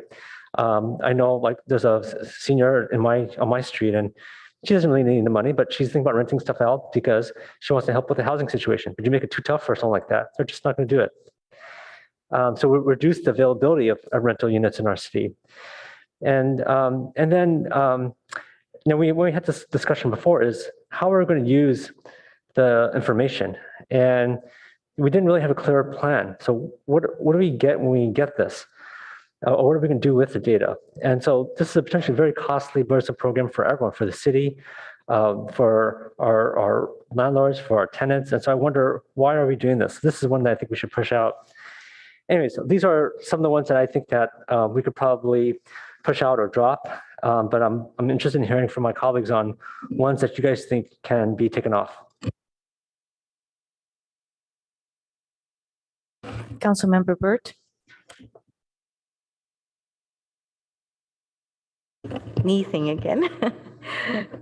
Okay, well, Councilmember Stone. Thank you, Madam Mayor. I just want to say an emphatic no to Councilmember Tanaka's recommendation of items that we remove. I kind of want to point out all of them were related to affordable housing and housing our most vulnerable residents. And then the rental registry, Project Home Key, the business vacancy tax, all of these are relevant to an ongoing priority that this council has had for a long time that we have all agreed are critical needs. The state has identified as critical needs. Housing providers have identified as critical needs. And we have discussed these items in several meetings. So all of those cannot be touched. I agree Project Home Key needs to be reevaluated and we need to do our own investigation. But to say we should now just remove it when we have no other alternatives is not prudent and is way too hasty. On the rental registry, this is an item that's going to go forward to policy and services, and it has already been discussed quite a bit. Organizations like PARA, as well as a lot of other housing providers have talked about rental registry being one of the kind of the primary foundational steps that a city needs to take. I mean, the question was asked, what does it do? Well, two really critical things. First, one, we're always talking about data. And Councilmember Tanaka, I always appreciate that you do oftentimes bring up the need for additional data. Well, without a rental registry, we are flying in the dark here. It's going to provide us data to understand how many renters there are in the city, what are their rents, when are there rental increases, who are the predatory landlords, et cetera. And then it's going to allow us to be able to enforce both state law violations as well as our own local violations, which hopefully, as many of the referrals that the previous council made last year, advances through policy and services this year and into next. And as we strengthen those renter protections, the rental registry is going to be able to allow us to identify when these violations are occurring and to be able to step in. And we've talked a lot about as well, oftentimes kind of disconnect with renters and knowing what are the resources that are available. This is going to be able to allow the city to be able to be more proactive and not have to wait on renters recognizing when their rights are being violated. So I'm interested in the conversation of removing some items. I think that suggestion was appropriate, but to target those three that are directly going towards us being able to solve a pressing issue that the city has been dealing with for decades is not the time, and those are not the priorities to go after. Thank you. So looking at this, I wanted to ask about the rental registry, right? It shows a date of 2024 in one of the boxes. Is that when it's slated to come forward? This has been kind of like in discussion for quite a long time, and it's pushed all the way out to 2024. So I would like to actually see it a little bit sooner. Let's ask Director Lay to describe the work underway and why it is shown in that timeframe. Yeah, thank you, City Manager. And yes, Mayor, work is underway. We have made a lot of progress on it. And we see that early 2024 as an implementation timeframe. Oh, thank you for that distinguishing it. It's 2024 for implementation. So it's going to come forward sooner. Very good. And then on exploring the opportunities to regulate short-term rentals with council committee to be decided. That was a colleague's memo. And so I would like to see that have a date determined also. Is there any updates on that one? I'm sorry, I'm trying to find it on the list. Could you? That's HH in the placemat under Housing for Social and Economic Balance, number HH. Yes, it's shown with the TBD under resources needed. I think staff is still evaluating what it will take to bring that forward, and as such had not put together a specific schedule. Yeah, thank you. I think I want to say that it does go hand in hand in ensuring that we have good data on what is our housing impact in terms of number of housing there is and how many of it is being used for this type of uses, short-term rentals. Then on the last one, under community health and safety, item number III, which is the engage with SFO roundtable. Obviously, we know already that we are not invited to engage with the SFO roundtable, be it the GBAS or anything else. So I think on this one here, we need to kind of revisit and change it to something like having an ad hoc committee or so I don't think that one there is realistic. Definitely looking at opportunities to decrease the noise impacts here in Palo Alto. But also, I want to just say that I am interested in, for the items in table 1 is 1, 4, 6, 7, 11, 12, 15, and 17. So, yeah, so I would be looking to see if we could include those. Council Member Burt, Council Member Lithcott Hames. Thank you, Madam Mayor. I stated the items in Table 1 that I find to be of highest priority because we were sharing that. I also want to say, as a matter of procedure, I am deeply appreciative, as I think we all are, that staff is feeling overwhelmed by the number of items on the combined lists. And I'm feeling a curiosity about how we solve the puzzle of this. And to that end, I kind of like what Councilmember Tanaka said about maybe we should be helping by taking things off the list, although I appreciate what Vice Mayor Stone said about the inappropriateness of removing some things. As a mental exercise, I find myself thinking, if you look at the placemat, staff has identified that the vast majority of those things are going to get dealt with this year. So what if we, accept that as a fact, accept that they are stacked to the hilt with workload, and look at Table 1 as the first 17 things we want to prioritize in 2024, which is 8 months away. I just wonder if staff is trying to bake a beautiful cake and we're like, use the same ingredients, but we want, instead of the 12 cupcakes you're making, we want 18 cupcakes, and we're giving them the same amount of ingredients. I worry about what's going to happen to the whole if we just pile more stuff on. I'm new, obviously. I'm one of the new people. I don't know what this process is normally like. Maybe this back and forth, this push and pull between staff and council is normal and natural and meant to be this way. But as a relative newcomer to the process, I'm not wanting to be a council member who is disrespectful of what staff who are doing all the work is saying about their workload. And so for that reason, I just want to throw out as a question to see if anybody else is interested in the notion of, is there value in saying the placemat is what we've got prioritized for this year, and we've got a really great start on what next year's priorities will be, because staff says they can complete much of the placemat in 2023. So maybe a strange idea. I offer it for what it's worth. Thank you. Councilmember Burt. Yeah, thank you.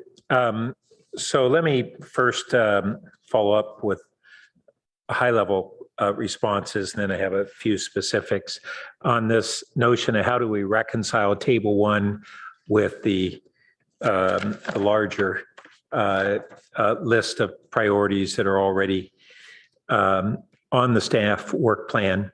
And first, I think it was Councilmember Lowing who pointed out that, it looks like perhaps over half of all the priorities that are in the current work plan are scheduled for Q4. That's calendar Q4 of this year, not fiscal. And in reality, they're not all going to get suddenly accomplished in Q4, where we're going slow, and then suddenly we're productive. And so those look like a lot of items that staff has not officially said, well, we aren't sure which of these we think we can't get done in Q4 versus which we can get done. But it comes down to, I think that certain things that we're hoping that would get done in calendar year 2023, a portion of them are going to roll into calendar year 2024.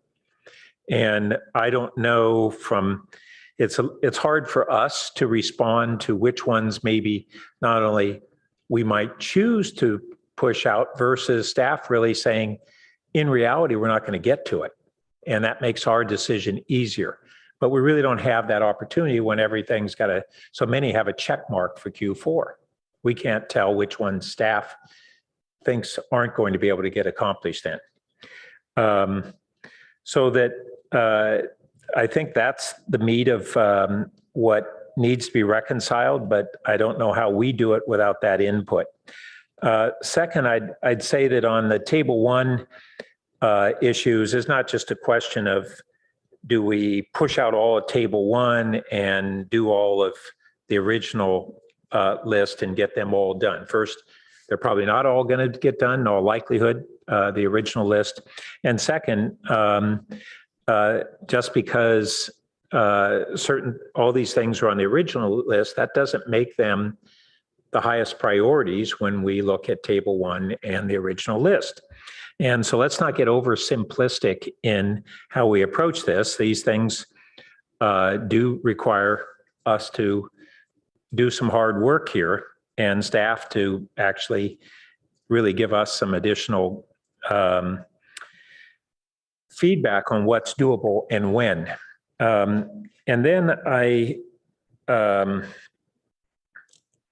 want to just mention on a couple of these items that Councilmember Tanaka brought up. The Life Moves project is a critical project for this council, at least the vast majority of this council and this community. And we're all aware that there are issues relating to successful operation of that project. And I'm counting on our staff working with Life Moves to get concrete responses on how they'll be able to achieve the operational services that we and they want to provide. But that's no reason to throw out such an important project. I think the rental registry is something that we have been focused on for some time and is extremely important for the reasons the Vice Mayor stated. The vacancy tax, having a lot of just healing wounds from the business tax battle of a year plus, as much as if we had all the bandwidth in the world, and if we were not coming right off of a very contentious issue with the business community on the business tax, I think there's some merit in the vacancy tax. But I'm not sure we should leap with both feet into that at this point in time, especially given just the whole context. I also just want to mention one thing I left off when I was talking about the children's theater is that I don't know how many of you have had children who have gone through it, but it provides really three great functions for the community. For the wide range of children who participate, it is a really fulfilling and positive experience that is outside of their core academic focus that is such a grind in our community. It's something that the community itself really enjoys and values. But I think the most important part of it is that for a significant portion of kids who participate there, it is a lifeline. It has been something that has been vital to the well-being of just so many children in our community over their upbringings. This is a safety valve for them. And I think we need to appreciate it in those terms. And I'm glad that staff is coming back with alternatives for us in the budget cycle. Thanks.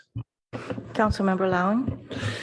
Yes, what Councilmember Burt said is substantially what I was just going to say, but posturing it in the way of, I don't think that we can decide what to cut. We do need some assistance from staff. So if, for example, we think there's 10 roughly things that on the new list that we really want in, then we should have a discussion now about what do you think is going to fall out, or what do you think is going to take shorter and we didn't weight it correctly and we should pull 10 or 12 or 15 out and go about it that way.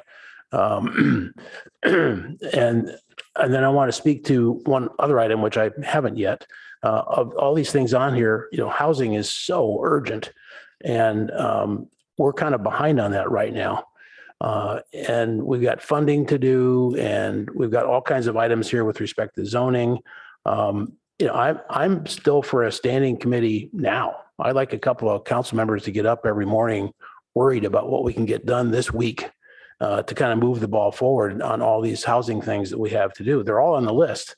And I think having the standing committee would help council because it would take time away from council, put it into the committee, and as every other standing committee, pre-process issues, saving council time, or take referrals on some issues.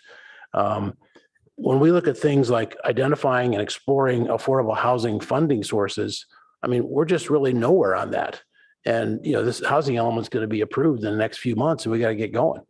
So having a couple committee members that are looking at the state and federal government resources, local corporations like Google and Meta that are doing that right, have funds right now, maybe even extraordinary Palo Alto citizens who have done well and would like to give back. We're looking at the downtown plans, which I think we should look at putting a couple of those in the budget, not just one. So that needs a little bit of look. And then dig into some details on these serious zoning changes we have to do, particularly in Rome and GM. So I think that all could be pre-processed and save this 7-person body, a lot of time. And I just don't see any reason to hold back on that now. Councilmember Vinker.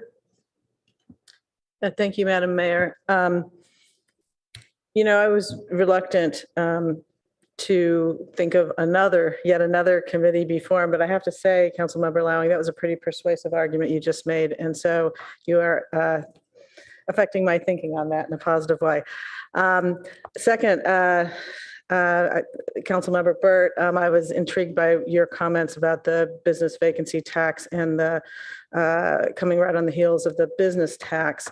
So I guess, for me, to push that to 2024 now feels better, but I think that one of the things I'd like to explore early, because this is evaluate implementing, would be whether or not some businesses might actually like it if their neighbors weren't holding places vacant, that it would actually help them. So that is something I'm not sure exactly which way it cuts, but I think it's okay to take a little time to get there. What I wanted to say sort of overall about this table 1 is that on the slide in the presentation next to it talked about the 17 new objectives, 16 of them are not resourced. 9 of the new objectives would not be able to start until 2024 or later. I read that to say, that the 8 here, can, is that, and so my question is, in addition to the placemat X's, can the 8 X's that aren't 2024 or later happen without undoing the placemat X's? Yes, that is our best estimate at this point. That's great. So then what I'm wondering is the question, or is a way to handle it, at least for tonight, to say the 9 that wouldn't be able to start until 2024 in staff's estimation, if there is a council member who thinks one of those 9 really ought to start now, let's identify those and then figure out what is it we would give up, what would we push back in exchange for that? And I realize it's not necessarily one-to-one correlation. My council member Lowing keeps pointed out the weighted factor, but that might be a way to get at this. If somebody says, look, the X's in the 2024 or later column on table 1, that it doesn't work for me on items X, Y, and Z, what is it that you might suggest we push off in exchange? And then maybe we can get there. Just a suggestion. And I'm sorry, Councilmember Vinker, not to interrupt that train of thought, but I should have clarified that for the 9 or 8, I believe it is, that are shown with completion within the current calendar year, you'll notice that some of them require resources. So that will be part of your budget discussion. Excellent point. Thank you. Councilmember Lithcott-Hames. I'm sorry that I forgot to put my hand down from last time. Okay, thank you. So with that, the council motion recommendation, shall we go through each of those one by one to see if what council's thought are in terms of approving it or not, so that we can get a move on it? The placemat is already something that we have adopted. So it's what's on table one. Correct. And to Councilmember Vinker's point, what the draft motion on your screen displays are those items that she identified as items to occur in 2023. Okay. So it is a subset of that table one. Okay, so if those ones, what Councilmember Vinker had mentioned, are already going to be taking place, you still need approval from the whole council to move forward on those. That's correct. So I would say, let's start with those. A motion for council to approve those that are indicated by staff, which is 2, 5, 7, 8, 9, 11, 12, and 13. Where did that list come from? That's just what they have? Is that all you're saying?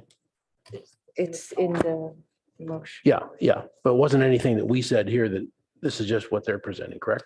Yeah, so my thought is, let's go through with motion to move the new objectives stated in table one by staff, since it's going to take place in 2023, that we move those ones first. And I mean, the only question is if we wanted to do a trade-off with some of the other 9, for example, I don't honestly even know what discuss plans for commercial dewatering requirements means in terms of the time consumption versus getting a fixed housing committee. So okay, that's I the was kind of just trade-off. looking for a way to move forward on this, but I'm open to hearing so I'll withdraw my motion.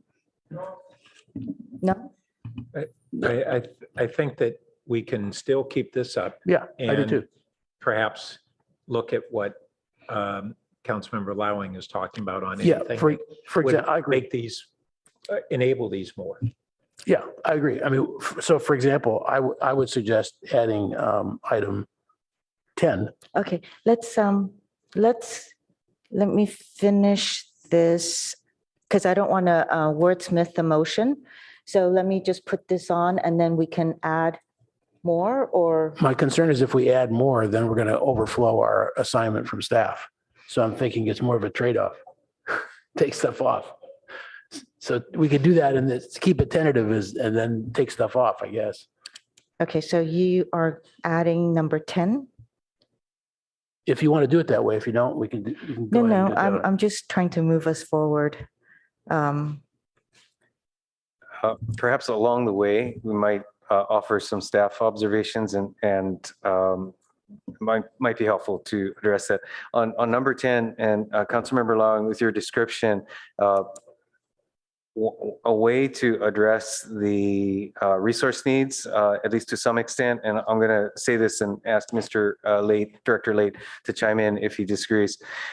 If instead of a standing committee, it were an ad hoc committee that would allow it to operate with less perhaps administrative burden.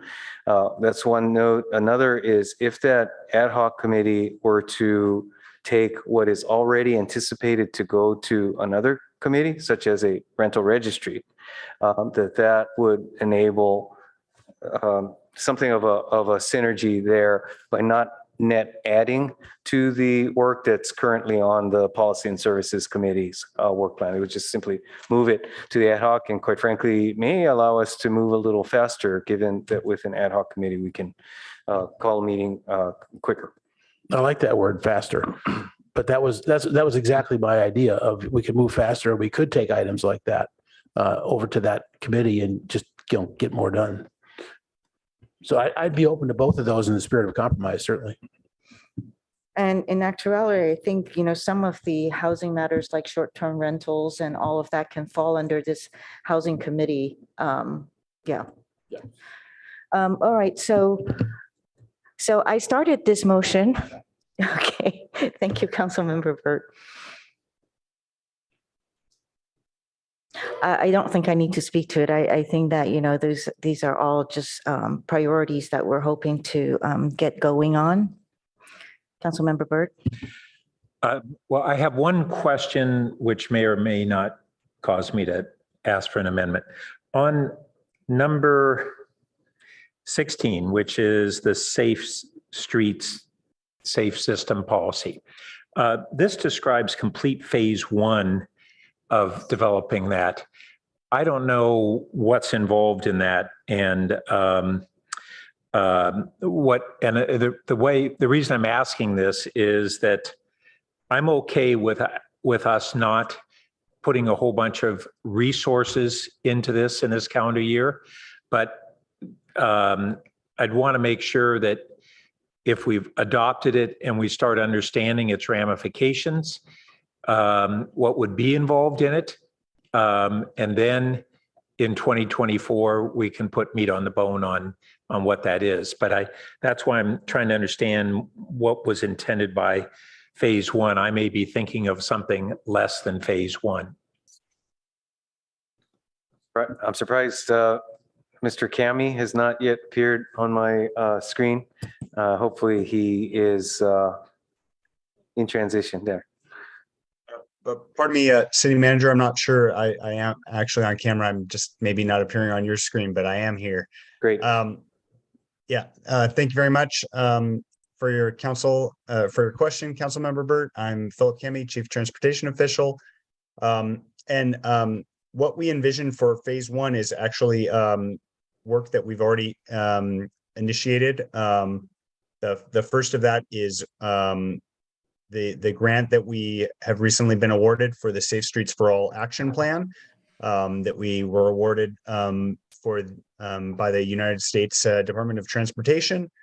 That will be one of the first phases of the project, which will fund community engagement, collecting collision data and doing collision data analysis and equity analysis to identify potential road safety projects.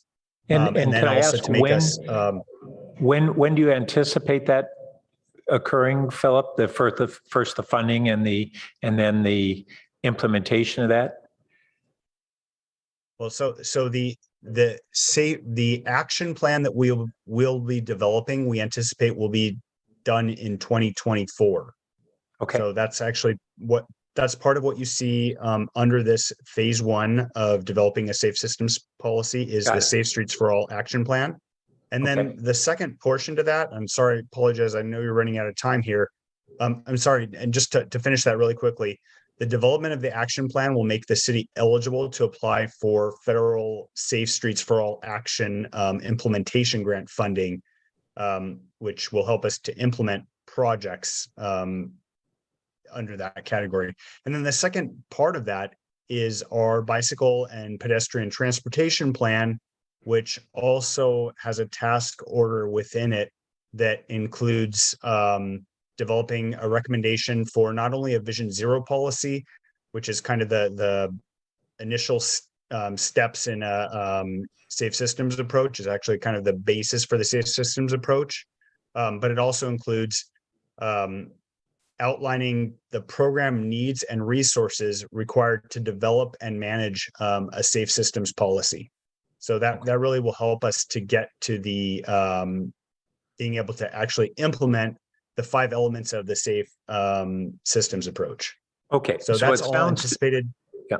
It sounds to me like we've actually initiated phase one already, and we would be completing phase one and perhaps in 2024 and maybe even starting phase two. So with that clarification, I'm comfortable with not needing to put it on this year's work plan as a completed. I think you might even, the staff even want to put it on there simply to reflect what Philip just said, which is we've already initiated phase one. We won't complete it. In all likelihood, we won't complete it this year. Okay, thank you. Councilmember Vinker. Yes, thank you, Mayor. I'm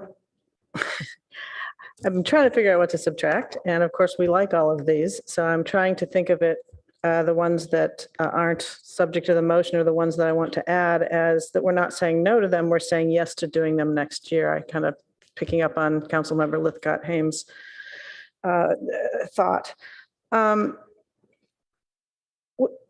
I'm returning to a couple of things that I mentioned before. So I guess on item 4, which is the creek corridor setback, it's unclear to me how much work or time that would be. And I feel like that was my first meeting, right? First thing I had to vote on. And, if we go a year without even trying to fix what caused that lack of predictability, perhaps to our applicants, and if we're trying to streamline housing applications and protect our natural environment, et cetera, I'm struggling with understanding why that one is something that needs to be pushed out. But I'm looking for a trade-off. It's not clear to me what it would be. So, but I just offer that that's something I'd like for people to consider adding. If it is helpful, let me ask Director Late to take one more shot now that we're clear which creek setback we're talking about, what he might describe as the scope of that work, such that it would inform the council's discussion of the timing. Thank you. Yeah, thank you, City Manager. So I think the council actually gave us some pretty clear direction on that policy. So the actual work, I don't think takes a ton of time. The idea in this table 1 chart, my understanding was that those columns talk about estimated completion. And we had envisioned that in an early part of 2024, that we would actually begin the work this year and go through the Planning and Transportation Commission. There's some community, outreach, but then we would have it to the council by early next year. That is the target that we were anticipating. Okay. Right, because it was, having been in the comprehensive plan previously, I would hope it could be fairly streamlined. So let me just ask the maker what she thinks of adding that. I'm fine with adding it. Councilmember Burt? Unless you're saying, Director Late, that it really would be too hard to advance that you're starting work now and it would end up in early 2024. I would envision that we would start the work in the second half of the year. And again, I think the council's direction was a fairly straightforward edit, but it is a change to the zoning code. So there's a process that we have to go through. So it is something that we have anticipated starting this year, but in the later part of the year, which would carry over into 2024, which is why it's checked in that box. And let me just clarify, we had the open space district issue, but then we also have other setbacks that came forward, for instance, in the Creekside Inn proposal. And so we have setbacks downstream from the open space. John, were you envisioning that what you just described would cover both of those or one? Thank you, council member, for that. My recollection was that we got direction for the areas that are west of 280, I believe, or there was some boundary. So I don't believe it extended to the more urban areas, but I'd have to double check the council's motion on that. Okay. Well, they're both parts of the comp plan that have been sitting out there idle, and we could respond to the one that bit us big time or the one that we bit back on. So I'm fine with the timeline that you described there, that you're commencing it later this year and finalization next year. Is that what I heard? Yeah. Okay, thanks. I heard early next year, just for the record. and if it were, I guess. But he's going to work on it this year. Right. No, I understand. Yeah. No, I would appreciate it if it could be done with all deliberate speed. And if so, Madam Mayor, I will withdraw my request to add it, but and just hope that it comes back to us early next year. But I also wanted to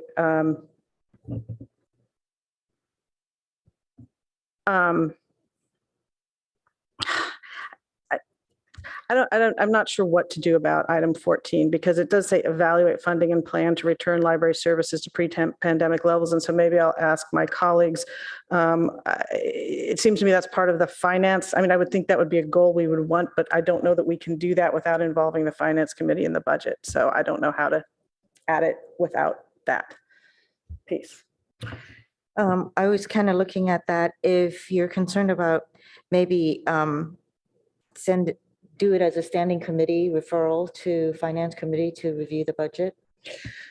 Sure. I just worry that if we don't get it in the budget cycle we're about to commence, that then it'll be boxed out for another year. And so if we put it as a 2024 goal to talk about the budget, the next time around, it's too far out. Well, let's, if it's okay, can we ask Kylie, was that intended to be a discussion item in the upcoming budget? Yes, I do expect that the committee will be faced with prioritization of resources, and that's one of the items that staff are aware of that the committee and council will likely want to discuss. So that was already intended that we'd be grappling with that in this budget cycle. That's correct. Okay.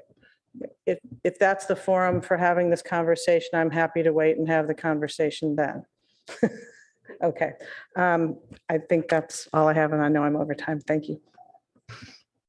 Councilmember Tanaka. Yeah, thank you.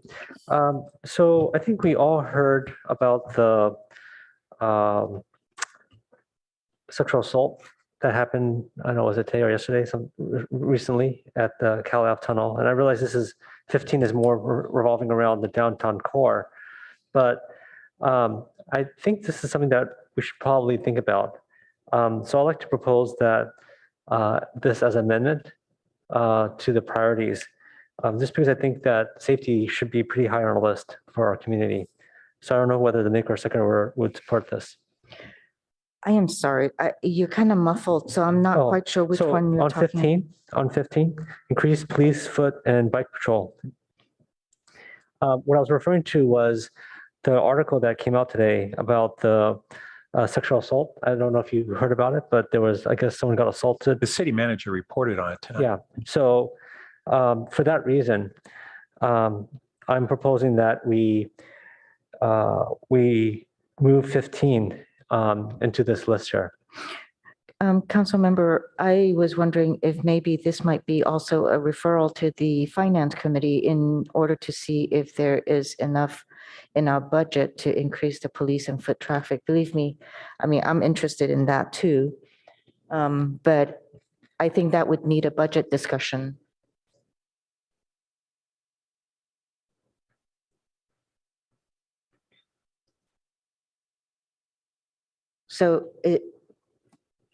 So we can refer that to the finance committee if that's what you'd like to. Yeah, do we have to make a motion for that, or how do we do this? I think it's the next topic. It's our next agenda item. Okay. And then, in the spirit of trying to see if we could help take things off, we really don't have that much commercial building anymore, especially with a lot of the office vacancy. So I wonder how urgent 7 is in terms of the commercial dewatering requirements. So in terms of, in the spirit of trying to see what we could help with staff, I wonder if the maker or seconder would be willing to take that one off for now and maybe do it another year. No, I'm not willing to take that off. I believe the staff members are already working on this, and it's something that was discussed, but the commercial was supposed to come to us at a later date.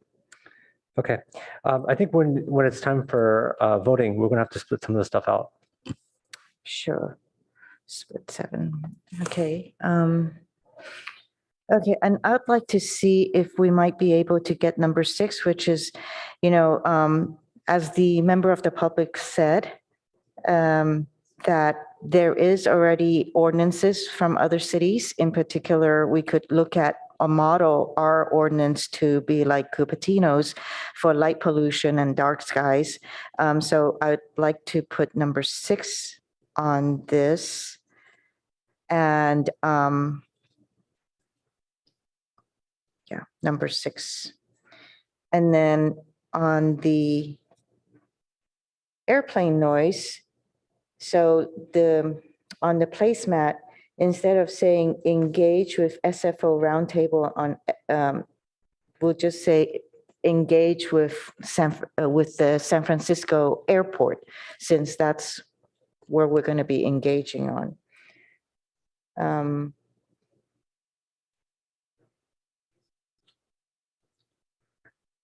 So I'd like to add those two to the list.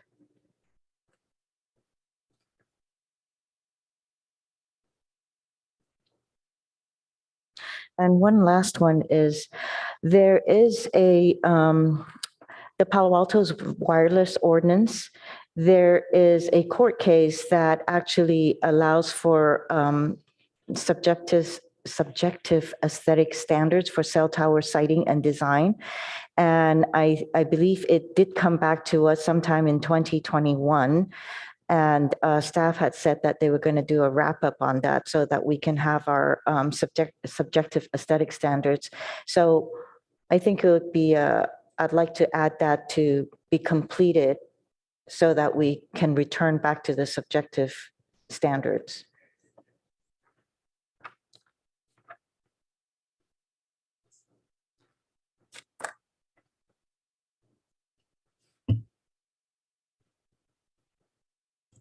Perhaps I could ask Director Late, are you prepared to speak to the status of that wireless issue? And if helpful, or Mayor, if you're agreeable, also to speak to the work involved with number 6. This is the bridge safe design.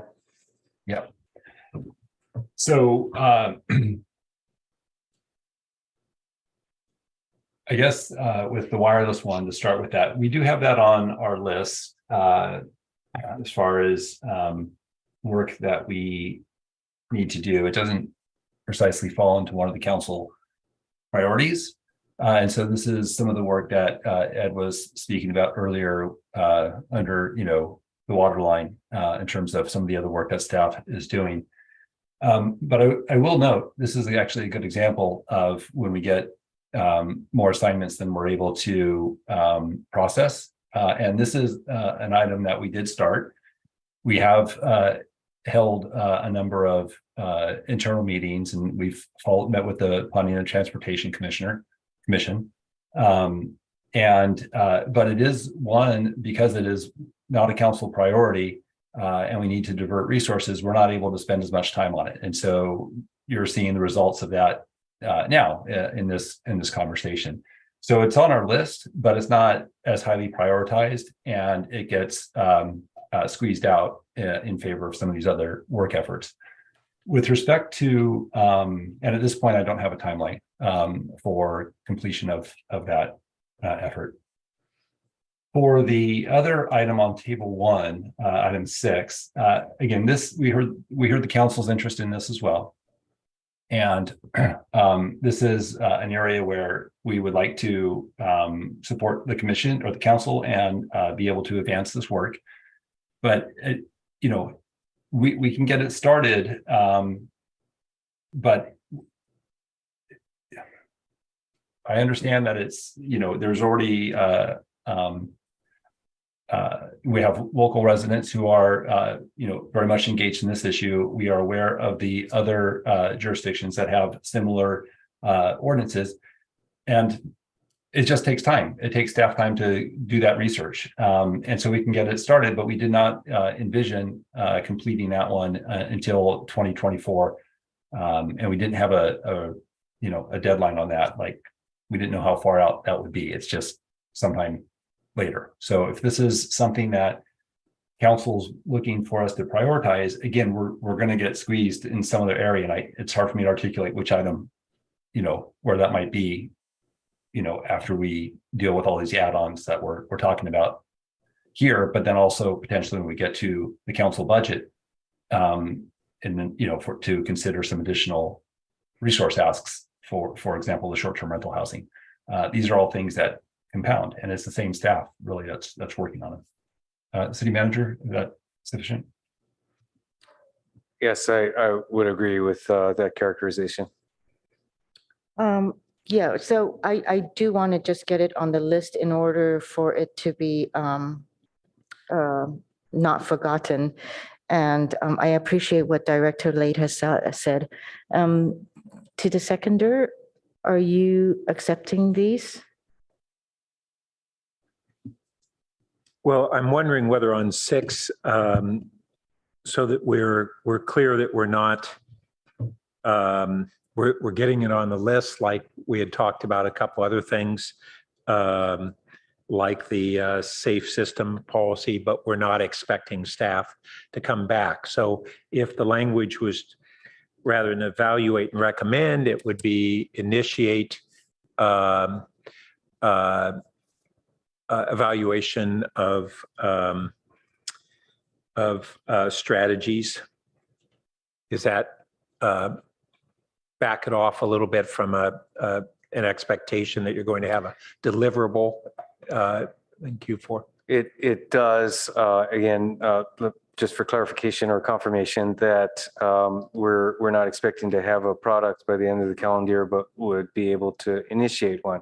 Now, I'll have to then pass that question on to Director Late for his feedback to that suggestion. I do want to note, as Director Late just pointed out in his last response, I think we're reaching the point of discomfort.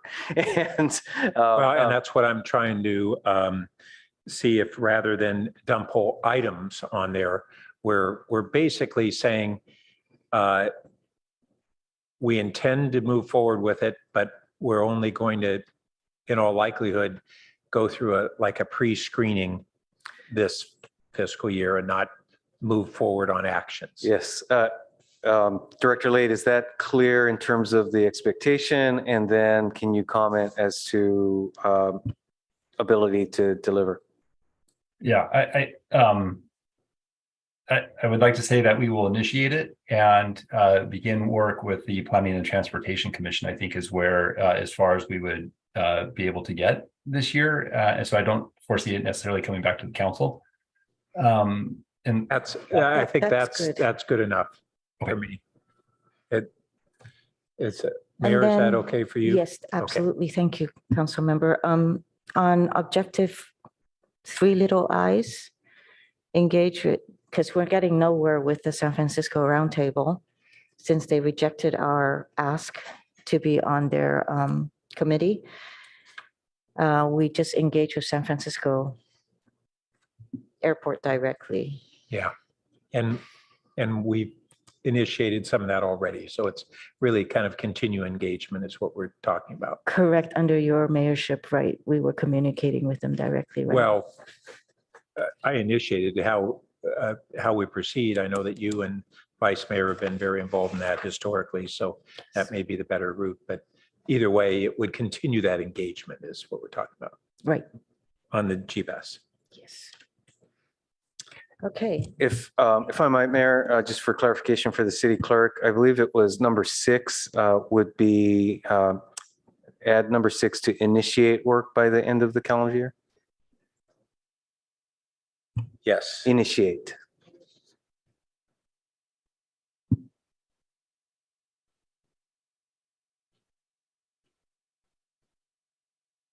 And I would be continue engagement.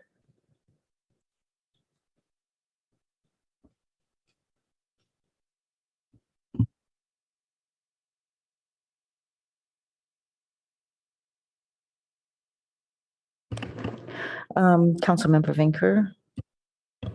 Yeah, that last amendment to say initiate just made me realize that item 4 that I was asking about with the creek setbacks says initiate 2024 or later. So we just talked about how it's going to be initiated this year. And so that sounds like it wouldn't be an add if we put it in there. Let me ask Director Late to confirm that. I believe that the council member, your observation is correct. So now, as I mentioned, I think we've reached the level of discomfort for our planning director. So I just want to acknowledge that. And then Director Late, let me ask you to confirm. So I thought I was done. What was this item that we're talking about now? Maybe I can say something more about it. So what I was trying to do was to confirm what we had discussed about before, because I'm very sensitive to the fact that it's getting uncomfortable. There's a lot of stuff. And I tried very hard not to add. So I didn't add my 10 or 4, but partly I didn't add 4 because I didn't want you to have to complete. Now we're back to the zoning changes on creek setbacks, item 4 on table 1. And I didn't want you to have to complete it by the end of the year because it sounded like that would be hard given the process required for zoning changes. However, I now notice that it says initiate zoning changes. And it sounds like you said you were already doing that. So it sounds like if we had that this year, it wouldn't be adding anything to your plate, but we wanted to check with you because of all the volume of things we've talked about. So is my understanding correct? Yeah, we would initiate item 4 this year. Yeah, was that what you said earlier? Yeah, I'm comfortable with that. And just, I mean, that 2024 or later checkbox is, there's a bit of a, wide berth in that, but I think we can, I don't have a problem initiating that this year. Okay, well, thank you very much, Director Late. And with that, maker and seconder, are you okay adding item 4? Yes, I am. Yes. Thank you. So perhaps we can add that to B. So that would be add number 4 and number 6, just numerical order. The manager and mayor, if I may, as I look at your motion and I see item number 9 on that list, on table 1, I just want to make sure that we have a shared understanding on that one. As I read that, this is the housing element work that we're doing. And by advancing the housing element, which is scheduled to come to you in May for your review, we will be effectively addressing that particular objective. If it is something different than that, then I guess I would need some additional clarification. That sounds good by me. Okay, thank you. Okay. I don't see any more. Oh my God. Councilmember Tanaka. Yeah, sorry. Actually, did you want to add the wireless thing that you talked about? If so, I'll second it.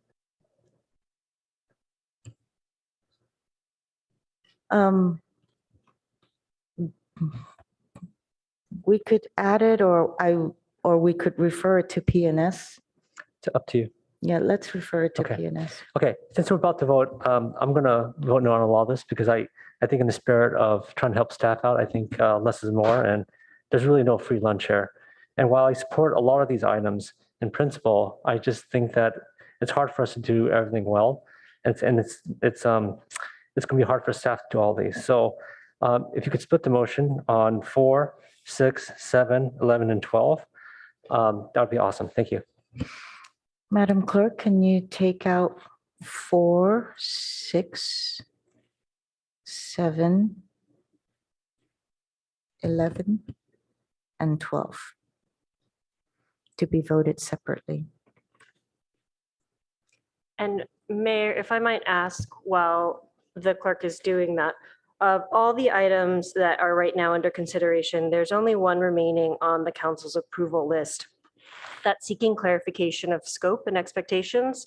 So similar along the lines of what Director Late just went over, as well as how Councilmember Lowing identified under the Housing Committee, kind of what that scope looks like.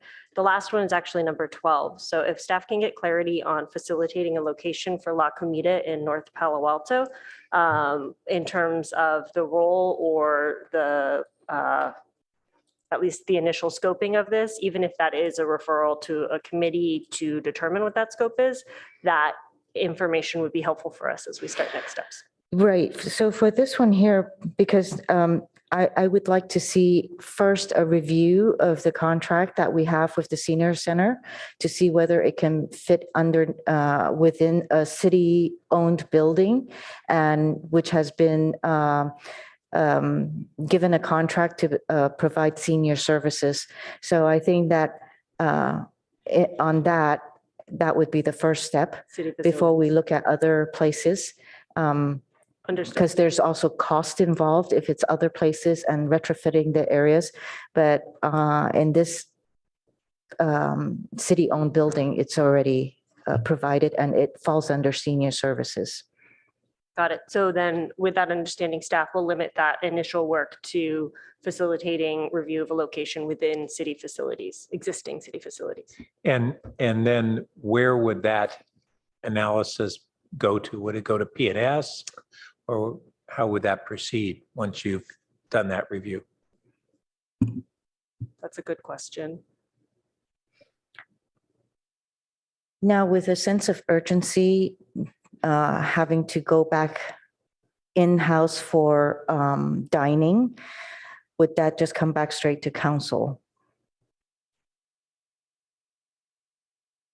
They would, I don't know then what would be what council would have to act on at that point in time if, yeah, I mean, there's going to be some negotiation.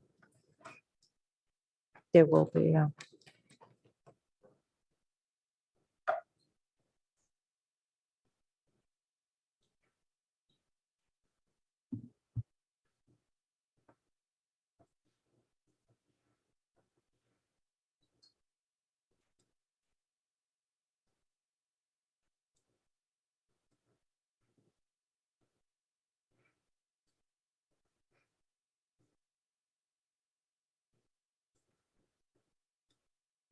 Well, I think, quite frankly, staff is unclear on what the work will be for us. And understanding effectively if. To me, I think that that might involve the city attorney's office in reviewing the contract and seeing whether services can be provided within the senior center under the contract that we have with them at this point. Thank you. So is it reporting back to council or? I think if council would let staff do that work and determine the best path forward and review with the mayor and vice mayor, that would be appreciated. Thank you. Thanks. Okay, I don't see any other lights.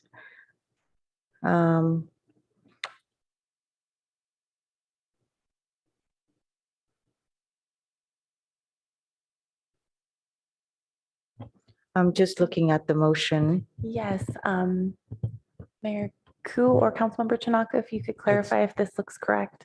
I don't think it was a second. I think it was the mayor agreed to split. Yeah, we're splitting the vote.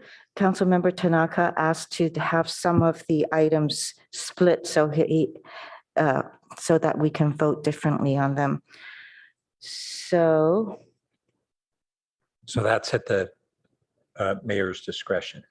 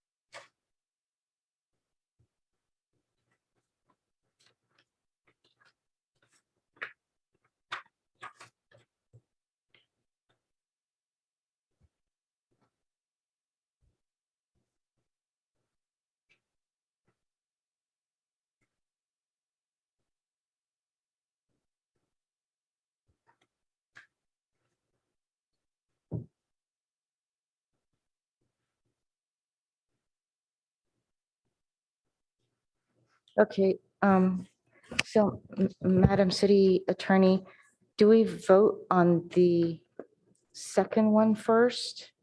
It doesn't This- matter. It doesn't matter. Okay. Madam Clerk, when you're ready to take the vote. Okay, we'll vote for the first part, which is for 2, 5, 8, 9, 13, and then also number 10 and number I. Councilmember Vinker, Yes. Councilmember Lowing, Yes. Vice Mayor Stone, Yes. Councilmember Tanaka, Yes. Mayor Ku, Yes. Councilmember Burt, Yes. Councilmember Lifcott-Hames. Yes. The motion passes 7-0. Now we'll vote on the second part, which is for items 7, 11, 12, and then 4 and 6. Vice Mayor Stone, Yes. Councilmember Burt, Yes. Councilmember Vinker, Yes. Councilmember Lifcott-Hames, Yes. Mayor Ku, Yes. Councilmember Tanaka, No. Councilmember Lowing. Yes. The motion carries 6-1. Thank you. So it is 10:30. And we have one more item, which is discussion and possible revision to 2023 standing committee topics. I want to ask council members, is it okay to move forward on this?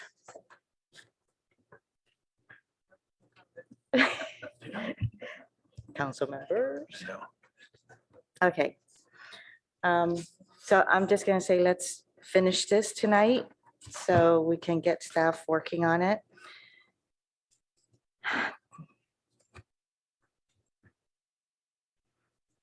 Do we have a staff presentation? Thank you, Council. Again, Kylie Nazay, Assistant City Manager, and Chantal Cotton-Gaines, our Deputy City Manager, is here with me. Ultimately, this item has been continued by this body a few times. So ultimately, there are, I should say, updated attachments on this staff report for both the tentative work plan for the Finance Committee as well as the Policy and Services Committee. And those have been updated with the referrals that the council has made since the last time this was produced. So that's primarily new referrals that the council has made in relationship to your council policies and procedures and items that the council has asked the PNS committee to review in further detail. I believe there might be one that we don't have on the attachment from last week from your Monday council meeting, but we will make sure that gets added, obviously, at that once we update these. So ultimately, these are before you for your review and approval of the work plans. Obviously, the dates are may be fluid as work process continues and things may change in terms of priorities or when staff work is ready. And so these are for your two primary standing committees, Finance Committee and your Policy and Services. And I think with that, Ed has one note. Yeah, I'll just pick up on your last item discussion that assuming you proceed with a housing ad hoc committee, that we would need to adjust the Policy and Services Committee work plan to remove the housing items. Okay, and just a clarification, I think we spoke about this earlier today at the CAO committee, that there is standing committees that is more than just PNS and finance. So we have the CAO as well as rail also. So so we can look and see what kind of referrals we want to do, and just to mention that. Okay. Any comments? Yeah, just one. Councilmember Lowy? I mentioned it earlier, but I think PNS says gas blowers, et cetera, which I don't see on here, so. I wrote that one down as you were discussing that in great. the last item. You have made quite a few recommendations and referrals to PNS. And so the ones that we didn't catch, we're catching and adding to the list. Okay. Thank you. Thank you. Let's go to public comments.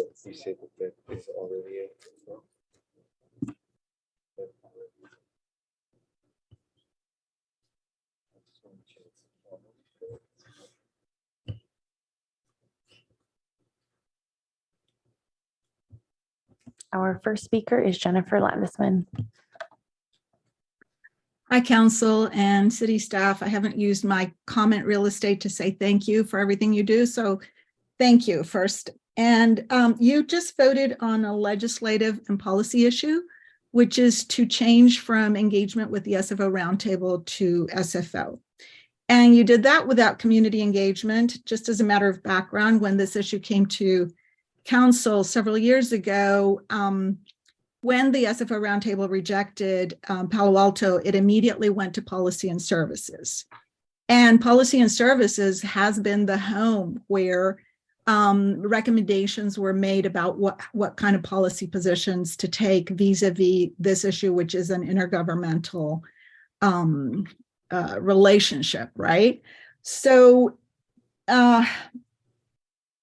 I don't think anybody understands what you were doing with the SFO roundtable. And certainly nobody really understands what exactly you'll be doing with SFO. And I say that because a lot of people, I mean, some people understand it, but some people disagree with the people who understand it.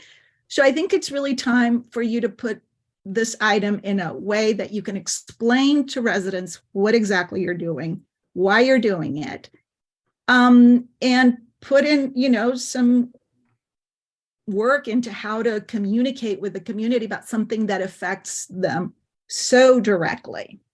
So, and that can actually impact them even more in the future. So I really don't see why the policy and services doesn't have an item that addresses this issue. It could be a perfect place. It's been a place, I mean, airplane noise has been in that committee, several times. And yeah, and just do a little bit more work on what you voted on today. Thank you. Our next speaker is Liz Gardner, followed by Aram James. Hi, thank you so much for having this item on the agenda. And I'm sorry for my little doggy barking here. I just, I spent a lot of my younger years in San Mateo in the Shoreview development, where there was a ton of airplane noise that came over the berm from the former San Mateo airport. And however, as I grew up in California over the last decades, housing is so critical. And I just wish the city would really kind of spell out the importance of this airplane noise over other priorities that are so critical to our quality of life, which is housing, our youth, mental health, the COVID pandemic, the economy. And I just want to, or reparations, or people of color, the redlining. So, could you guys just try to really explain what airplane noise has in conjunction with climate change and our quality of life? That said, I just am really trying to grapple with the importance of, what we have to deal with right now, which is housing and economics and those people suffering right now. Thank you. Our final speaker is Aram James. So I'm heartened by the fact that we're having a lot of discussion about low-income housing. And, again, we're going to have to deal with life moves. They don't pay the caseworkers sufficiently well, according to the articles. You guys are going to have to really dig deep, because you're not going to, you got to provide housing for the caseworkers, because from the article, they've got to come from way out of county. And if you're going to have any chance, because you saw so many of the people that were interviewed that were living at the Life's Moves project in Mountain View said get no counseling. They're being really offered illusory housing. It's not existing there. And then for them to stonewall the leadership that I mentioned earlier that came before the city council and was glowing when they wanted to sell the project, and now they don't want to respond. So we got to really dig deep on that. I would like to see in policies and services as well. You know, I've been giving you all a lot of information about AB 742. We want to try to make sure that police canines in the state are not biting individuals ever again. I did send you, it's only like 30 seconds, the summary of what Sergeant Sean Allen had to say in front of the Public Safety Committee back on March 21st. Really worth looking at. Equally well done by Ms. Wong from the ACLU. If you weren't against police canines potentially killing and maiming individuals before, once you dig deep on that, and I'm hoping that policies and services with all the other things I said about the systemically racist police force. I can't even get Benner to talk to me anymore on canines. Doesn't want to hear the facts, doesn't want to hear the facts on tasers. So, you know, we really have a problem with our police in Palo Alto, and it's a huge budget project. So let's get that on the Policies and Services Committee as well. Thank you so very much. All right, we'll bring it back to council. So if there's any referrals, please turn on your lights and let's get on with this. I think earlier we heard that there was library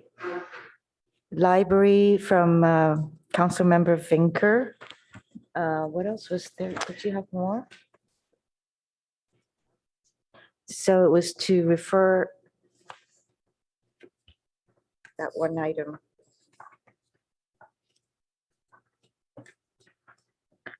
Downtown police. Okay, so there was evaluate funding and plan to return library services to pre-pandemic hours. Is that what you had? Yeah, to go through finance. And then there was also from Councilmember Tanaka, increase police foot and bike traffic in the downtown core to finance also. Yeah, I was just hoping that we could also include Cal Lab on that one as well. And to Cal Lab. Mayor, at the appropriate time, I'd like to comment. Yes, please. I believe in the case of the first two, those are referrals to the Finance Committee in the context of the proposed budget.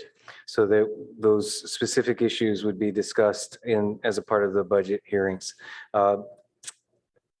Simply for the sake of discussion, if noting Councilmember Tanaka's noting California Avenue, we would need to, any other similar referrals might need some sense of scope so that staff could prepare the material that would be needed by the Finance Committee. Okay.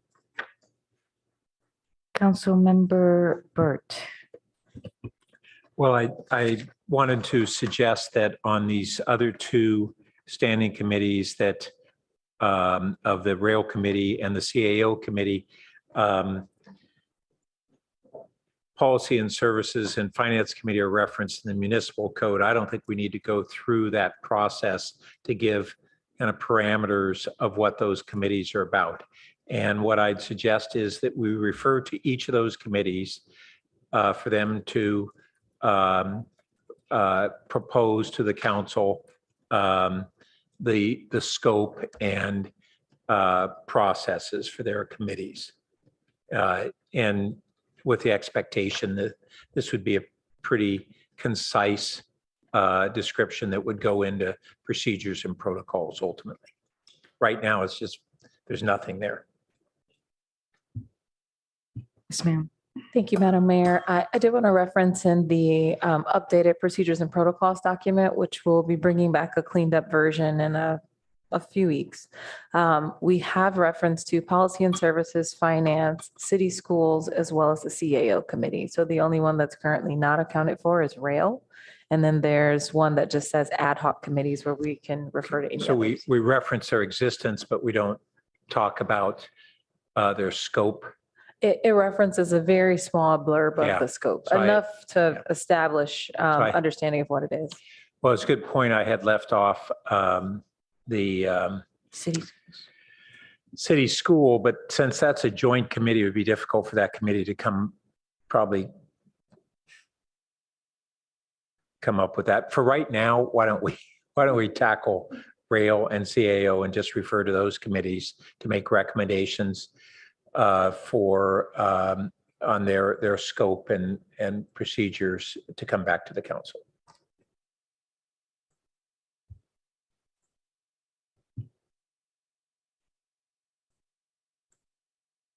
So I just want to mention, if we can you capture these, Mr. Clerk? And then we can kind of look at it. I believe you're headed toward a motion. I suspect that's the format sounds we may good. need. Right. So if you can capture it, and then somebody can make a motion. Well, we already had these others that had been referred, so are those captured? So we'd have, it would be approval of the staff recommendations with the addition of, and That was funding and plan to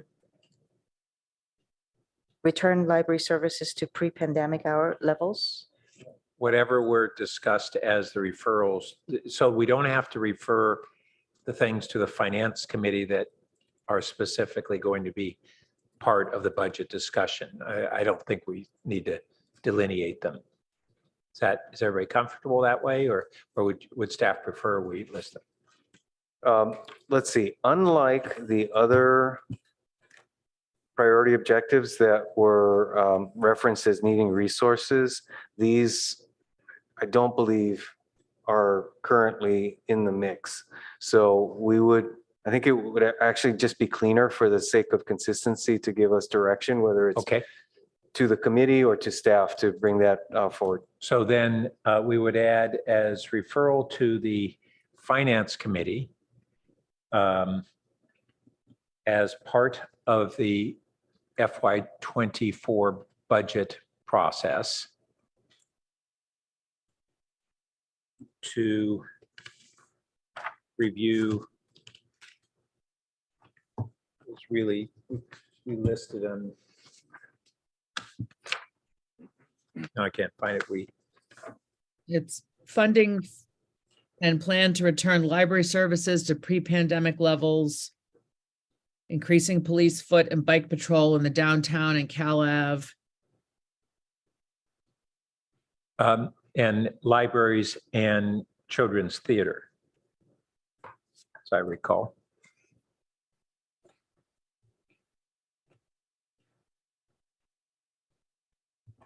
I'm sorry, can you repeat the part with the police?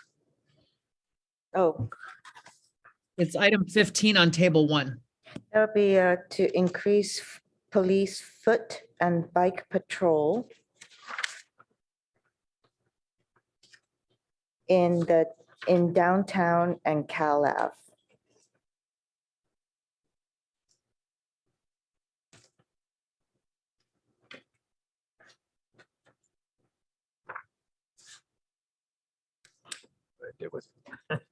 So, Councilmember Burt, are you making this motion? I'm attempting to, and this collectively, yeah. And I'm sorry, C should be part of B. Perhaps with an and. Yeah, or there we a go. comma. All right, and then we would move, well, I'll let clerk catch up there.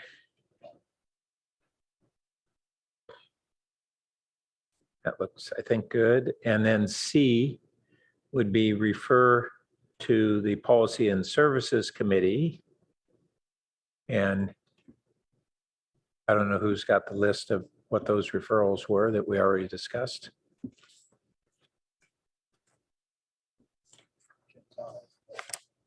Right. Chantel, did you have the list of things that we had discussed to refer to PNS? The referrals that I have related to policy and services were already given to the committee. Were you thinking of something in addition to that?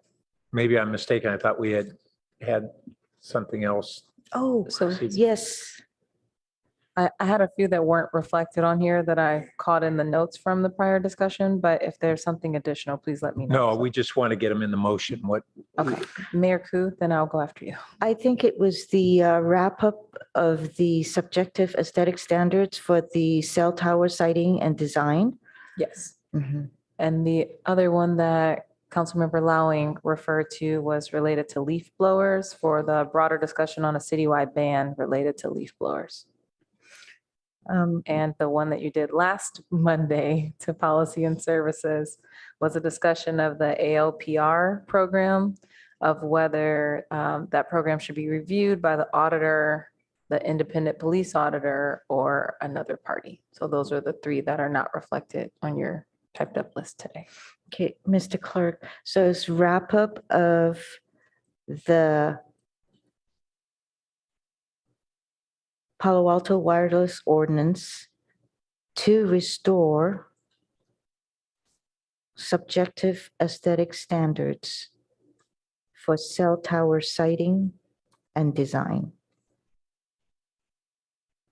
I'm sorry, of cell tower what in design? For cell tower siting and design. Then,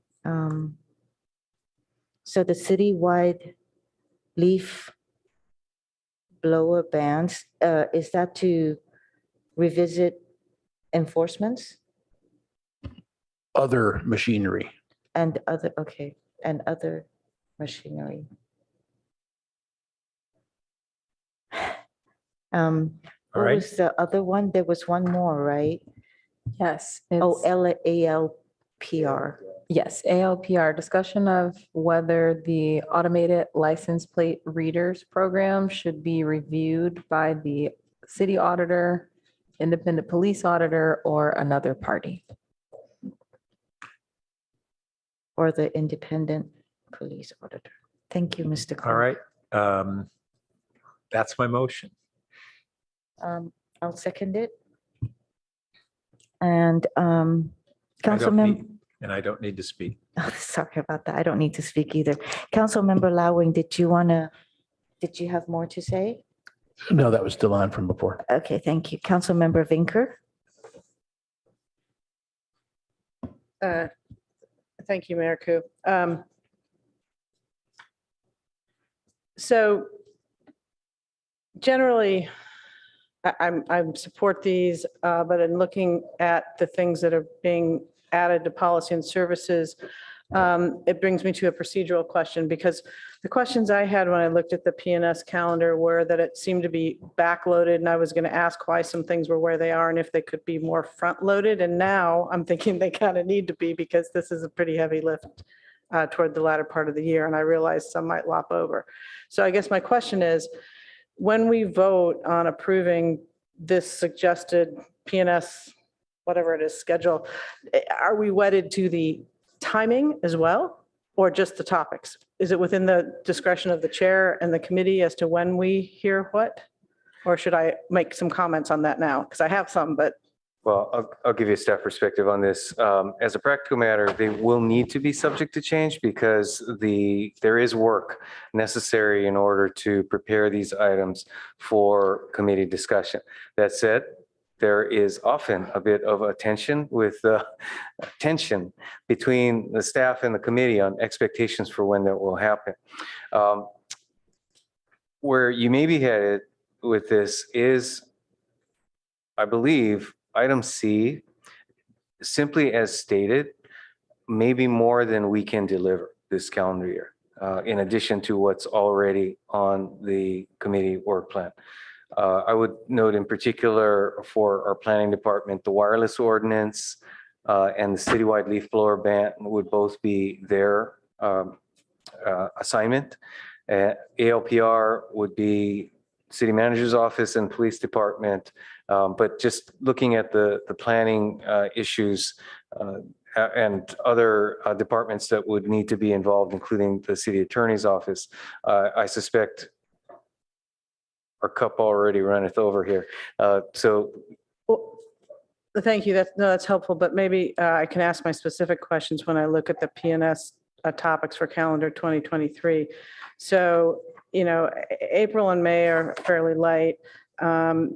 June has the rental registry that's moved from March. And why was that? well, let me respond directly to that. I think we're going to pull that entirely from the PNS work plan to be handled instead by the housing ad hoc. And in fact, that should also be added to the motion, to be clear. Okay. So then that relates, then my next comment was, so then we get to August and we have, the typical audit status report and update, again, procedures and protocols handbook discussion. This is the annual discussion for the next year. And only then do we get to the role of a council liaison, which is a March 20 council referral. Can we move that earlier, especially if we're going to pull the rental registry and just, kind of get on that? Because I don't think that would take a lot of stuff. Maybe it would, but that's a question. I'm trying to make room for some of these other things because the September one looks heavier that month. And I was wondering whether any of that can be moved to August. So those are the kinds of things that I was trying to figure out, because when I look at this, it seems like there's just a lot of listening to audit reports, which is important, but there's all these other things. It's a great question, Councilmember Vanker.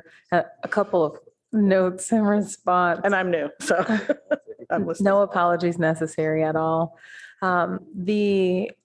The nature right now is we're catching up on some of the audit reports. So I think even the tentative amount that we have may not reflect the number that are coming through in the next few months. I'm working with the city auditor, so we have a better idea of scoping. This is kind of a tentative framing of it. But to your point, if there are items that are ready for the committee to discuss and do not require a lot of additional staff time, we can absolutely move those up. We work with the chair to set the actual agendas. We just want to make sure there's time to prepare whatever materials you need to have a useful conversation. I think on most of the referrals you've had from your procedures and protocols document, because you all have done such great work on that this year, you can take a lot of those topics without a ton of additional staff work. And so the one in particular that you pointed out, the role of the council liaison, I know there is interest in involving the committee, a board and commission chair. So we just wanted to make sure you had time to actually coordinate that. But other than that, that one could also be brought to committee sooner. Okay, well, thank you for that. I will leave it be then and assume we can do that offline and separate from here. Just wanting to help that committee have a balanced agenda. Thank you. Mayor, I realized that Mr. Shikata had raised this issue of the ad hoc. We pulled one housing item, but really we were referring to the housing ad hoc, the set of housing related programs. Should that be in this motion? It should be, yeah. Okay. So rather than remove, we'll just instead, can we simply say refer to the to be formed city council ad hoc on housing, all housing items in the work plan? Is that captured? Okay. So instead of D, it's just refer all housing related items in the work plan to the upcoming city council ad hoc housing committee. And just for council awareness, there's about 4 or 5 that are on the policy and services work plan. Thank you. So that kind of pulls that off their agenda, less items. Before I go to Councilmember Lithcott Hames, I also want to say there is some backed up work from at policy and services at this point, right? With some of the audits that are backed up. And I see that there's also recent race and equity work since late 2022. So that would be a report that is ready to be reported. I do have to say I have some concerns of the many meetings that has been canceled.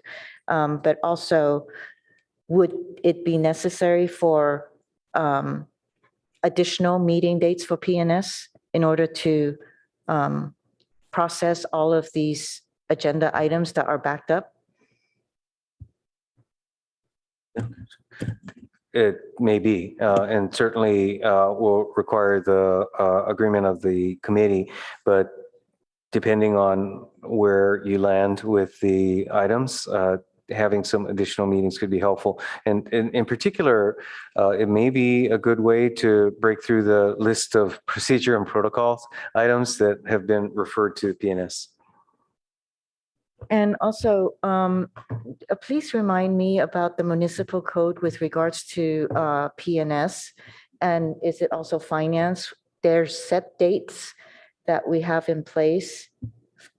Yes, I believe it's the first and third, and then the second, or something like that. First and third, I believe, for the Finance Committee, and second Tuesday for the PNS Committee. So any meeting held outside of those dates are special meetings. Okay, thank you. Councilmember Lifecut-Haynes. Thank you, Madam Mayor. I wonder if item D really is supposed to belong to C because it's related to PNS. So I think it either needs to say refer all housing related items in the policy and services work plan to the upcoming city council ad hoc, or it needs to be folded into C somehow, since that entire paragraph is about PNS.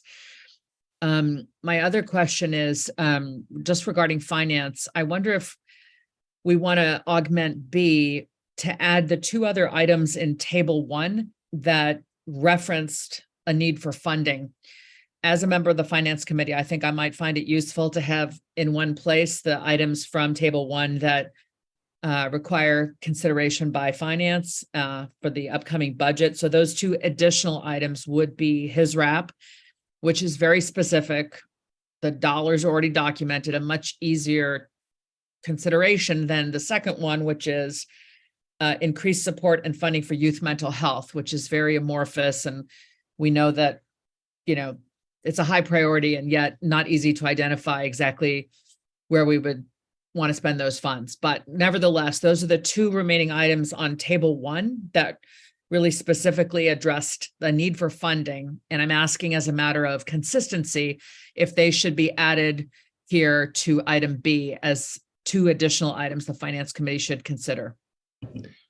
So I would certainly be comfortable with the first one. And then on the, I'm interested in the youth mental health being a referral too, but all the others are already identified as items that staff has intended to have as part of the budget proposal.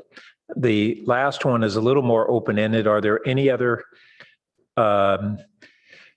prospective budget expenditures that staff has identified that would be related to additional programs for youth mental health that we're already planning to be alternatives coming to the Finance Committee?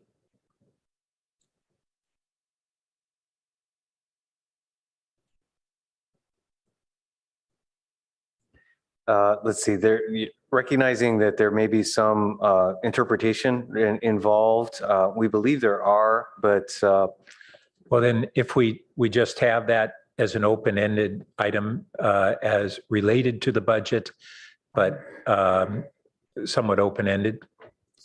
It may be, Councilmember Burt, it may be simply that it helps inform us around, you know, anything that gets augmented on his wrap, for example, because there are definitely. Well, we've already got his rep, but there may be other areas. So let's go ahead. I think if staff's okay on adding that as well under, so under B, we want to add the, sorry, it's getting late. What was the his rep funding increase and funding for youth mental health. Yeah. My point was just that it might even though youth mental health is this big bucket we haven't yet identified, it may assist us as we look specifically at his wrap and figuring out what to do, to remember that youth mental health is an element of the his wrap request, and we may find opportunities there. Well, that could be a part of it, but I don't want to limit it to that. No, Okay. I don't either. I'm just saying why I'm trying to make the case for. I got it. The case is made. We already got it in there. It's in the motion. Right. So I just want to make sure that number 2, so there's increase in HISRAP funding as well as funding for youth mental health, right? It's 2 different. So it's either, those are items 3 and 4. Police and foot and bike patrol is item 2. Yeah, I don't know that I'd put them numerically unless we're going to break them all up. They can just be commas. I'd take out the 1, 2, and 3 because there are other kind of sub topics that are in there too.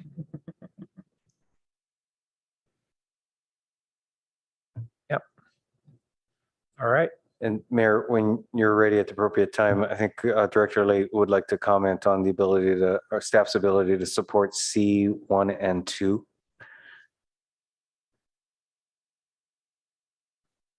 You wanted to comment on that? Yes. Okay, Director Late, would you like to comment on staff's ability to support the PNS committee's work on C1 and 2?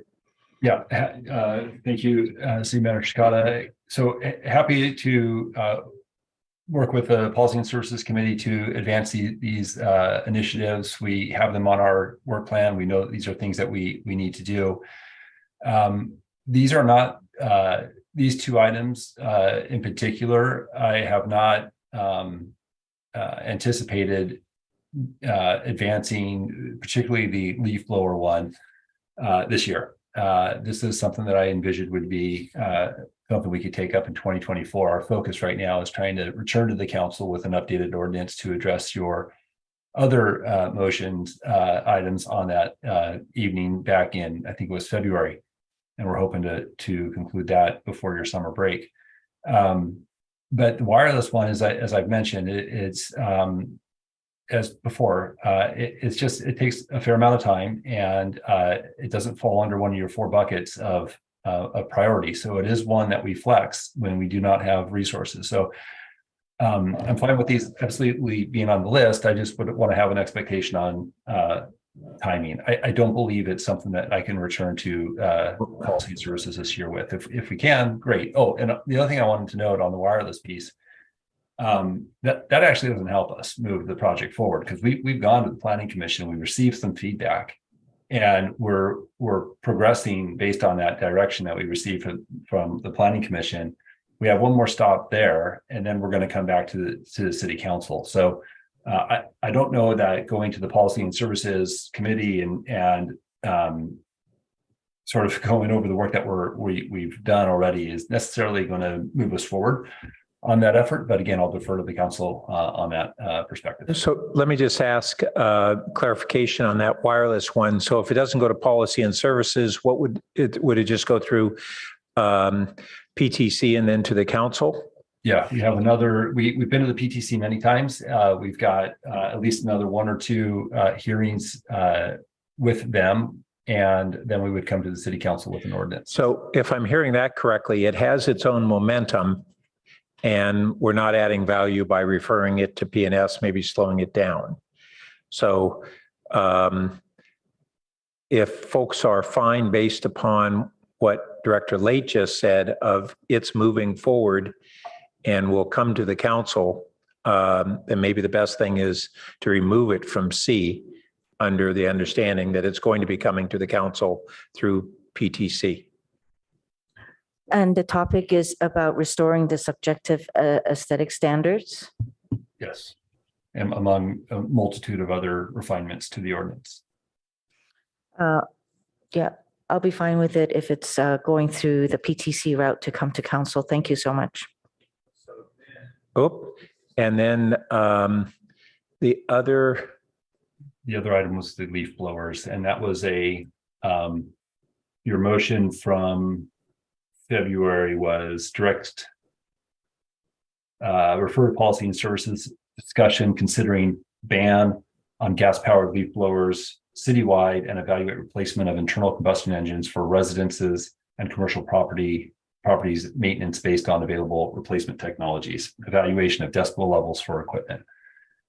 There's that's a small but mighty paragraph of work. So you're basically saying that you don't think you could get that to P&S this year. Is that what you're saying? Correct. Okay. Yes, so then if we then put that one under C, but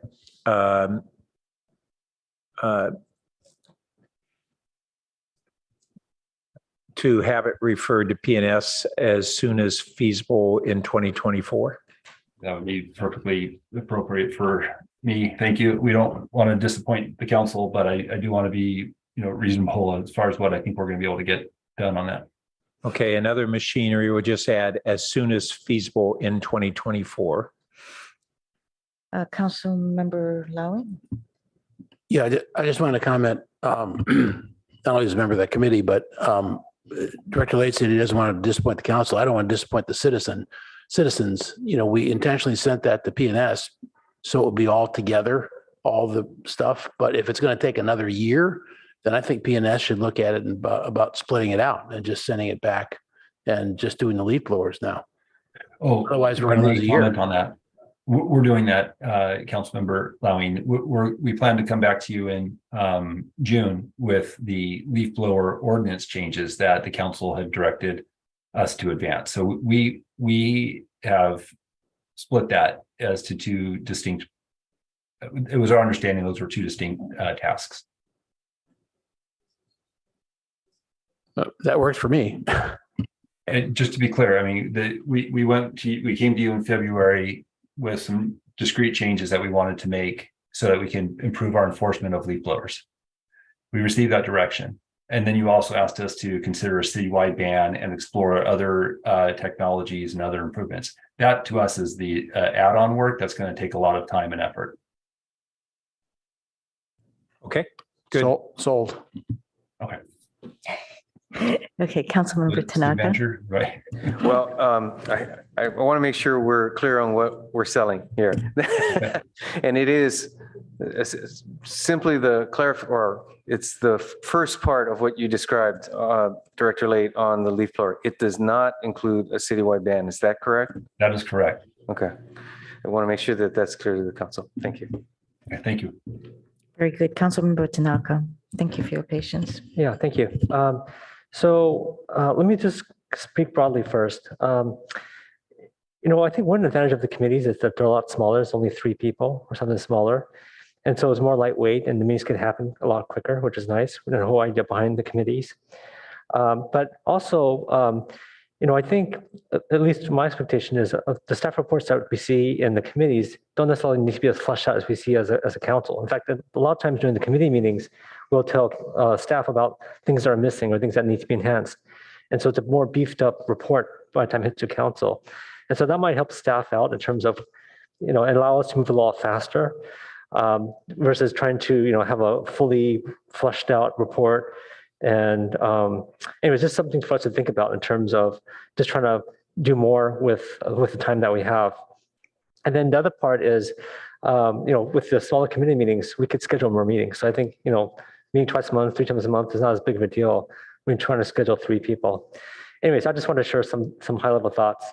I did capture a couple things that we talked about during the retreat, but I didn't see it on here, or maybe it's on here, I just missed it. One of them is the hydro rate.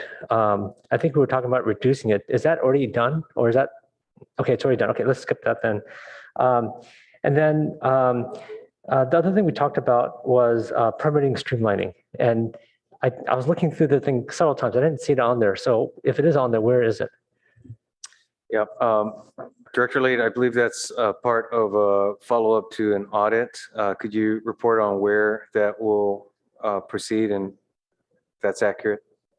Yeah, I know it was a topic that came up. I don't know that it ultimately got folded into the motion. So that's something maybe the city clerk can help us track down. But there are a number of streamlining initiatives that are currently underway. And, in large part based on an audit that the city council had reviewed and endorsed, I think it was October-ish last year.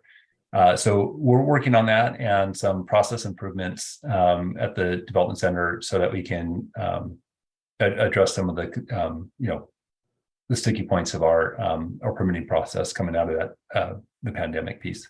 Okay, so should that be number 3 then on 3C then?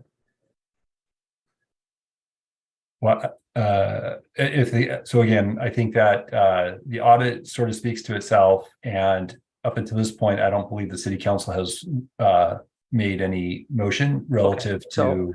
Okay, I'd like to make the motion then that we have PNS review permit streamlining because there's people trying to fill in empty retail vacancies and they're having trouble, and I think we should try to help them if we can. I don't know if the maker or second would be open to that. If it's helpful, Councilmember Tanaka, do want to clarify that we do expect we will get regular updates on audit findings or audit recommendations back to PNS. So in fact, I think what you're referring to will already be coming to you as a part of that report out. Oh, what month was that in? Because I looked at the page, I didn't see it here. Chantal, wasn't that in August or something? The quarterly. Isn't it item C in the economic recovery? Yeah. The quarterly audit status updates, we have to verify this timing specifically from the city auditor, but we pretty much have them. The first one is around June, unless she had one ready before that. And then the one after that was October. Okay, because Estimated. I think there's the audit, but there's just implementation of trying to, either get more staffing or get better processes or a combination of both. That is the essence of the audit recommendations will cite specific actions to be taken, and this quarterly update will report out on the actions we have subsequently taken. Okay, it's not listed here, so. It's in the a subset. council priorities and objectives. Is that where it is? It's actually on packet page number 207. If you look, this is the policy and services tentative topics for calendar year 23. In June, the first item there is the quarterly audit status report. Oh man, it's really vague.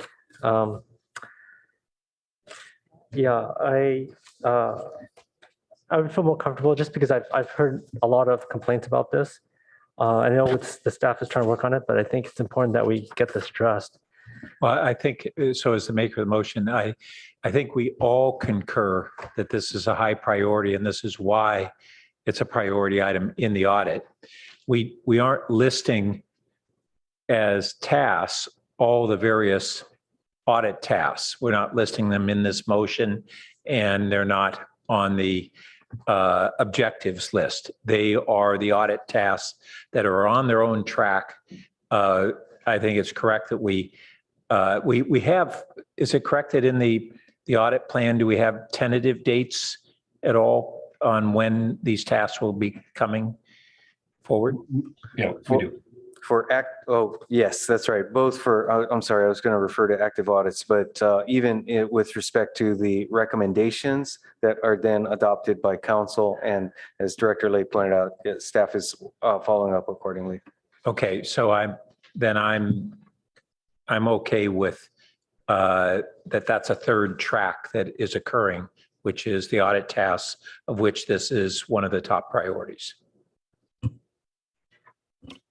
Are you looking to add that in there? No, I think because it's in the audit task list, it would be redundant. Okay. And I wouldn't want to go down the path of starting to take every one of the audit tasks and building them in to the motion tonight. Okay. Councilmember Tanaka, do you have more? Yeah, I have 2 quick ones. And these are ones that we haven't necessarily discussed. So I don't know if there'll be support for it or not.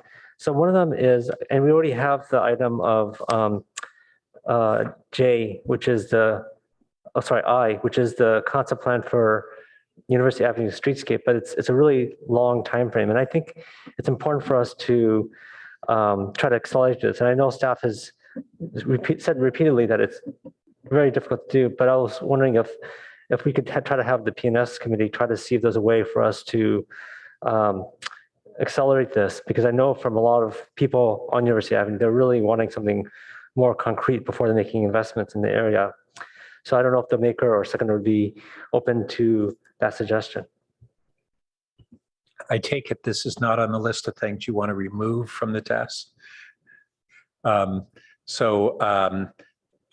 think many of us share that interest in trying to move that ball forward more quickly, but we've just gone through this whole process this evening on struggling on what can be accomplished in this fiscal year, and I think we settled on these outcomes. So the answer would be I wouldn't want to carve it out and at this hour attempt to. Okay, the last one here is, and you know, I've had several office hours on this, but some portion of our community is concerned about the tasers and attack dogs, and I think this would be another good topic for PNS to look at.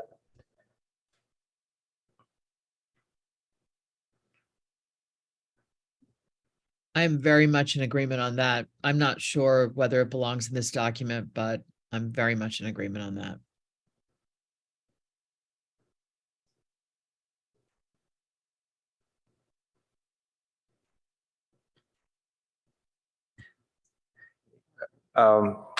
Certainly invite the police chief to comment on this if he'd like to, but that said, let me suggest that the K9 unit is a budgetary program.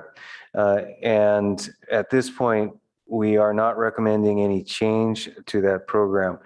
With respect to the policies and operational policies related to K9s, it's not directly, I believe, a part of our race and equity work plan, but we do have a race and equity report that will be coming to the PNS committee, I believe next in April. So would that report be agendized in a way that would allow this discussion? Fair question. Right, yeah. So currently it is not a part of the race and equity work plan. So I think to be consistent, I would say it should be a referral from the council. In that case, then we'd add a number 3 to C, which would be, I don't want to be prescriptive here, but it would be canine practices by the police department, and that would enable various alternatives to be discussed. Can we do that K9/taser? K9/what? Taser. Tasers. Oh, and taser. Let's see again. Let's see. Is our police chief on?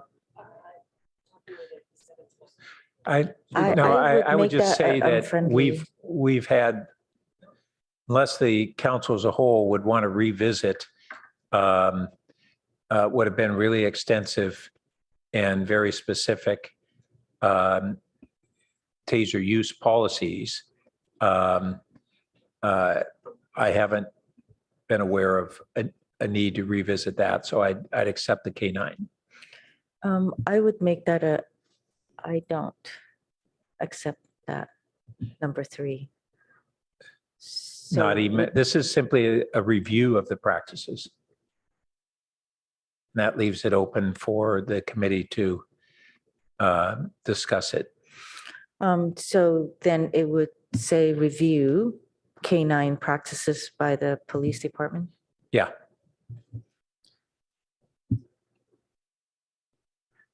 I would, Ask how much staff prep that would take. This is 2023. Oh, your microphone. Hit the wrong.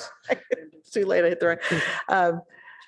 online. I was just going to ask, I mean, I think that is a topic that should be handled thoroughly, carefully, appropriately. And we just talked about, I mean, this is adding on to the workload. I'm sorry, I can't, it's late. I'm not articulate anymore. Just want to make sure it's well I think you made your done point, yes. if we're doing it in 2023. Yes, and I appreciate that sensitivity. Our police chief is available to join in the conversation, so I'll ask him to comment in a moment. I would note for the council that as noted, as items are brought forward to committees, they are often used for the purpose of developing a recommendation to the full council. I'm not sure that this approach would accomplish that goal unless it is similarly anticipated that there would be some type of evaluation that would be conducted in conjunction with this review. Another option to consider would be to consult with the independent police auditor, where you will have hopefully a discussion with the IPA coming up shortly. So with that, Chief Bender, would you like to add any additional comments? Yeah, well, actually, good evening, council. It's nice to see you again. I agree with the city manager in that in the summer of 2020, we began the conversations on police reform. I believe it was within that year that we revised extensively our K-9 program. We know that as part of that work with the our ad hoc committees over that summer of 2020 and the increased scope of services with our independent police auditor, that they are reviewing. They're aware of our K-9 policy. They've commented on it. I believe they are reviewing all our K-9 incidents as well as our taser incidents, which they have been doing since 2006. And they should be coming to us shortly with their next report, and that might be the best opportunity to ask them about either one of these topics. So then we would have that report, and would that meeting with the IPA be agendized in a way that if the council majority wanted to refer a review of one or both of these, they could do so based upon that report? Councilmember Burt, you said one or both? One or both, meaning K-9 or taser. Understood. Yes, the council scope with the IPA, I believe now does include an annual special study, as may be desirable by the council. And I don't know that there's an obstacle to that coming up in this next. Okay, well, as long as it would be agendized in a way that would enable the council to refer it, if they chose to do so, then then I would remove 3. Thank you.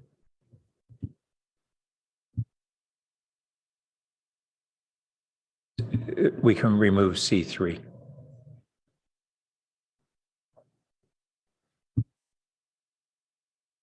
All right, Councilmember Vinker. Or did you not turn on your light? Which is That was what I was. Yeah, okay. number 4, sorry. All right, I don't see any more lights. Shall we go ahead and vote, please? Please. Councilmember Burt, Yes.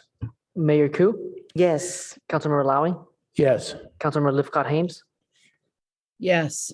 Vice Mayor Stone, Yes. Councilmember Tanaka, Yes. Councilmember Vinker. Yes. The motion carries 7-0. Awesome, thank you. So now we move to council member questions, comments, and announcements. No lights. Councilmember Liscott-Haynes says. Oh, Councilmember Lifcott-Hames. Thank you, Madam Mayor. I know it's late. I'm here in Minnesota. It's late here too. But there's something I'd like to inform the Palo Alto community about. It's an issue that I've been working on. As many of you know, I'm a published author of nonfiction books. This is my job. It is my work. It is how I support my family. As part of my work, I give book talks and conduct workshops around the country and in other countries with parents and youth and educators and broader communities to promote my books and discuss issues related to parenting, youth development, race, and identity. This is a third career for me after practicing law and serving as a senior administrator in higher education. And I've been delighted by the success of this career, which has included one of my books being included for some weeks on the New York Times bestseller list and being invited to be a speaker for the TED organization. I'm saying all of this because when I was elected to the City Council, I requested confirmation from the Fair Political Practice Commission that the state's rule restricting honoraria for local public officials, which is intended to prevent elected officials from profiting off of their public service, did not prevent me from continuing with my longstanding work with parents, educators, youth, and other audiences. I have just received the initial response from the FPPC staff. The staff asserts that the honorarium rule does apply to my business. The staff concludes that going forward, I will need to adjust my professional activities so that my book talks and workshops are no more than 50% of my business. I am working with my legal advisor to consider options and next steps. This could include a request to the Fair Political Practices Commission to look at the issue, which likely impacts other California elected officials who have legitimate businesses unrelated to their public service that involve public speaking. I want to assure everyone that this issue does not call into question any of council's decisions or the votes that I have taken. I will keep the public and my colleagues and the staff informed as this matter moves forward. Thank you. Thank you, Councilmember Lithcott-Hames. All right, I don't see any other lights, so we're adjourned. Thank you.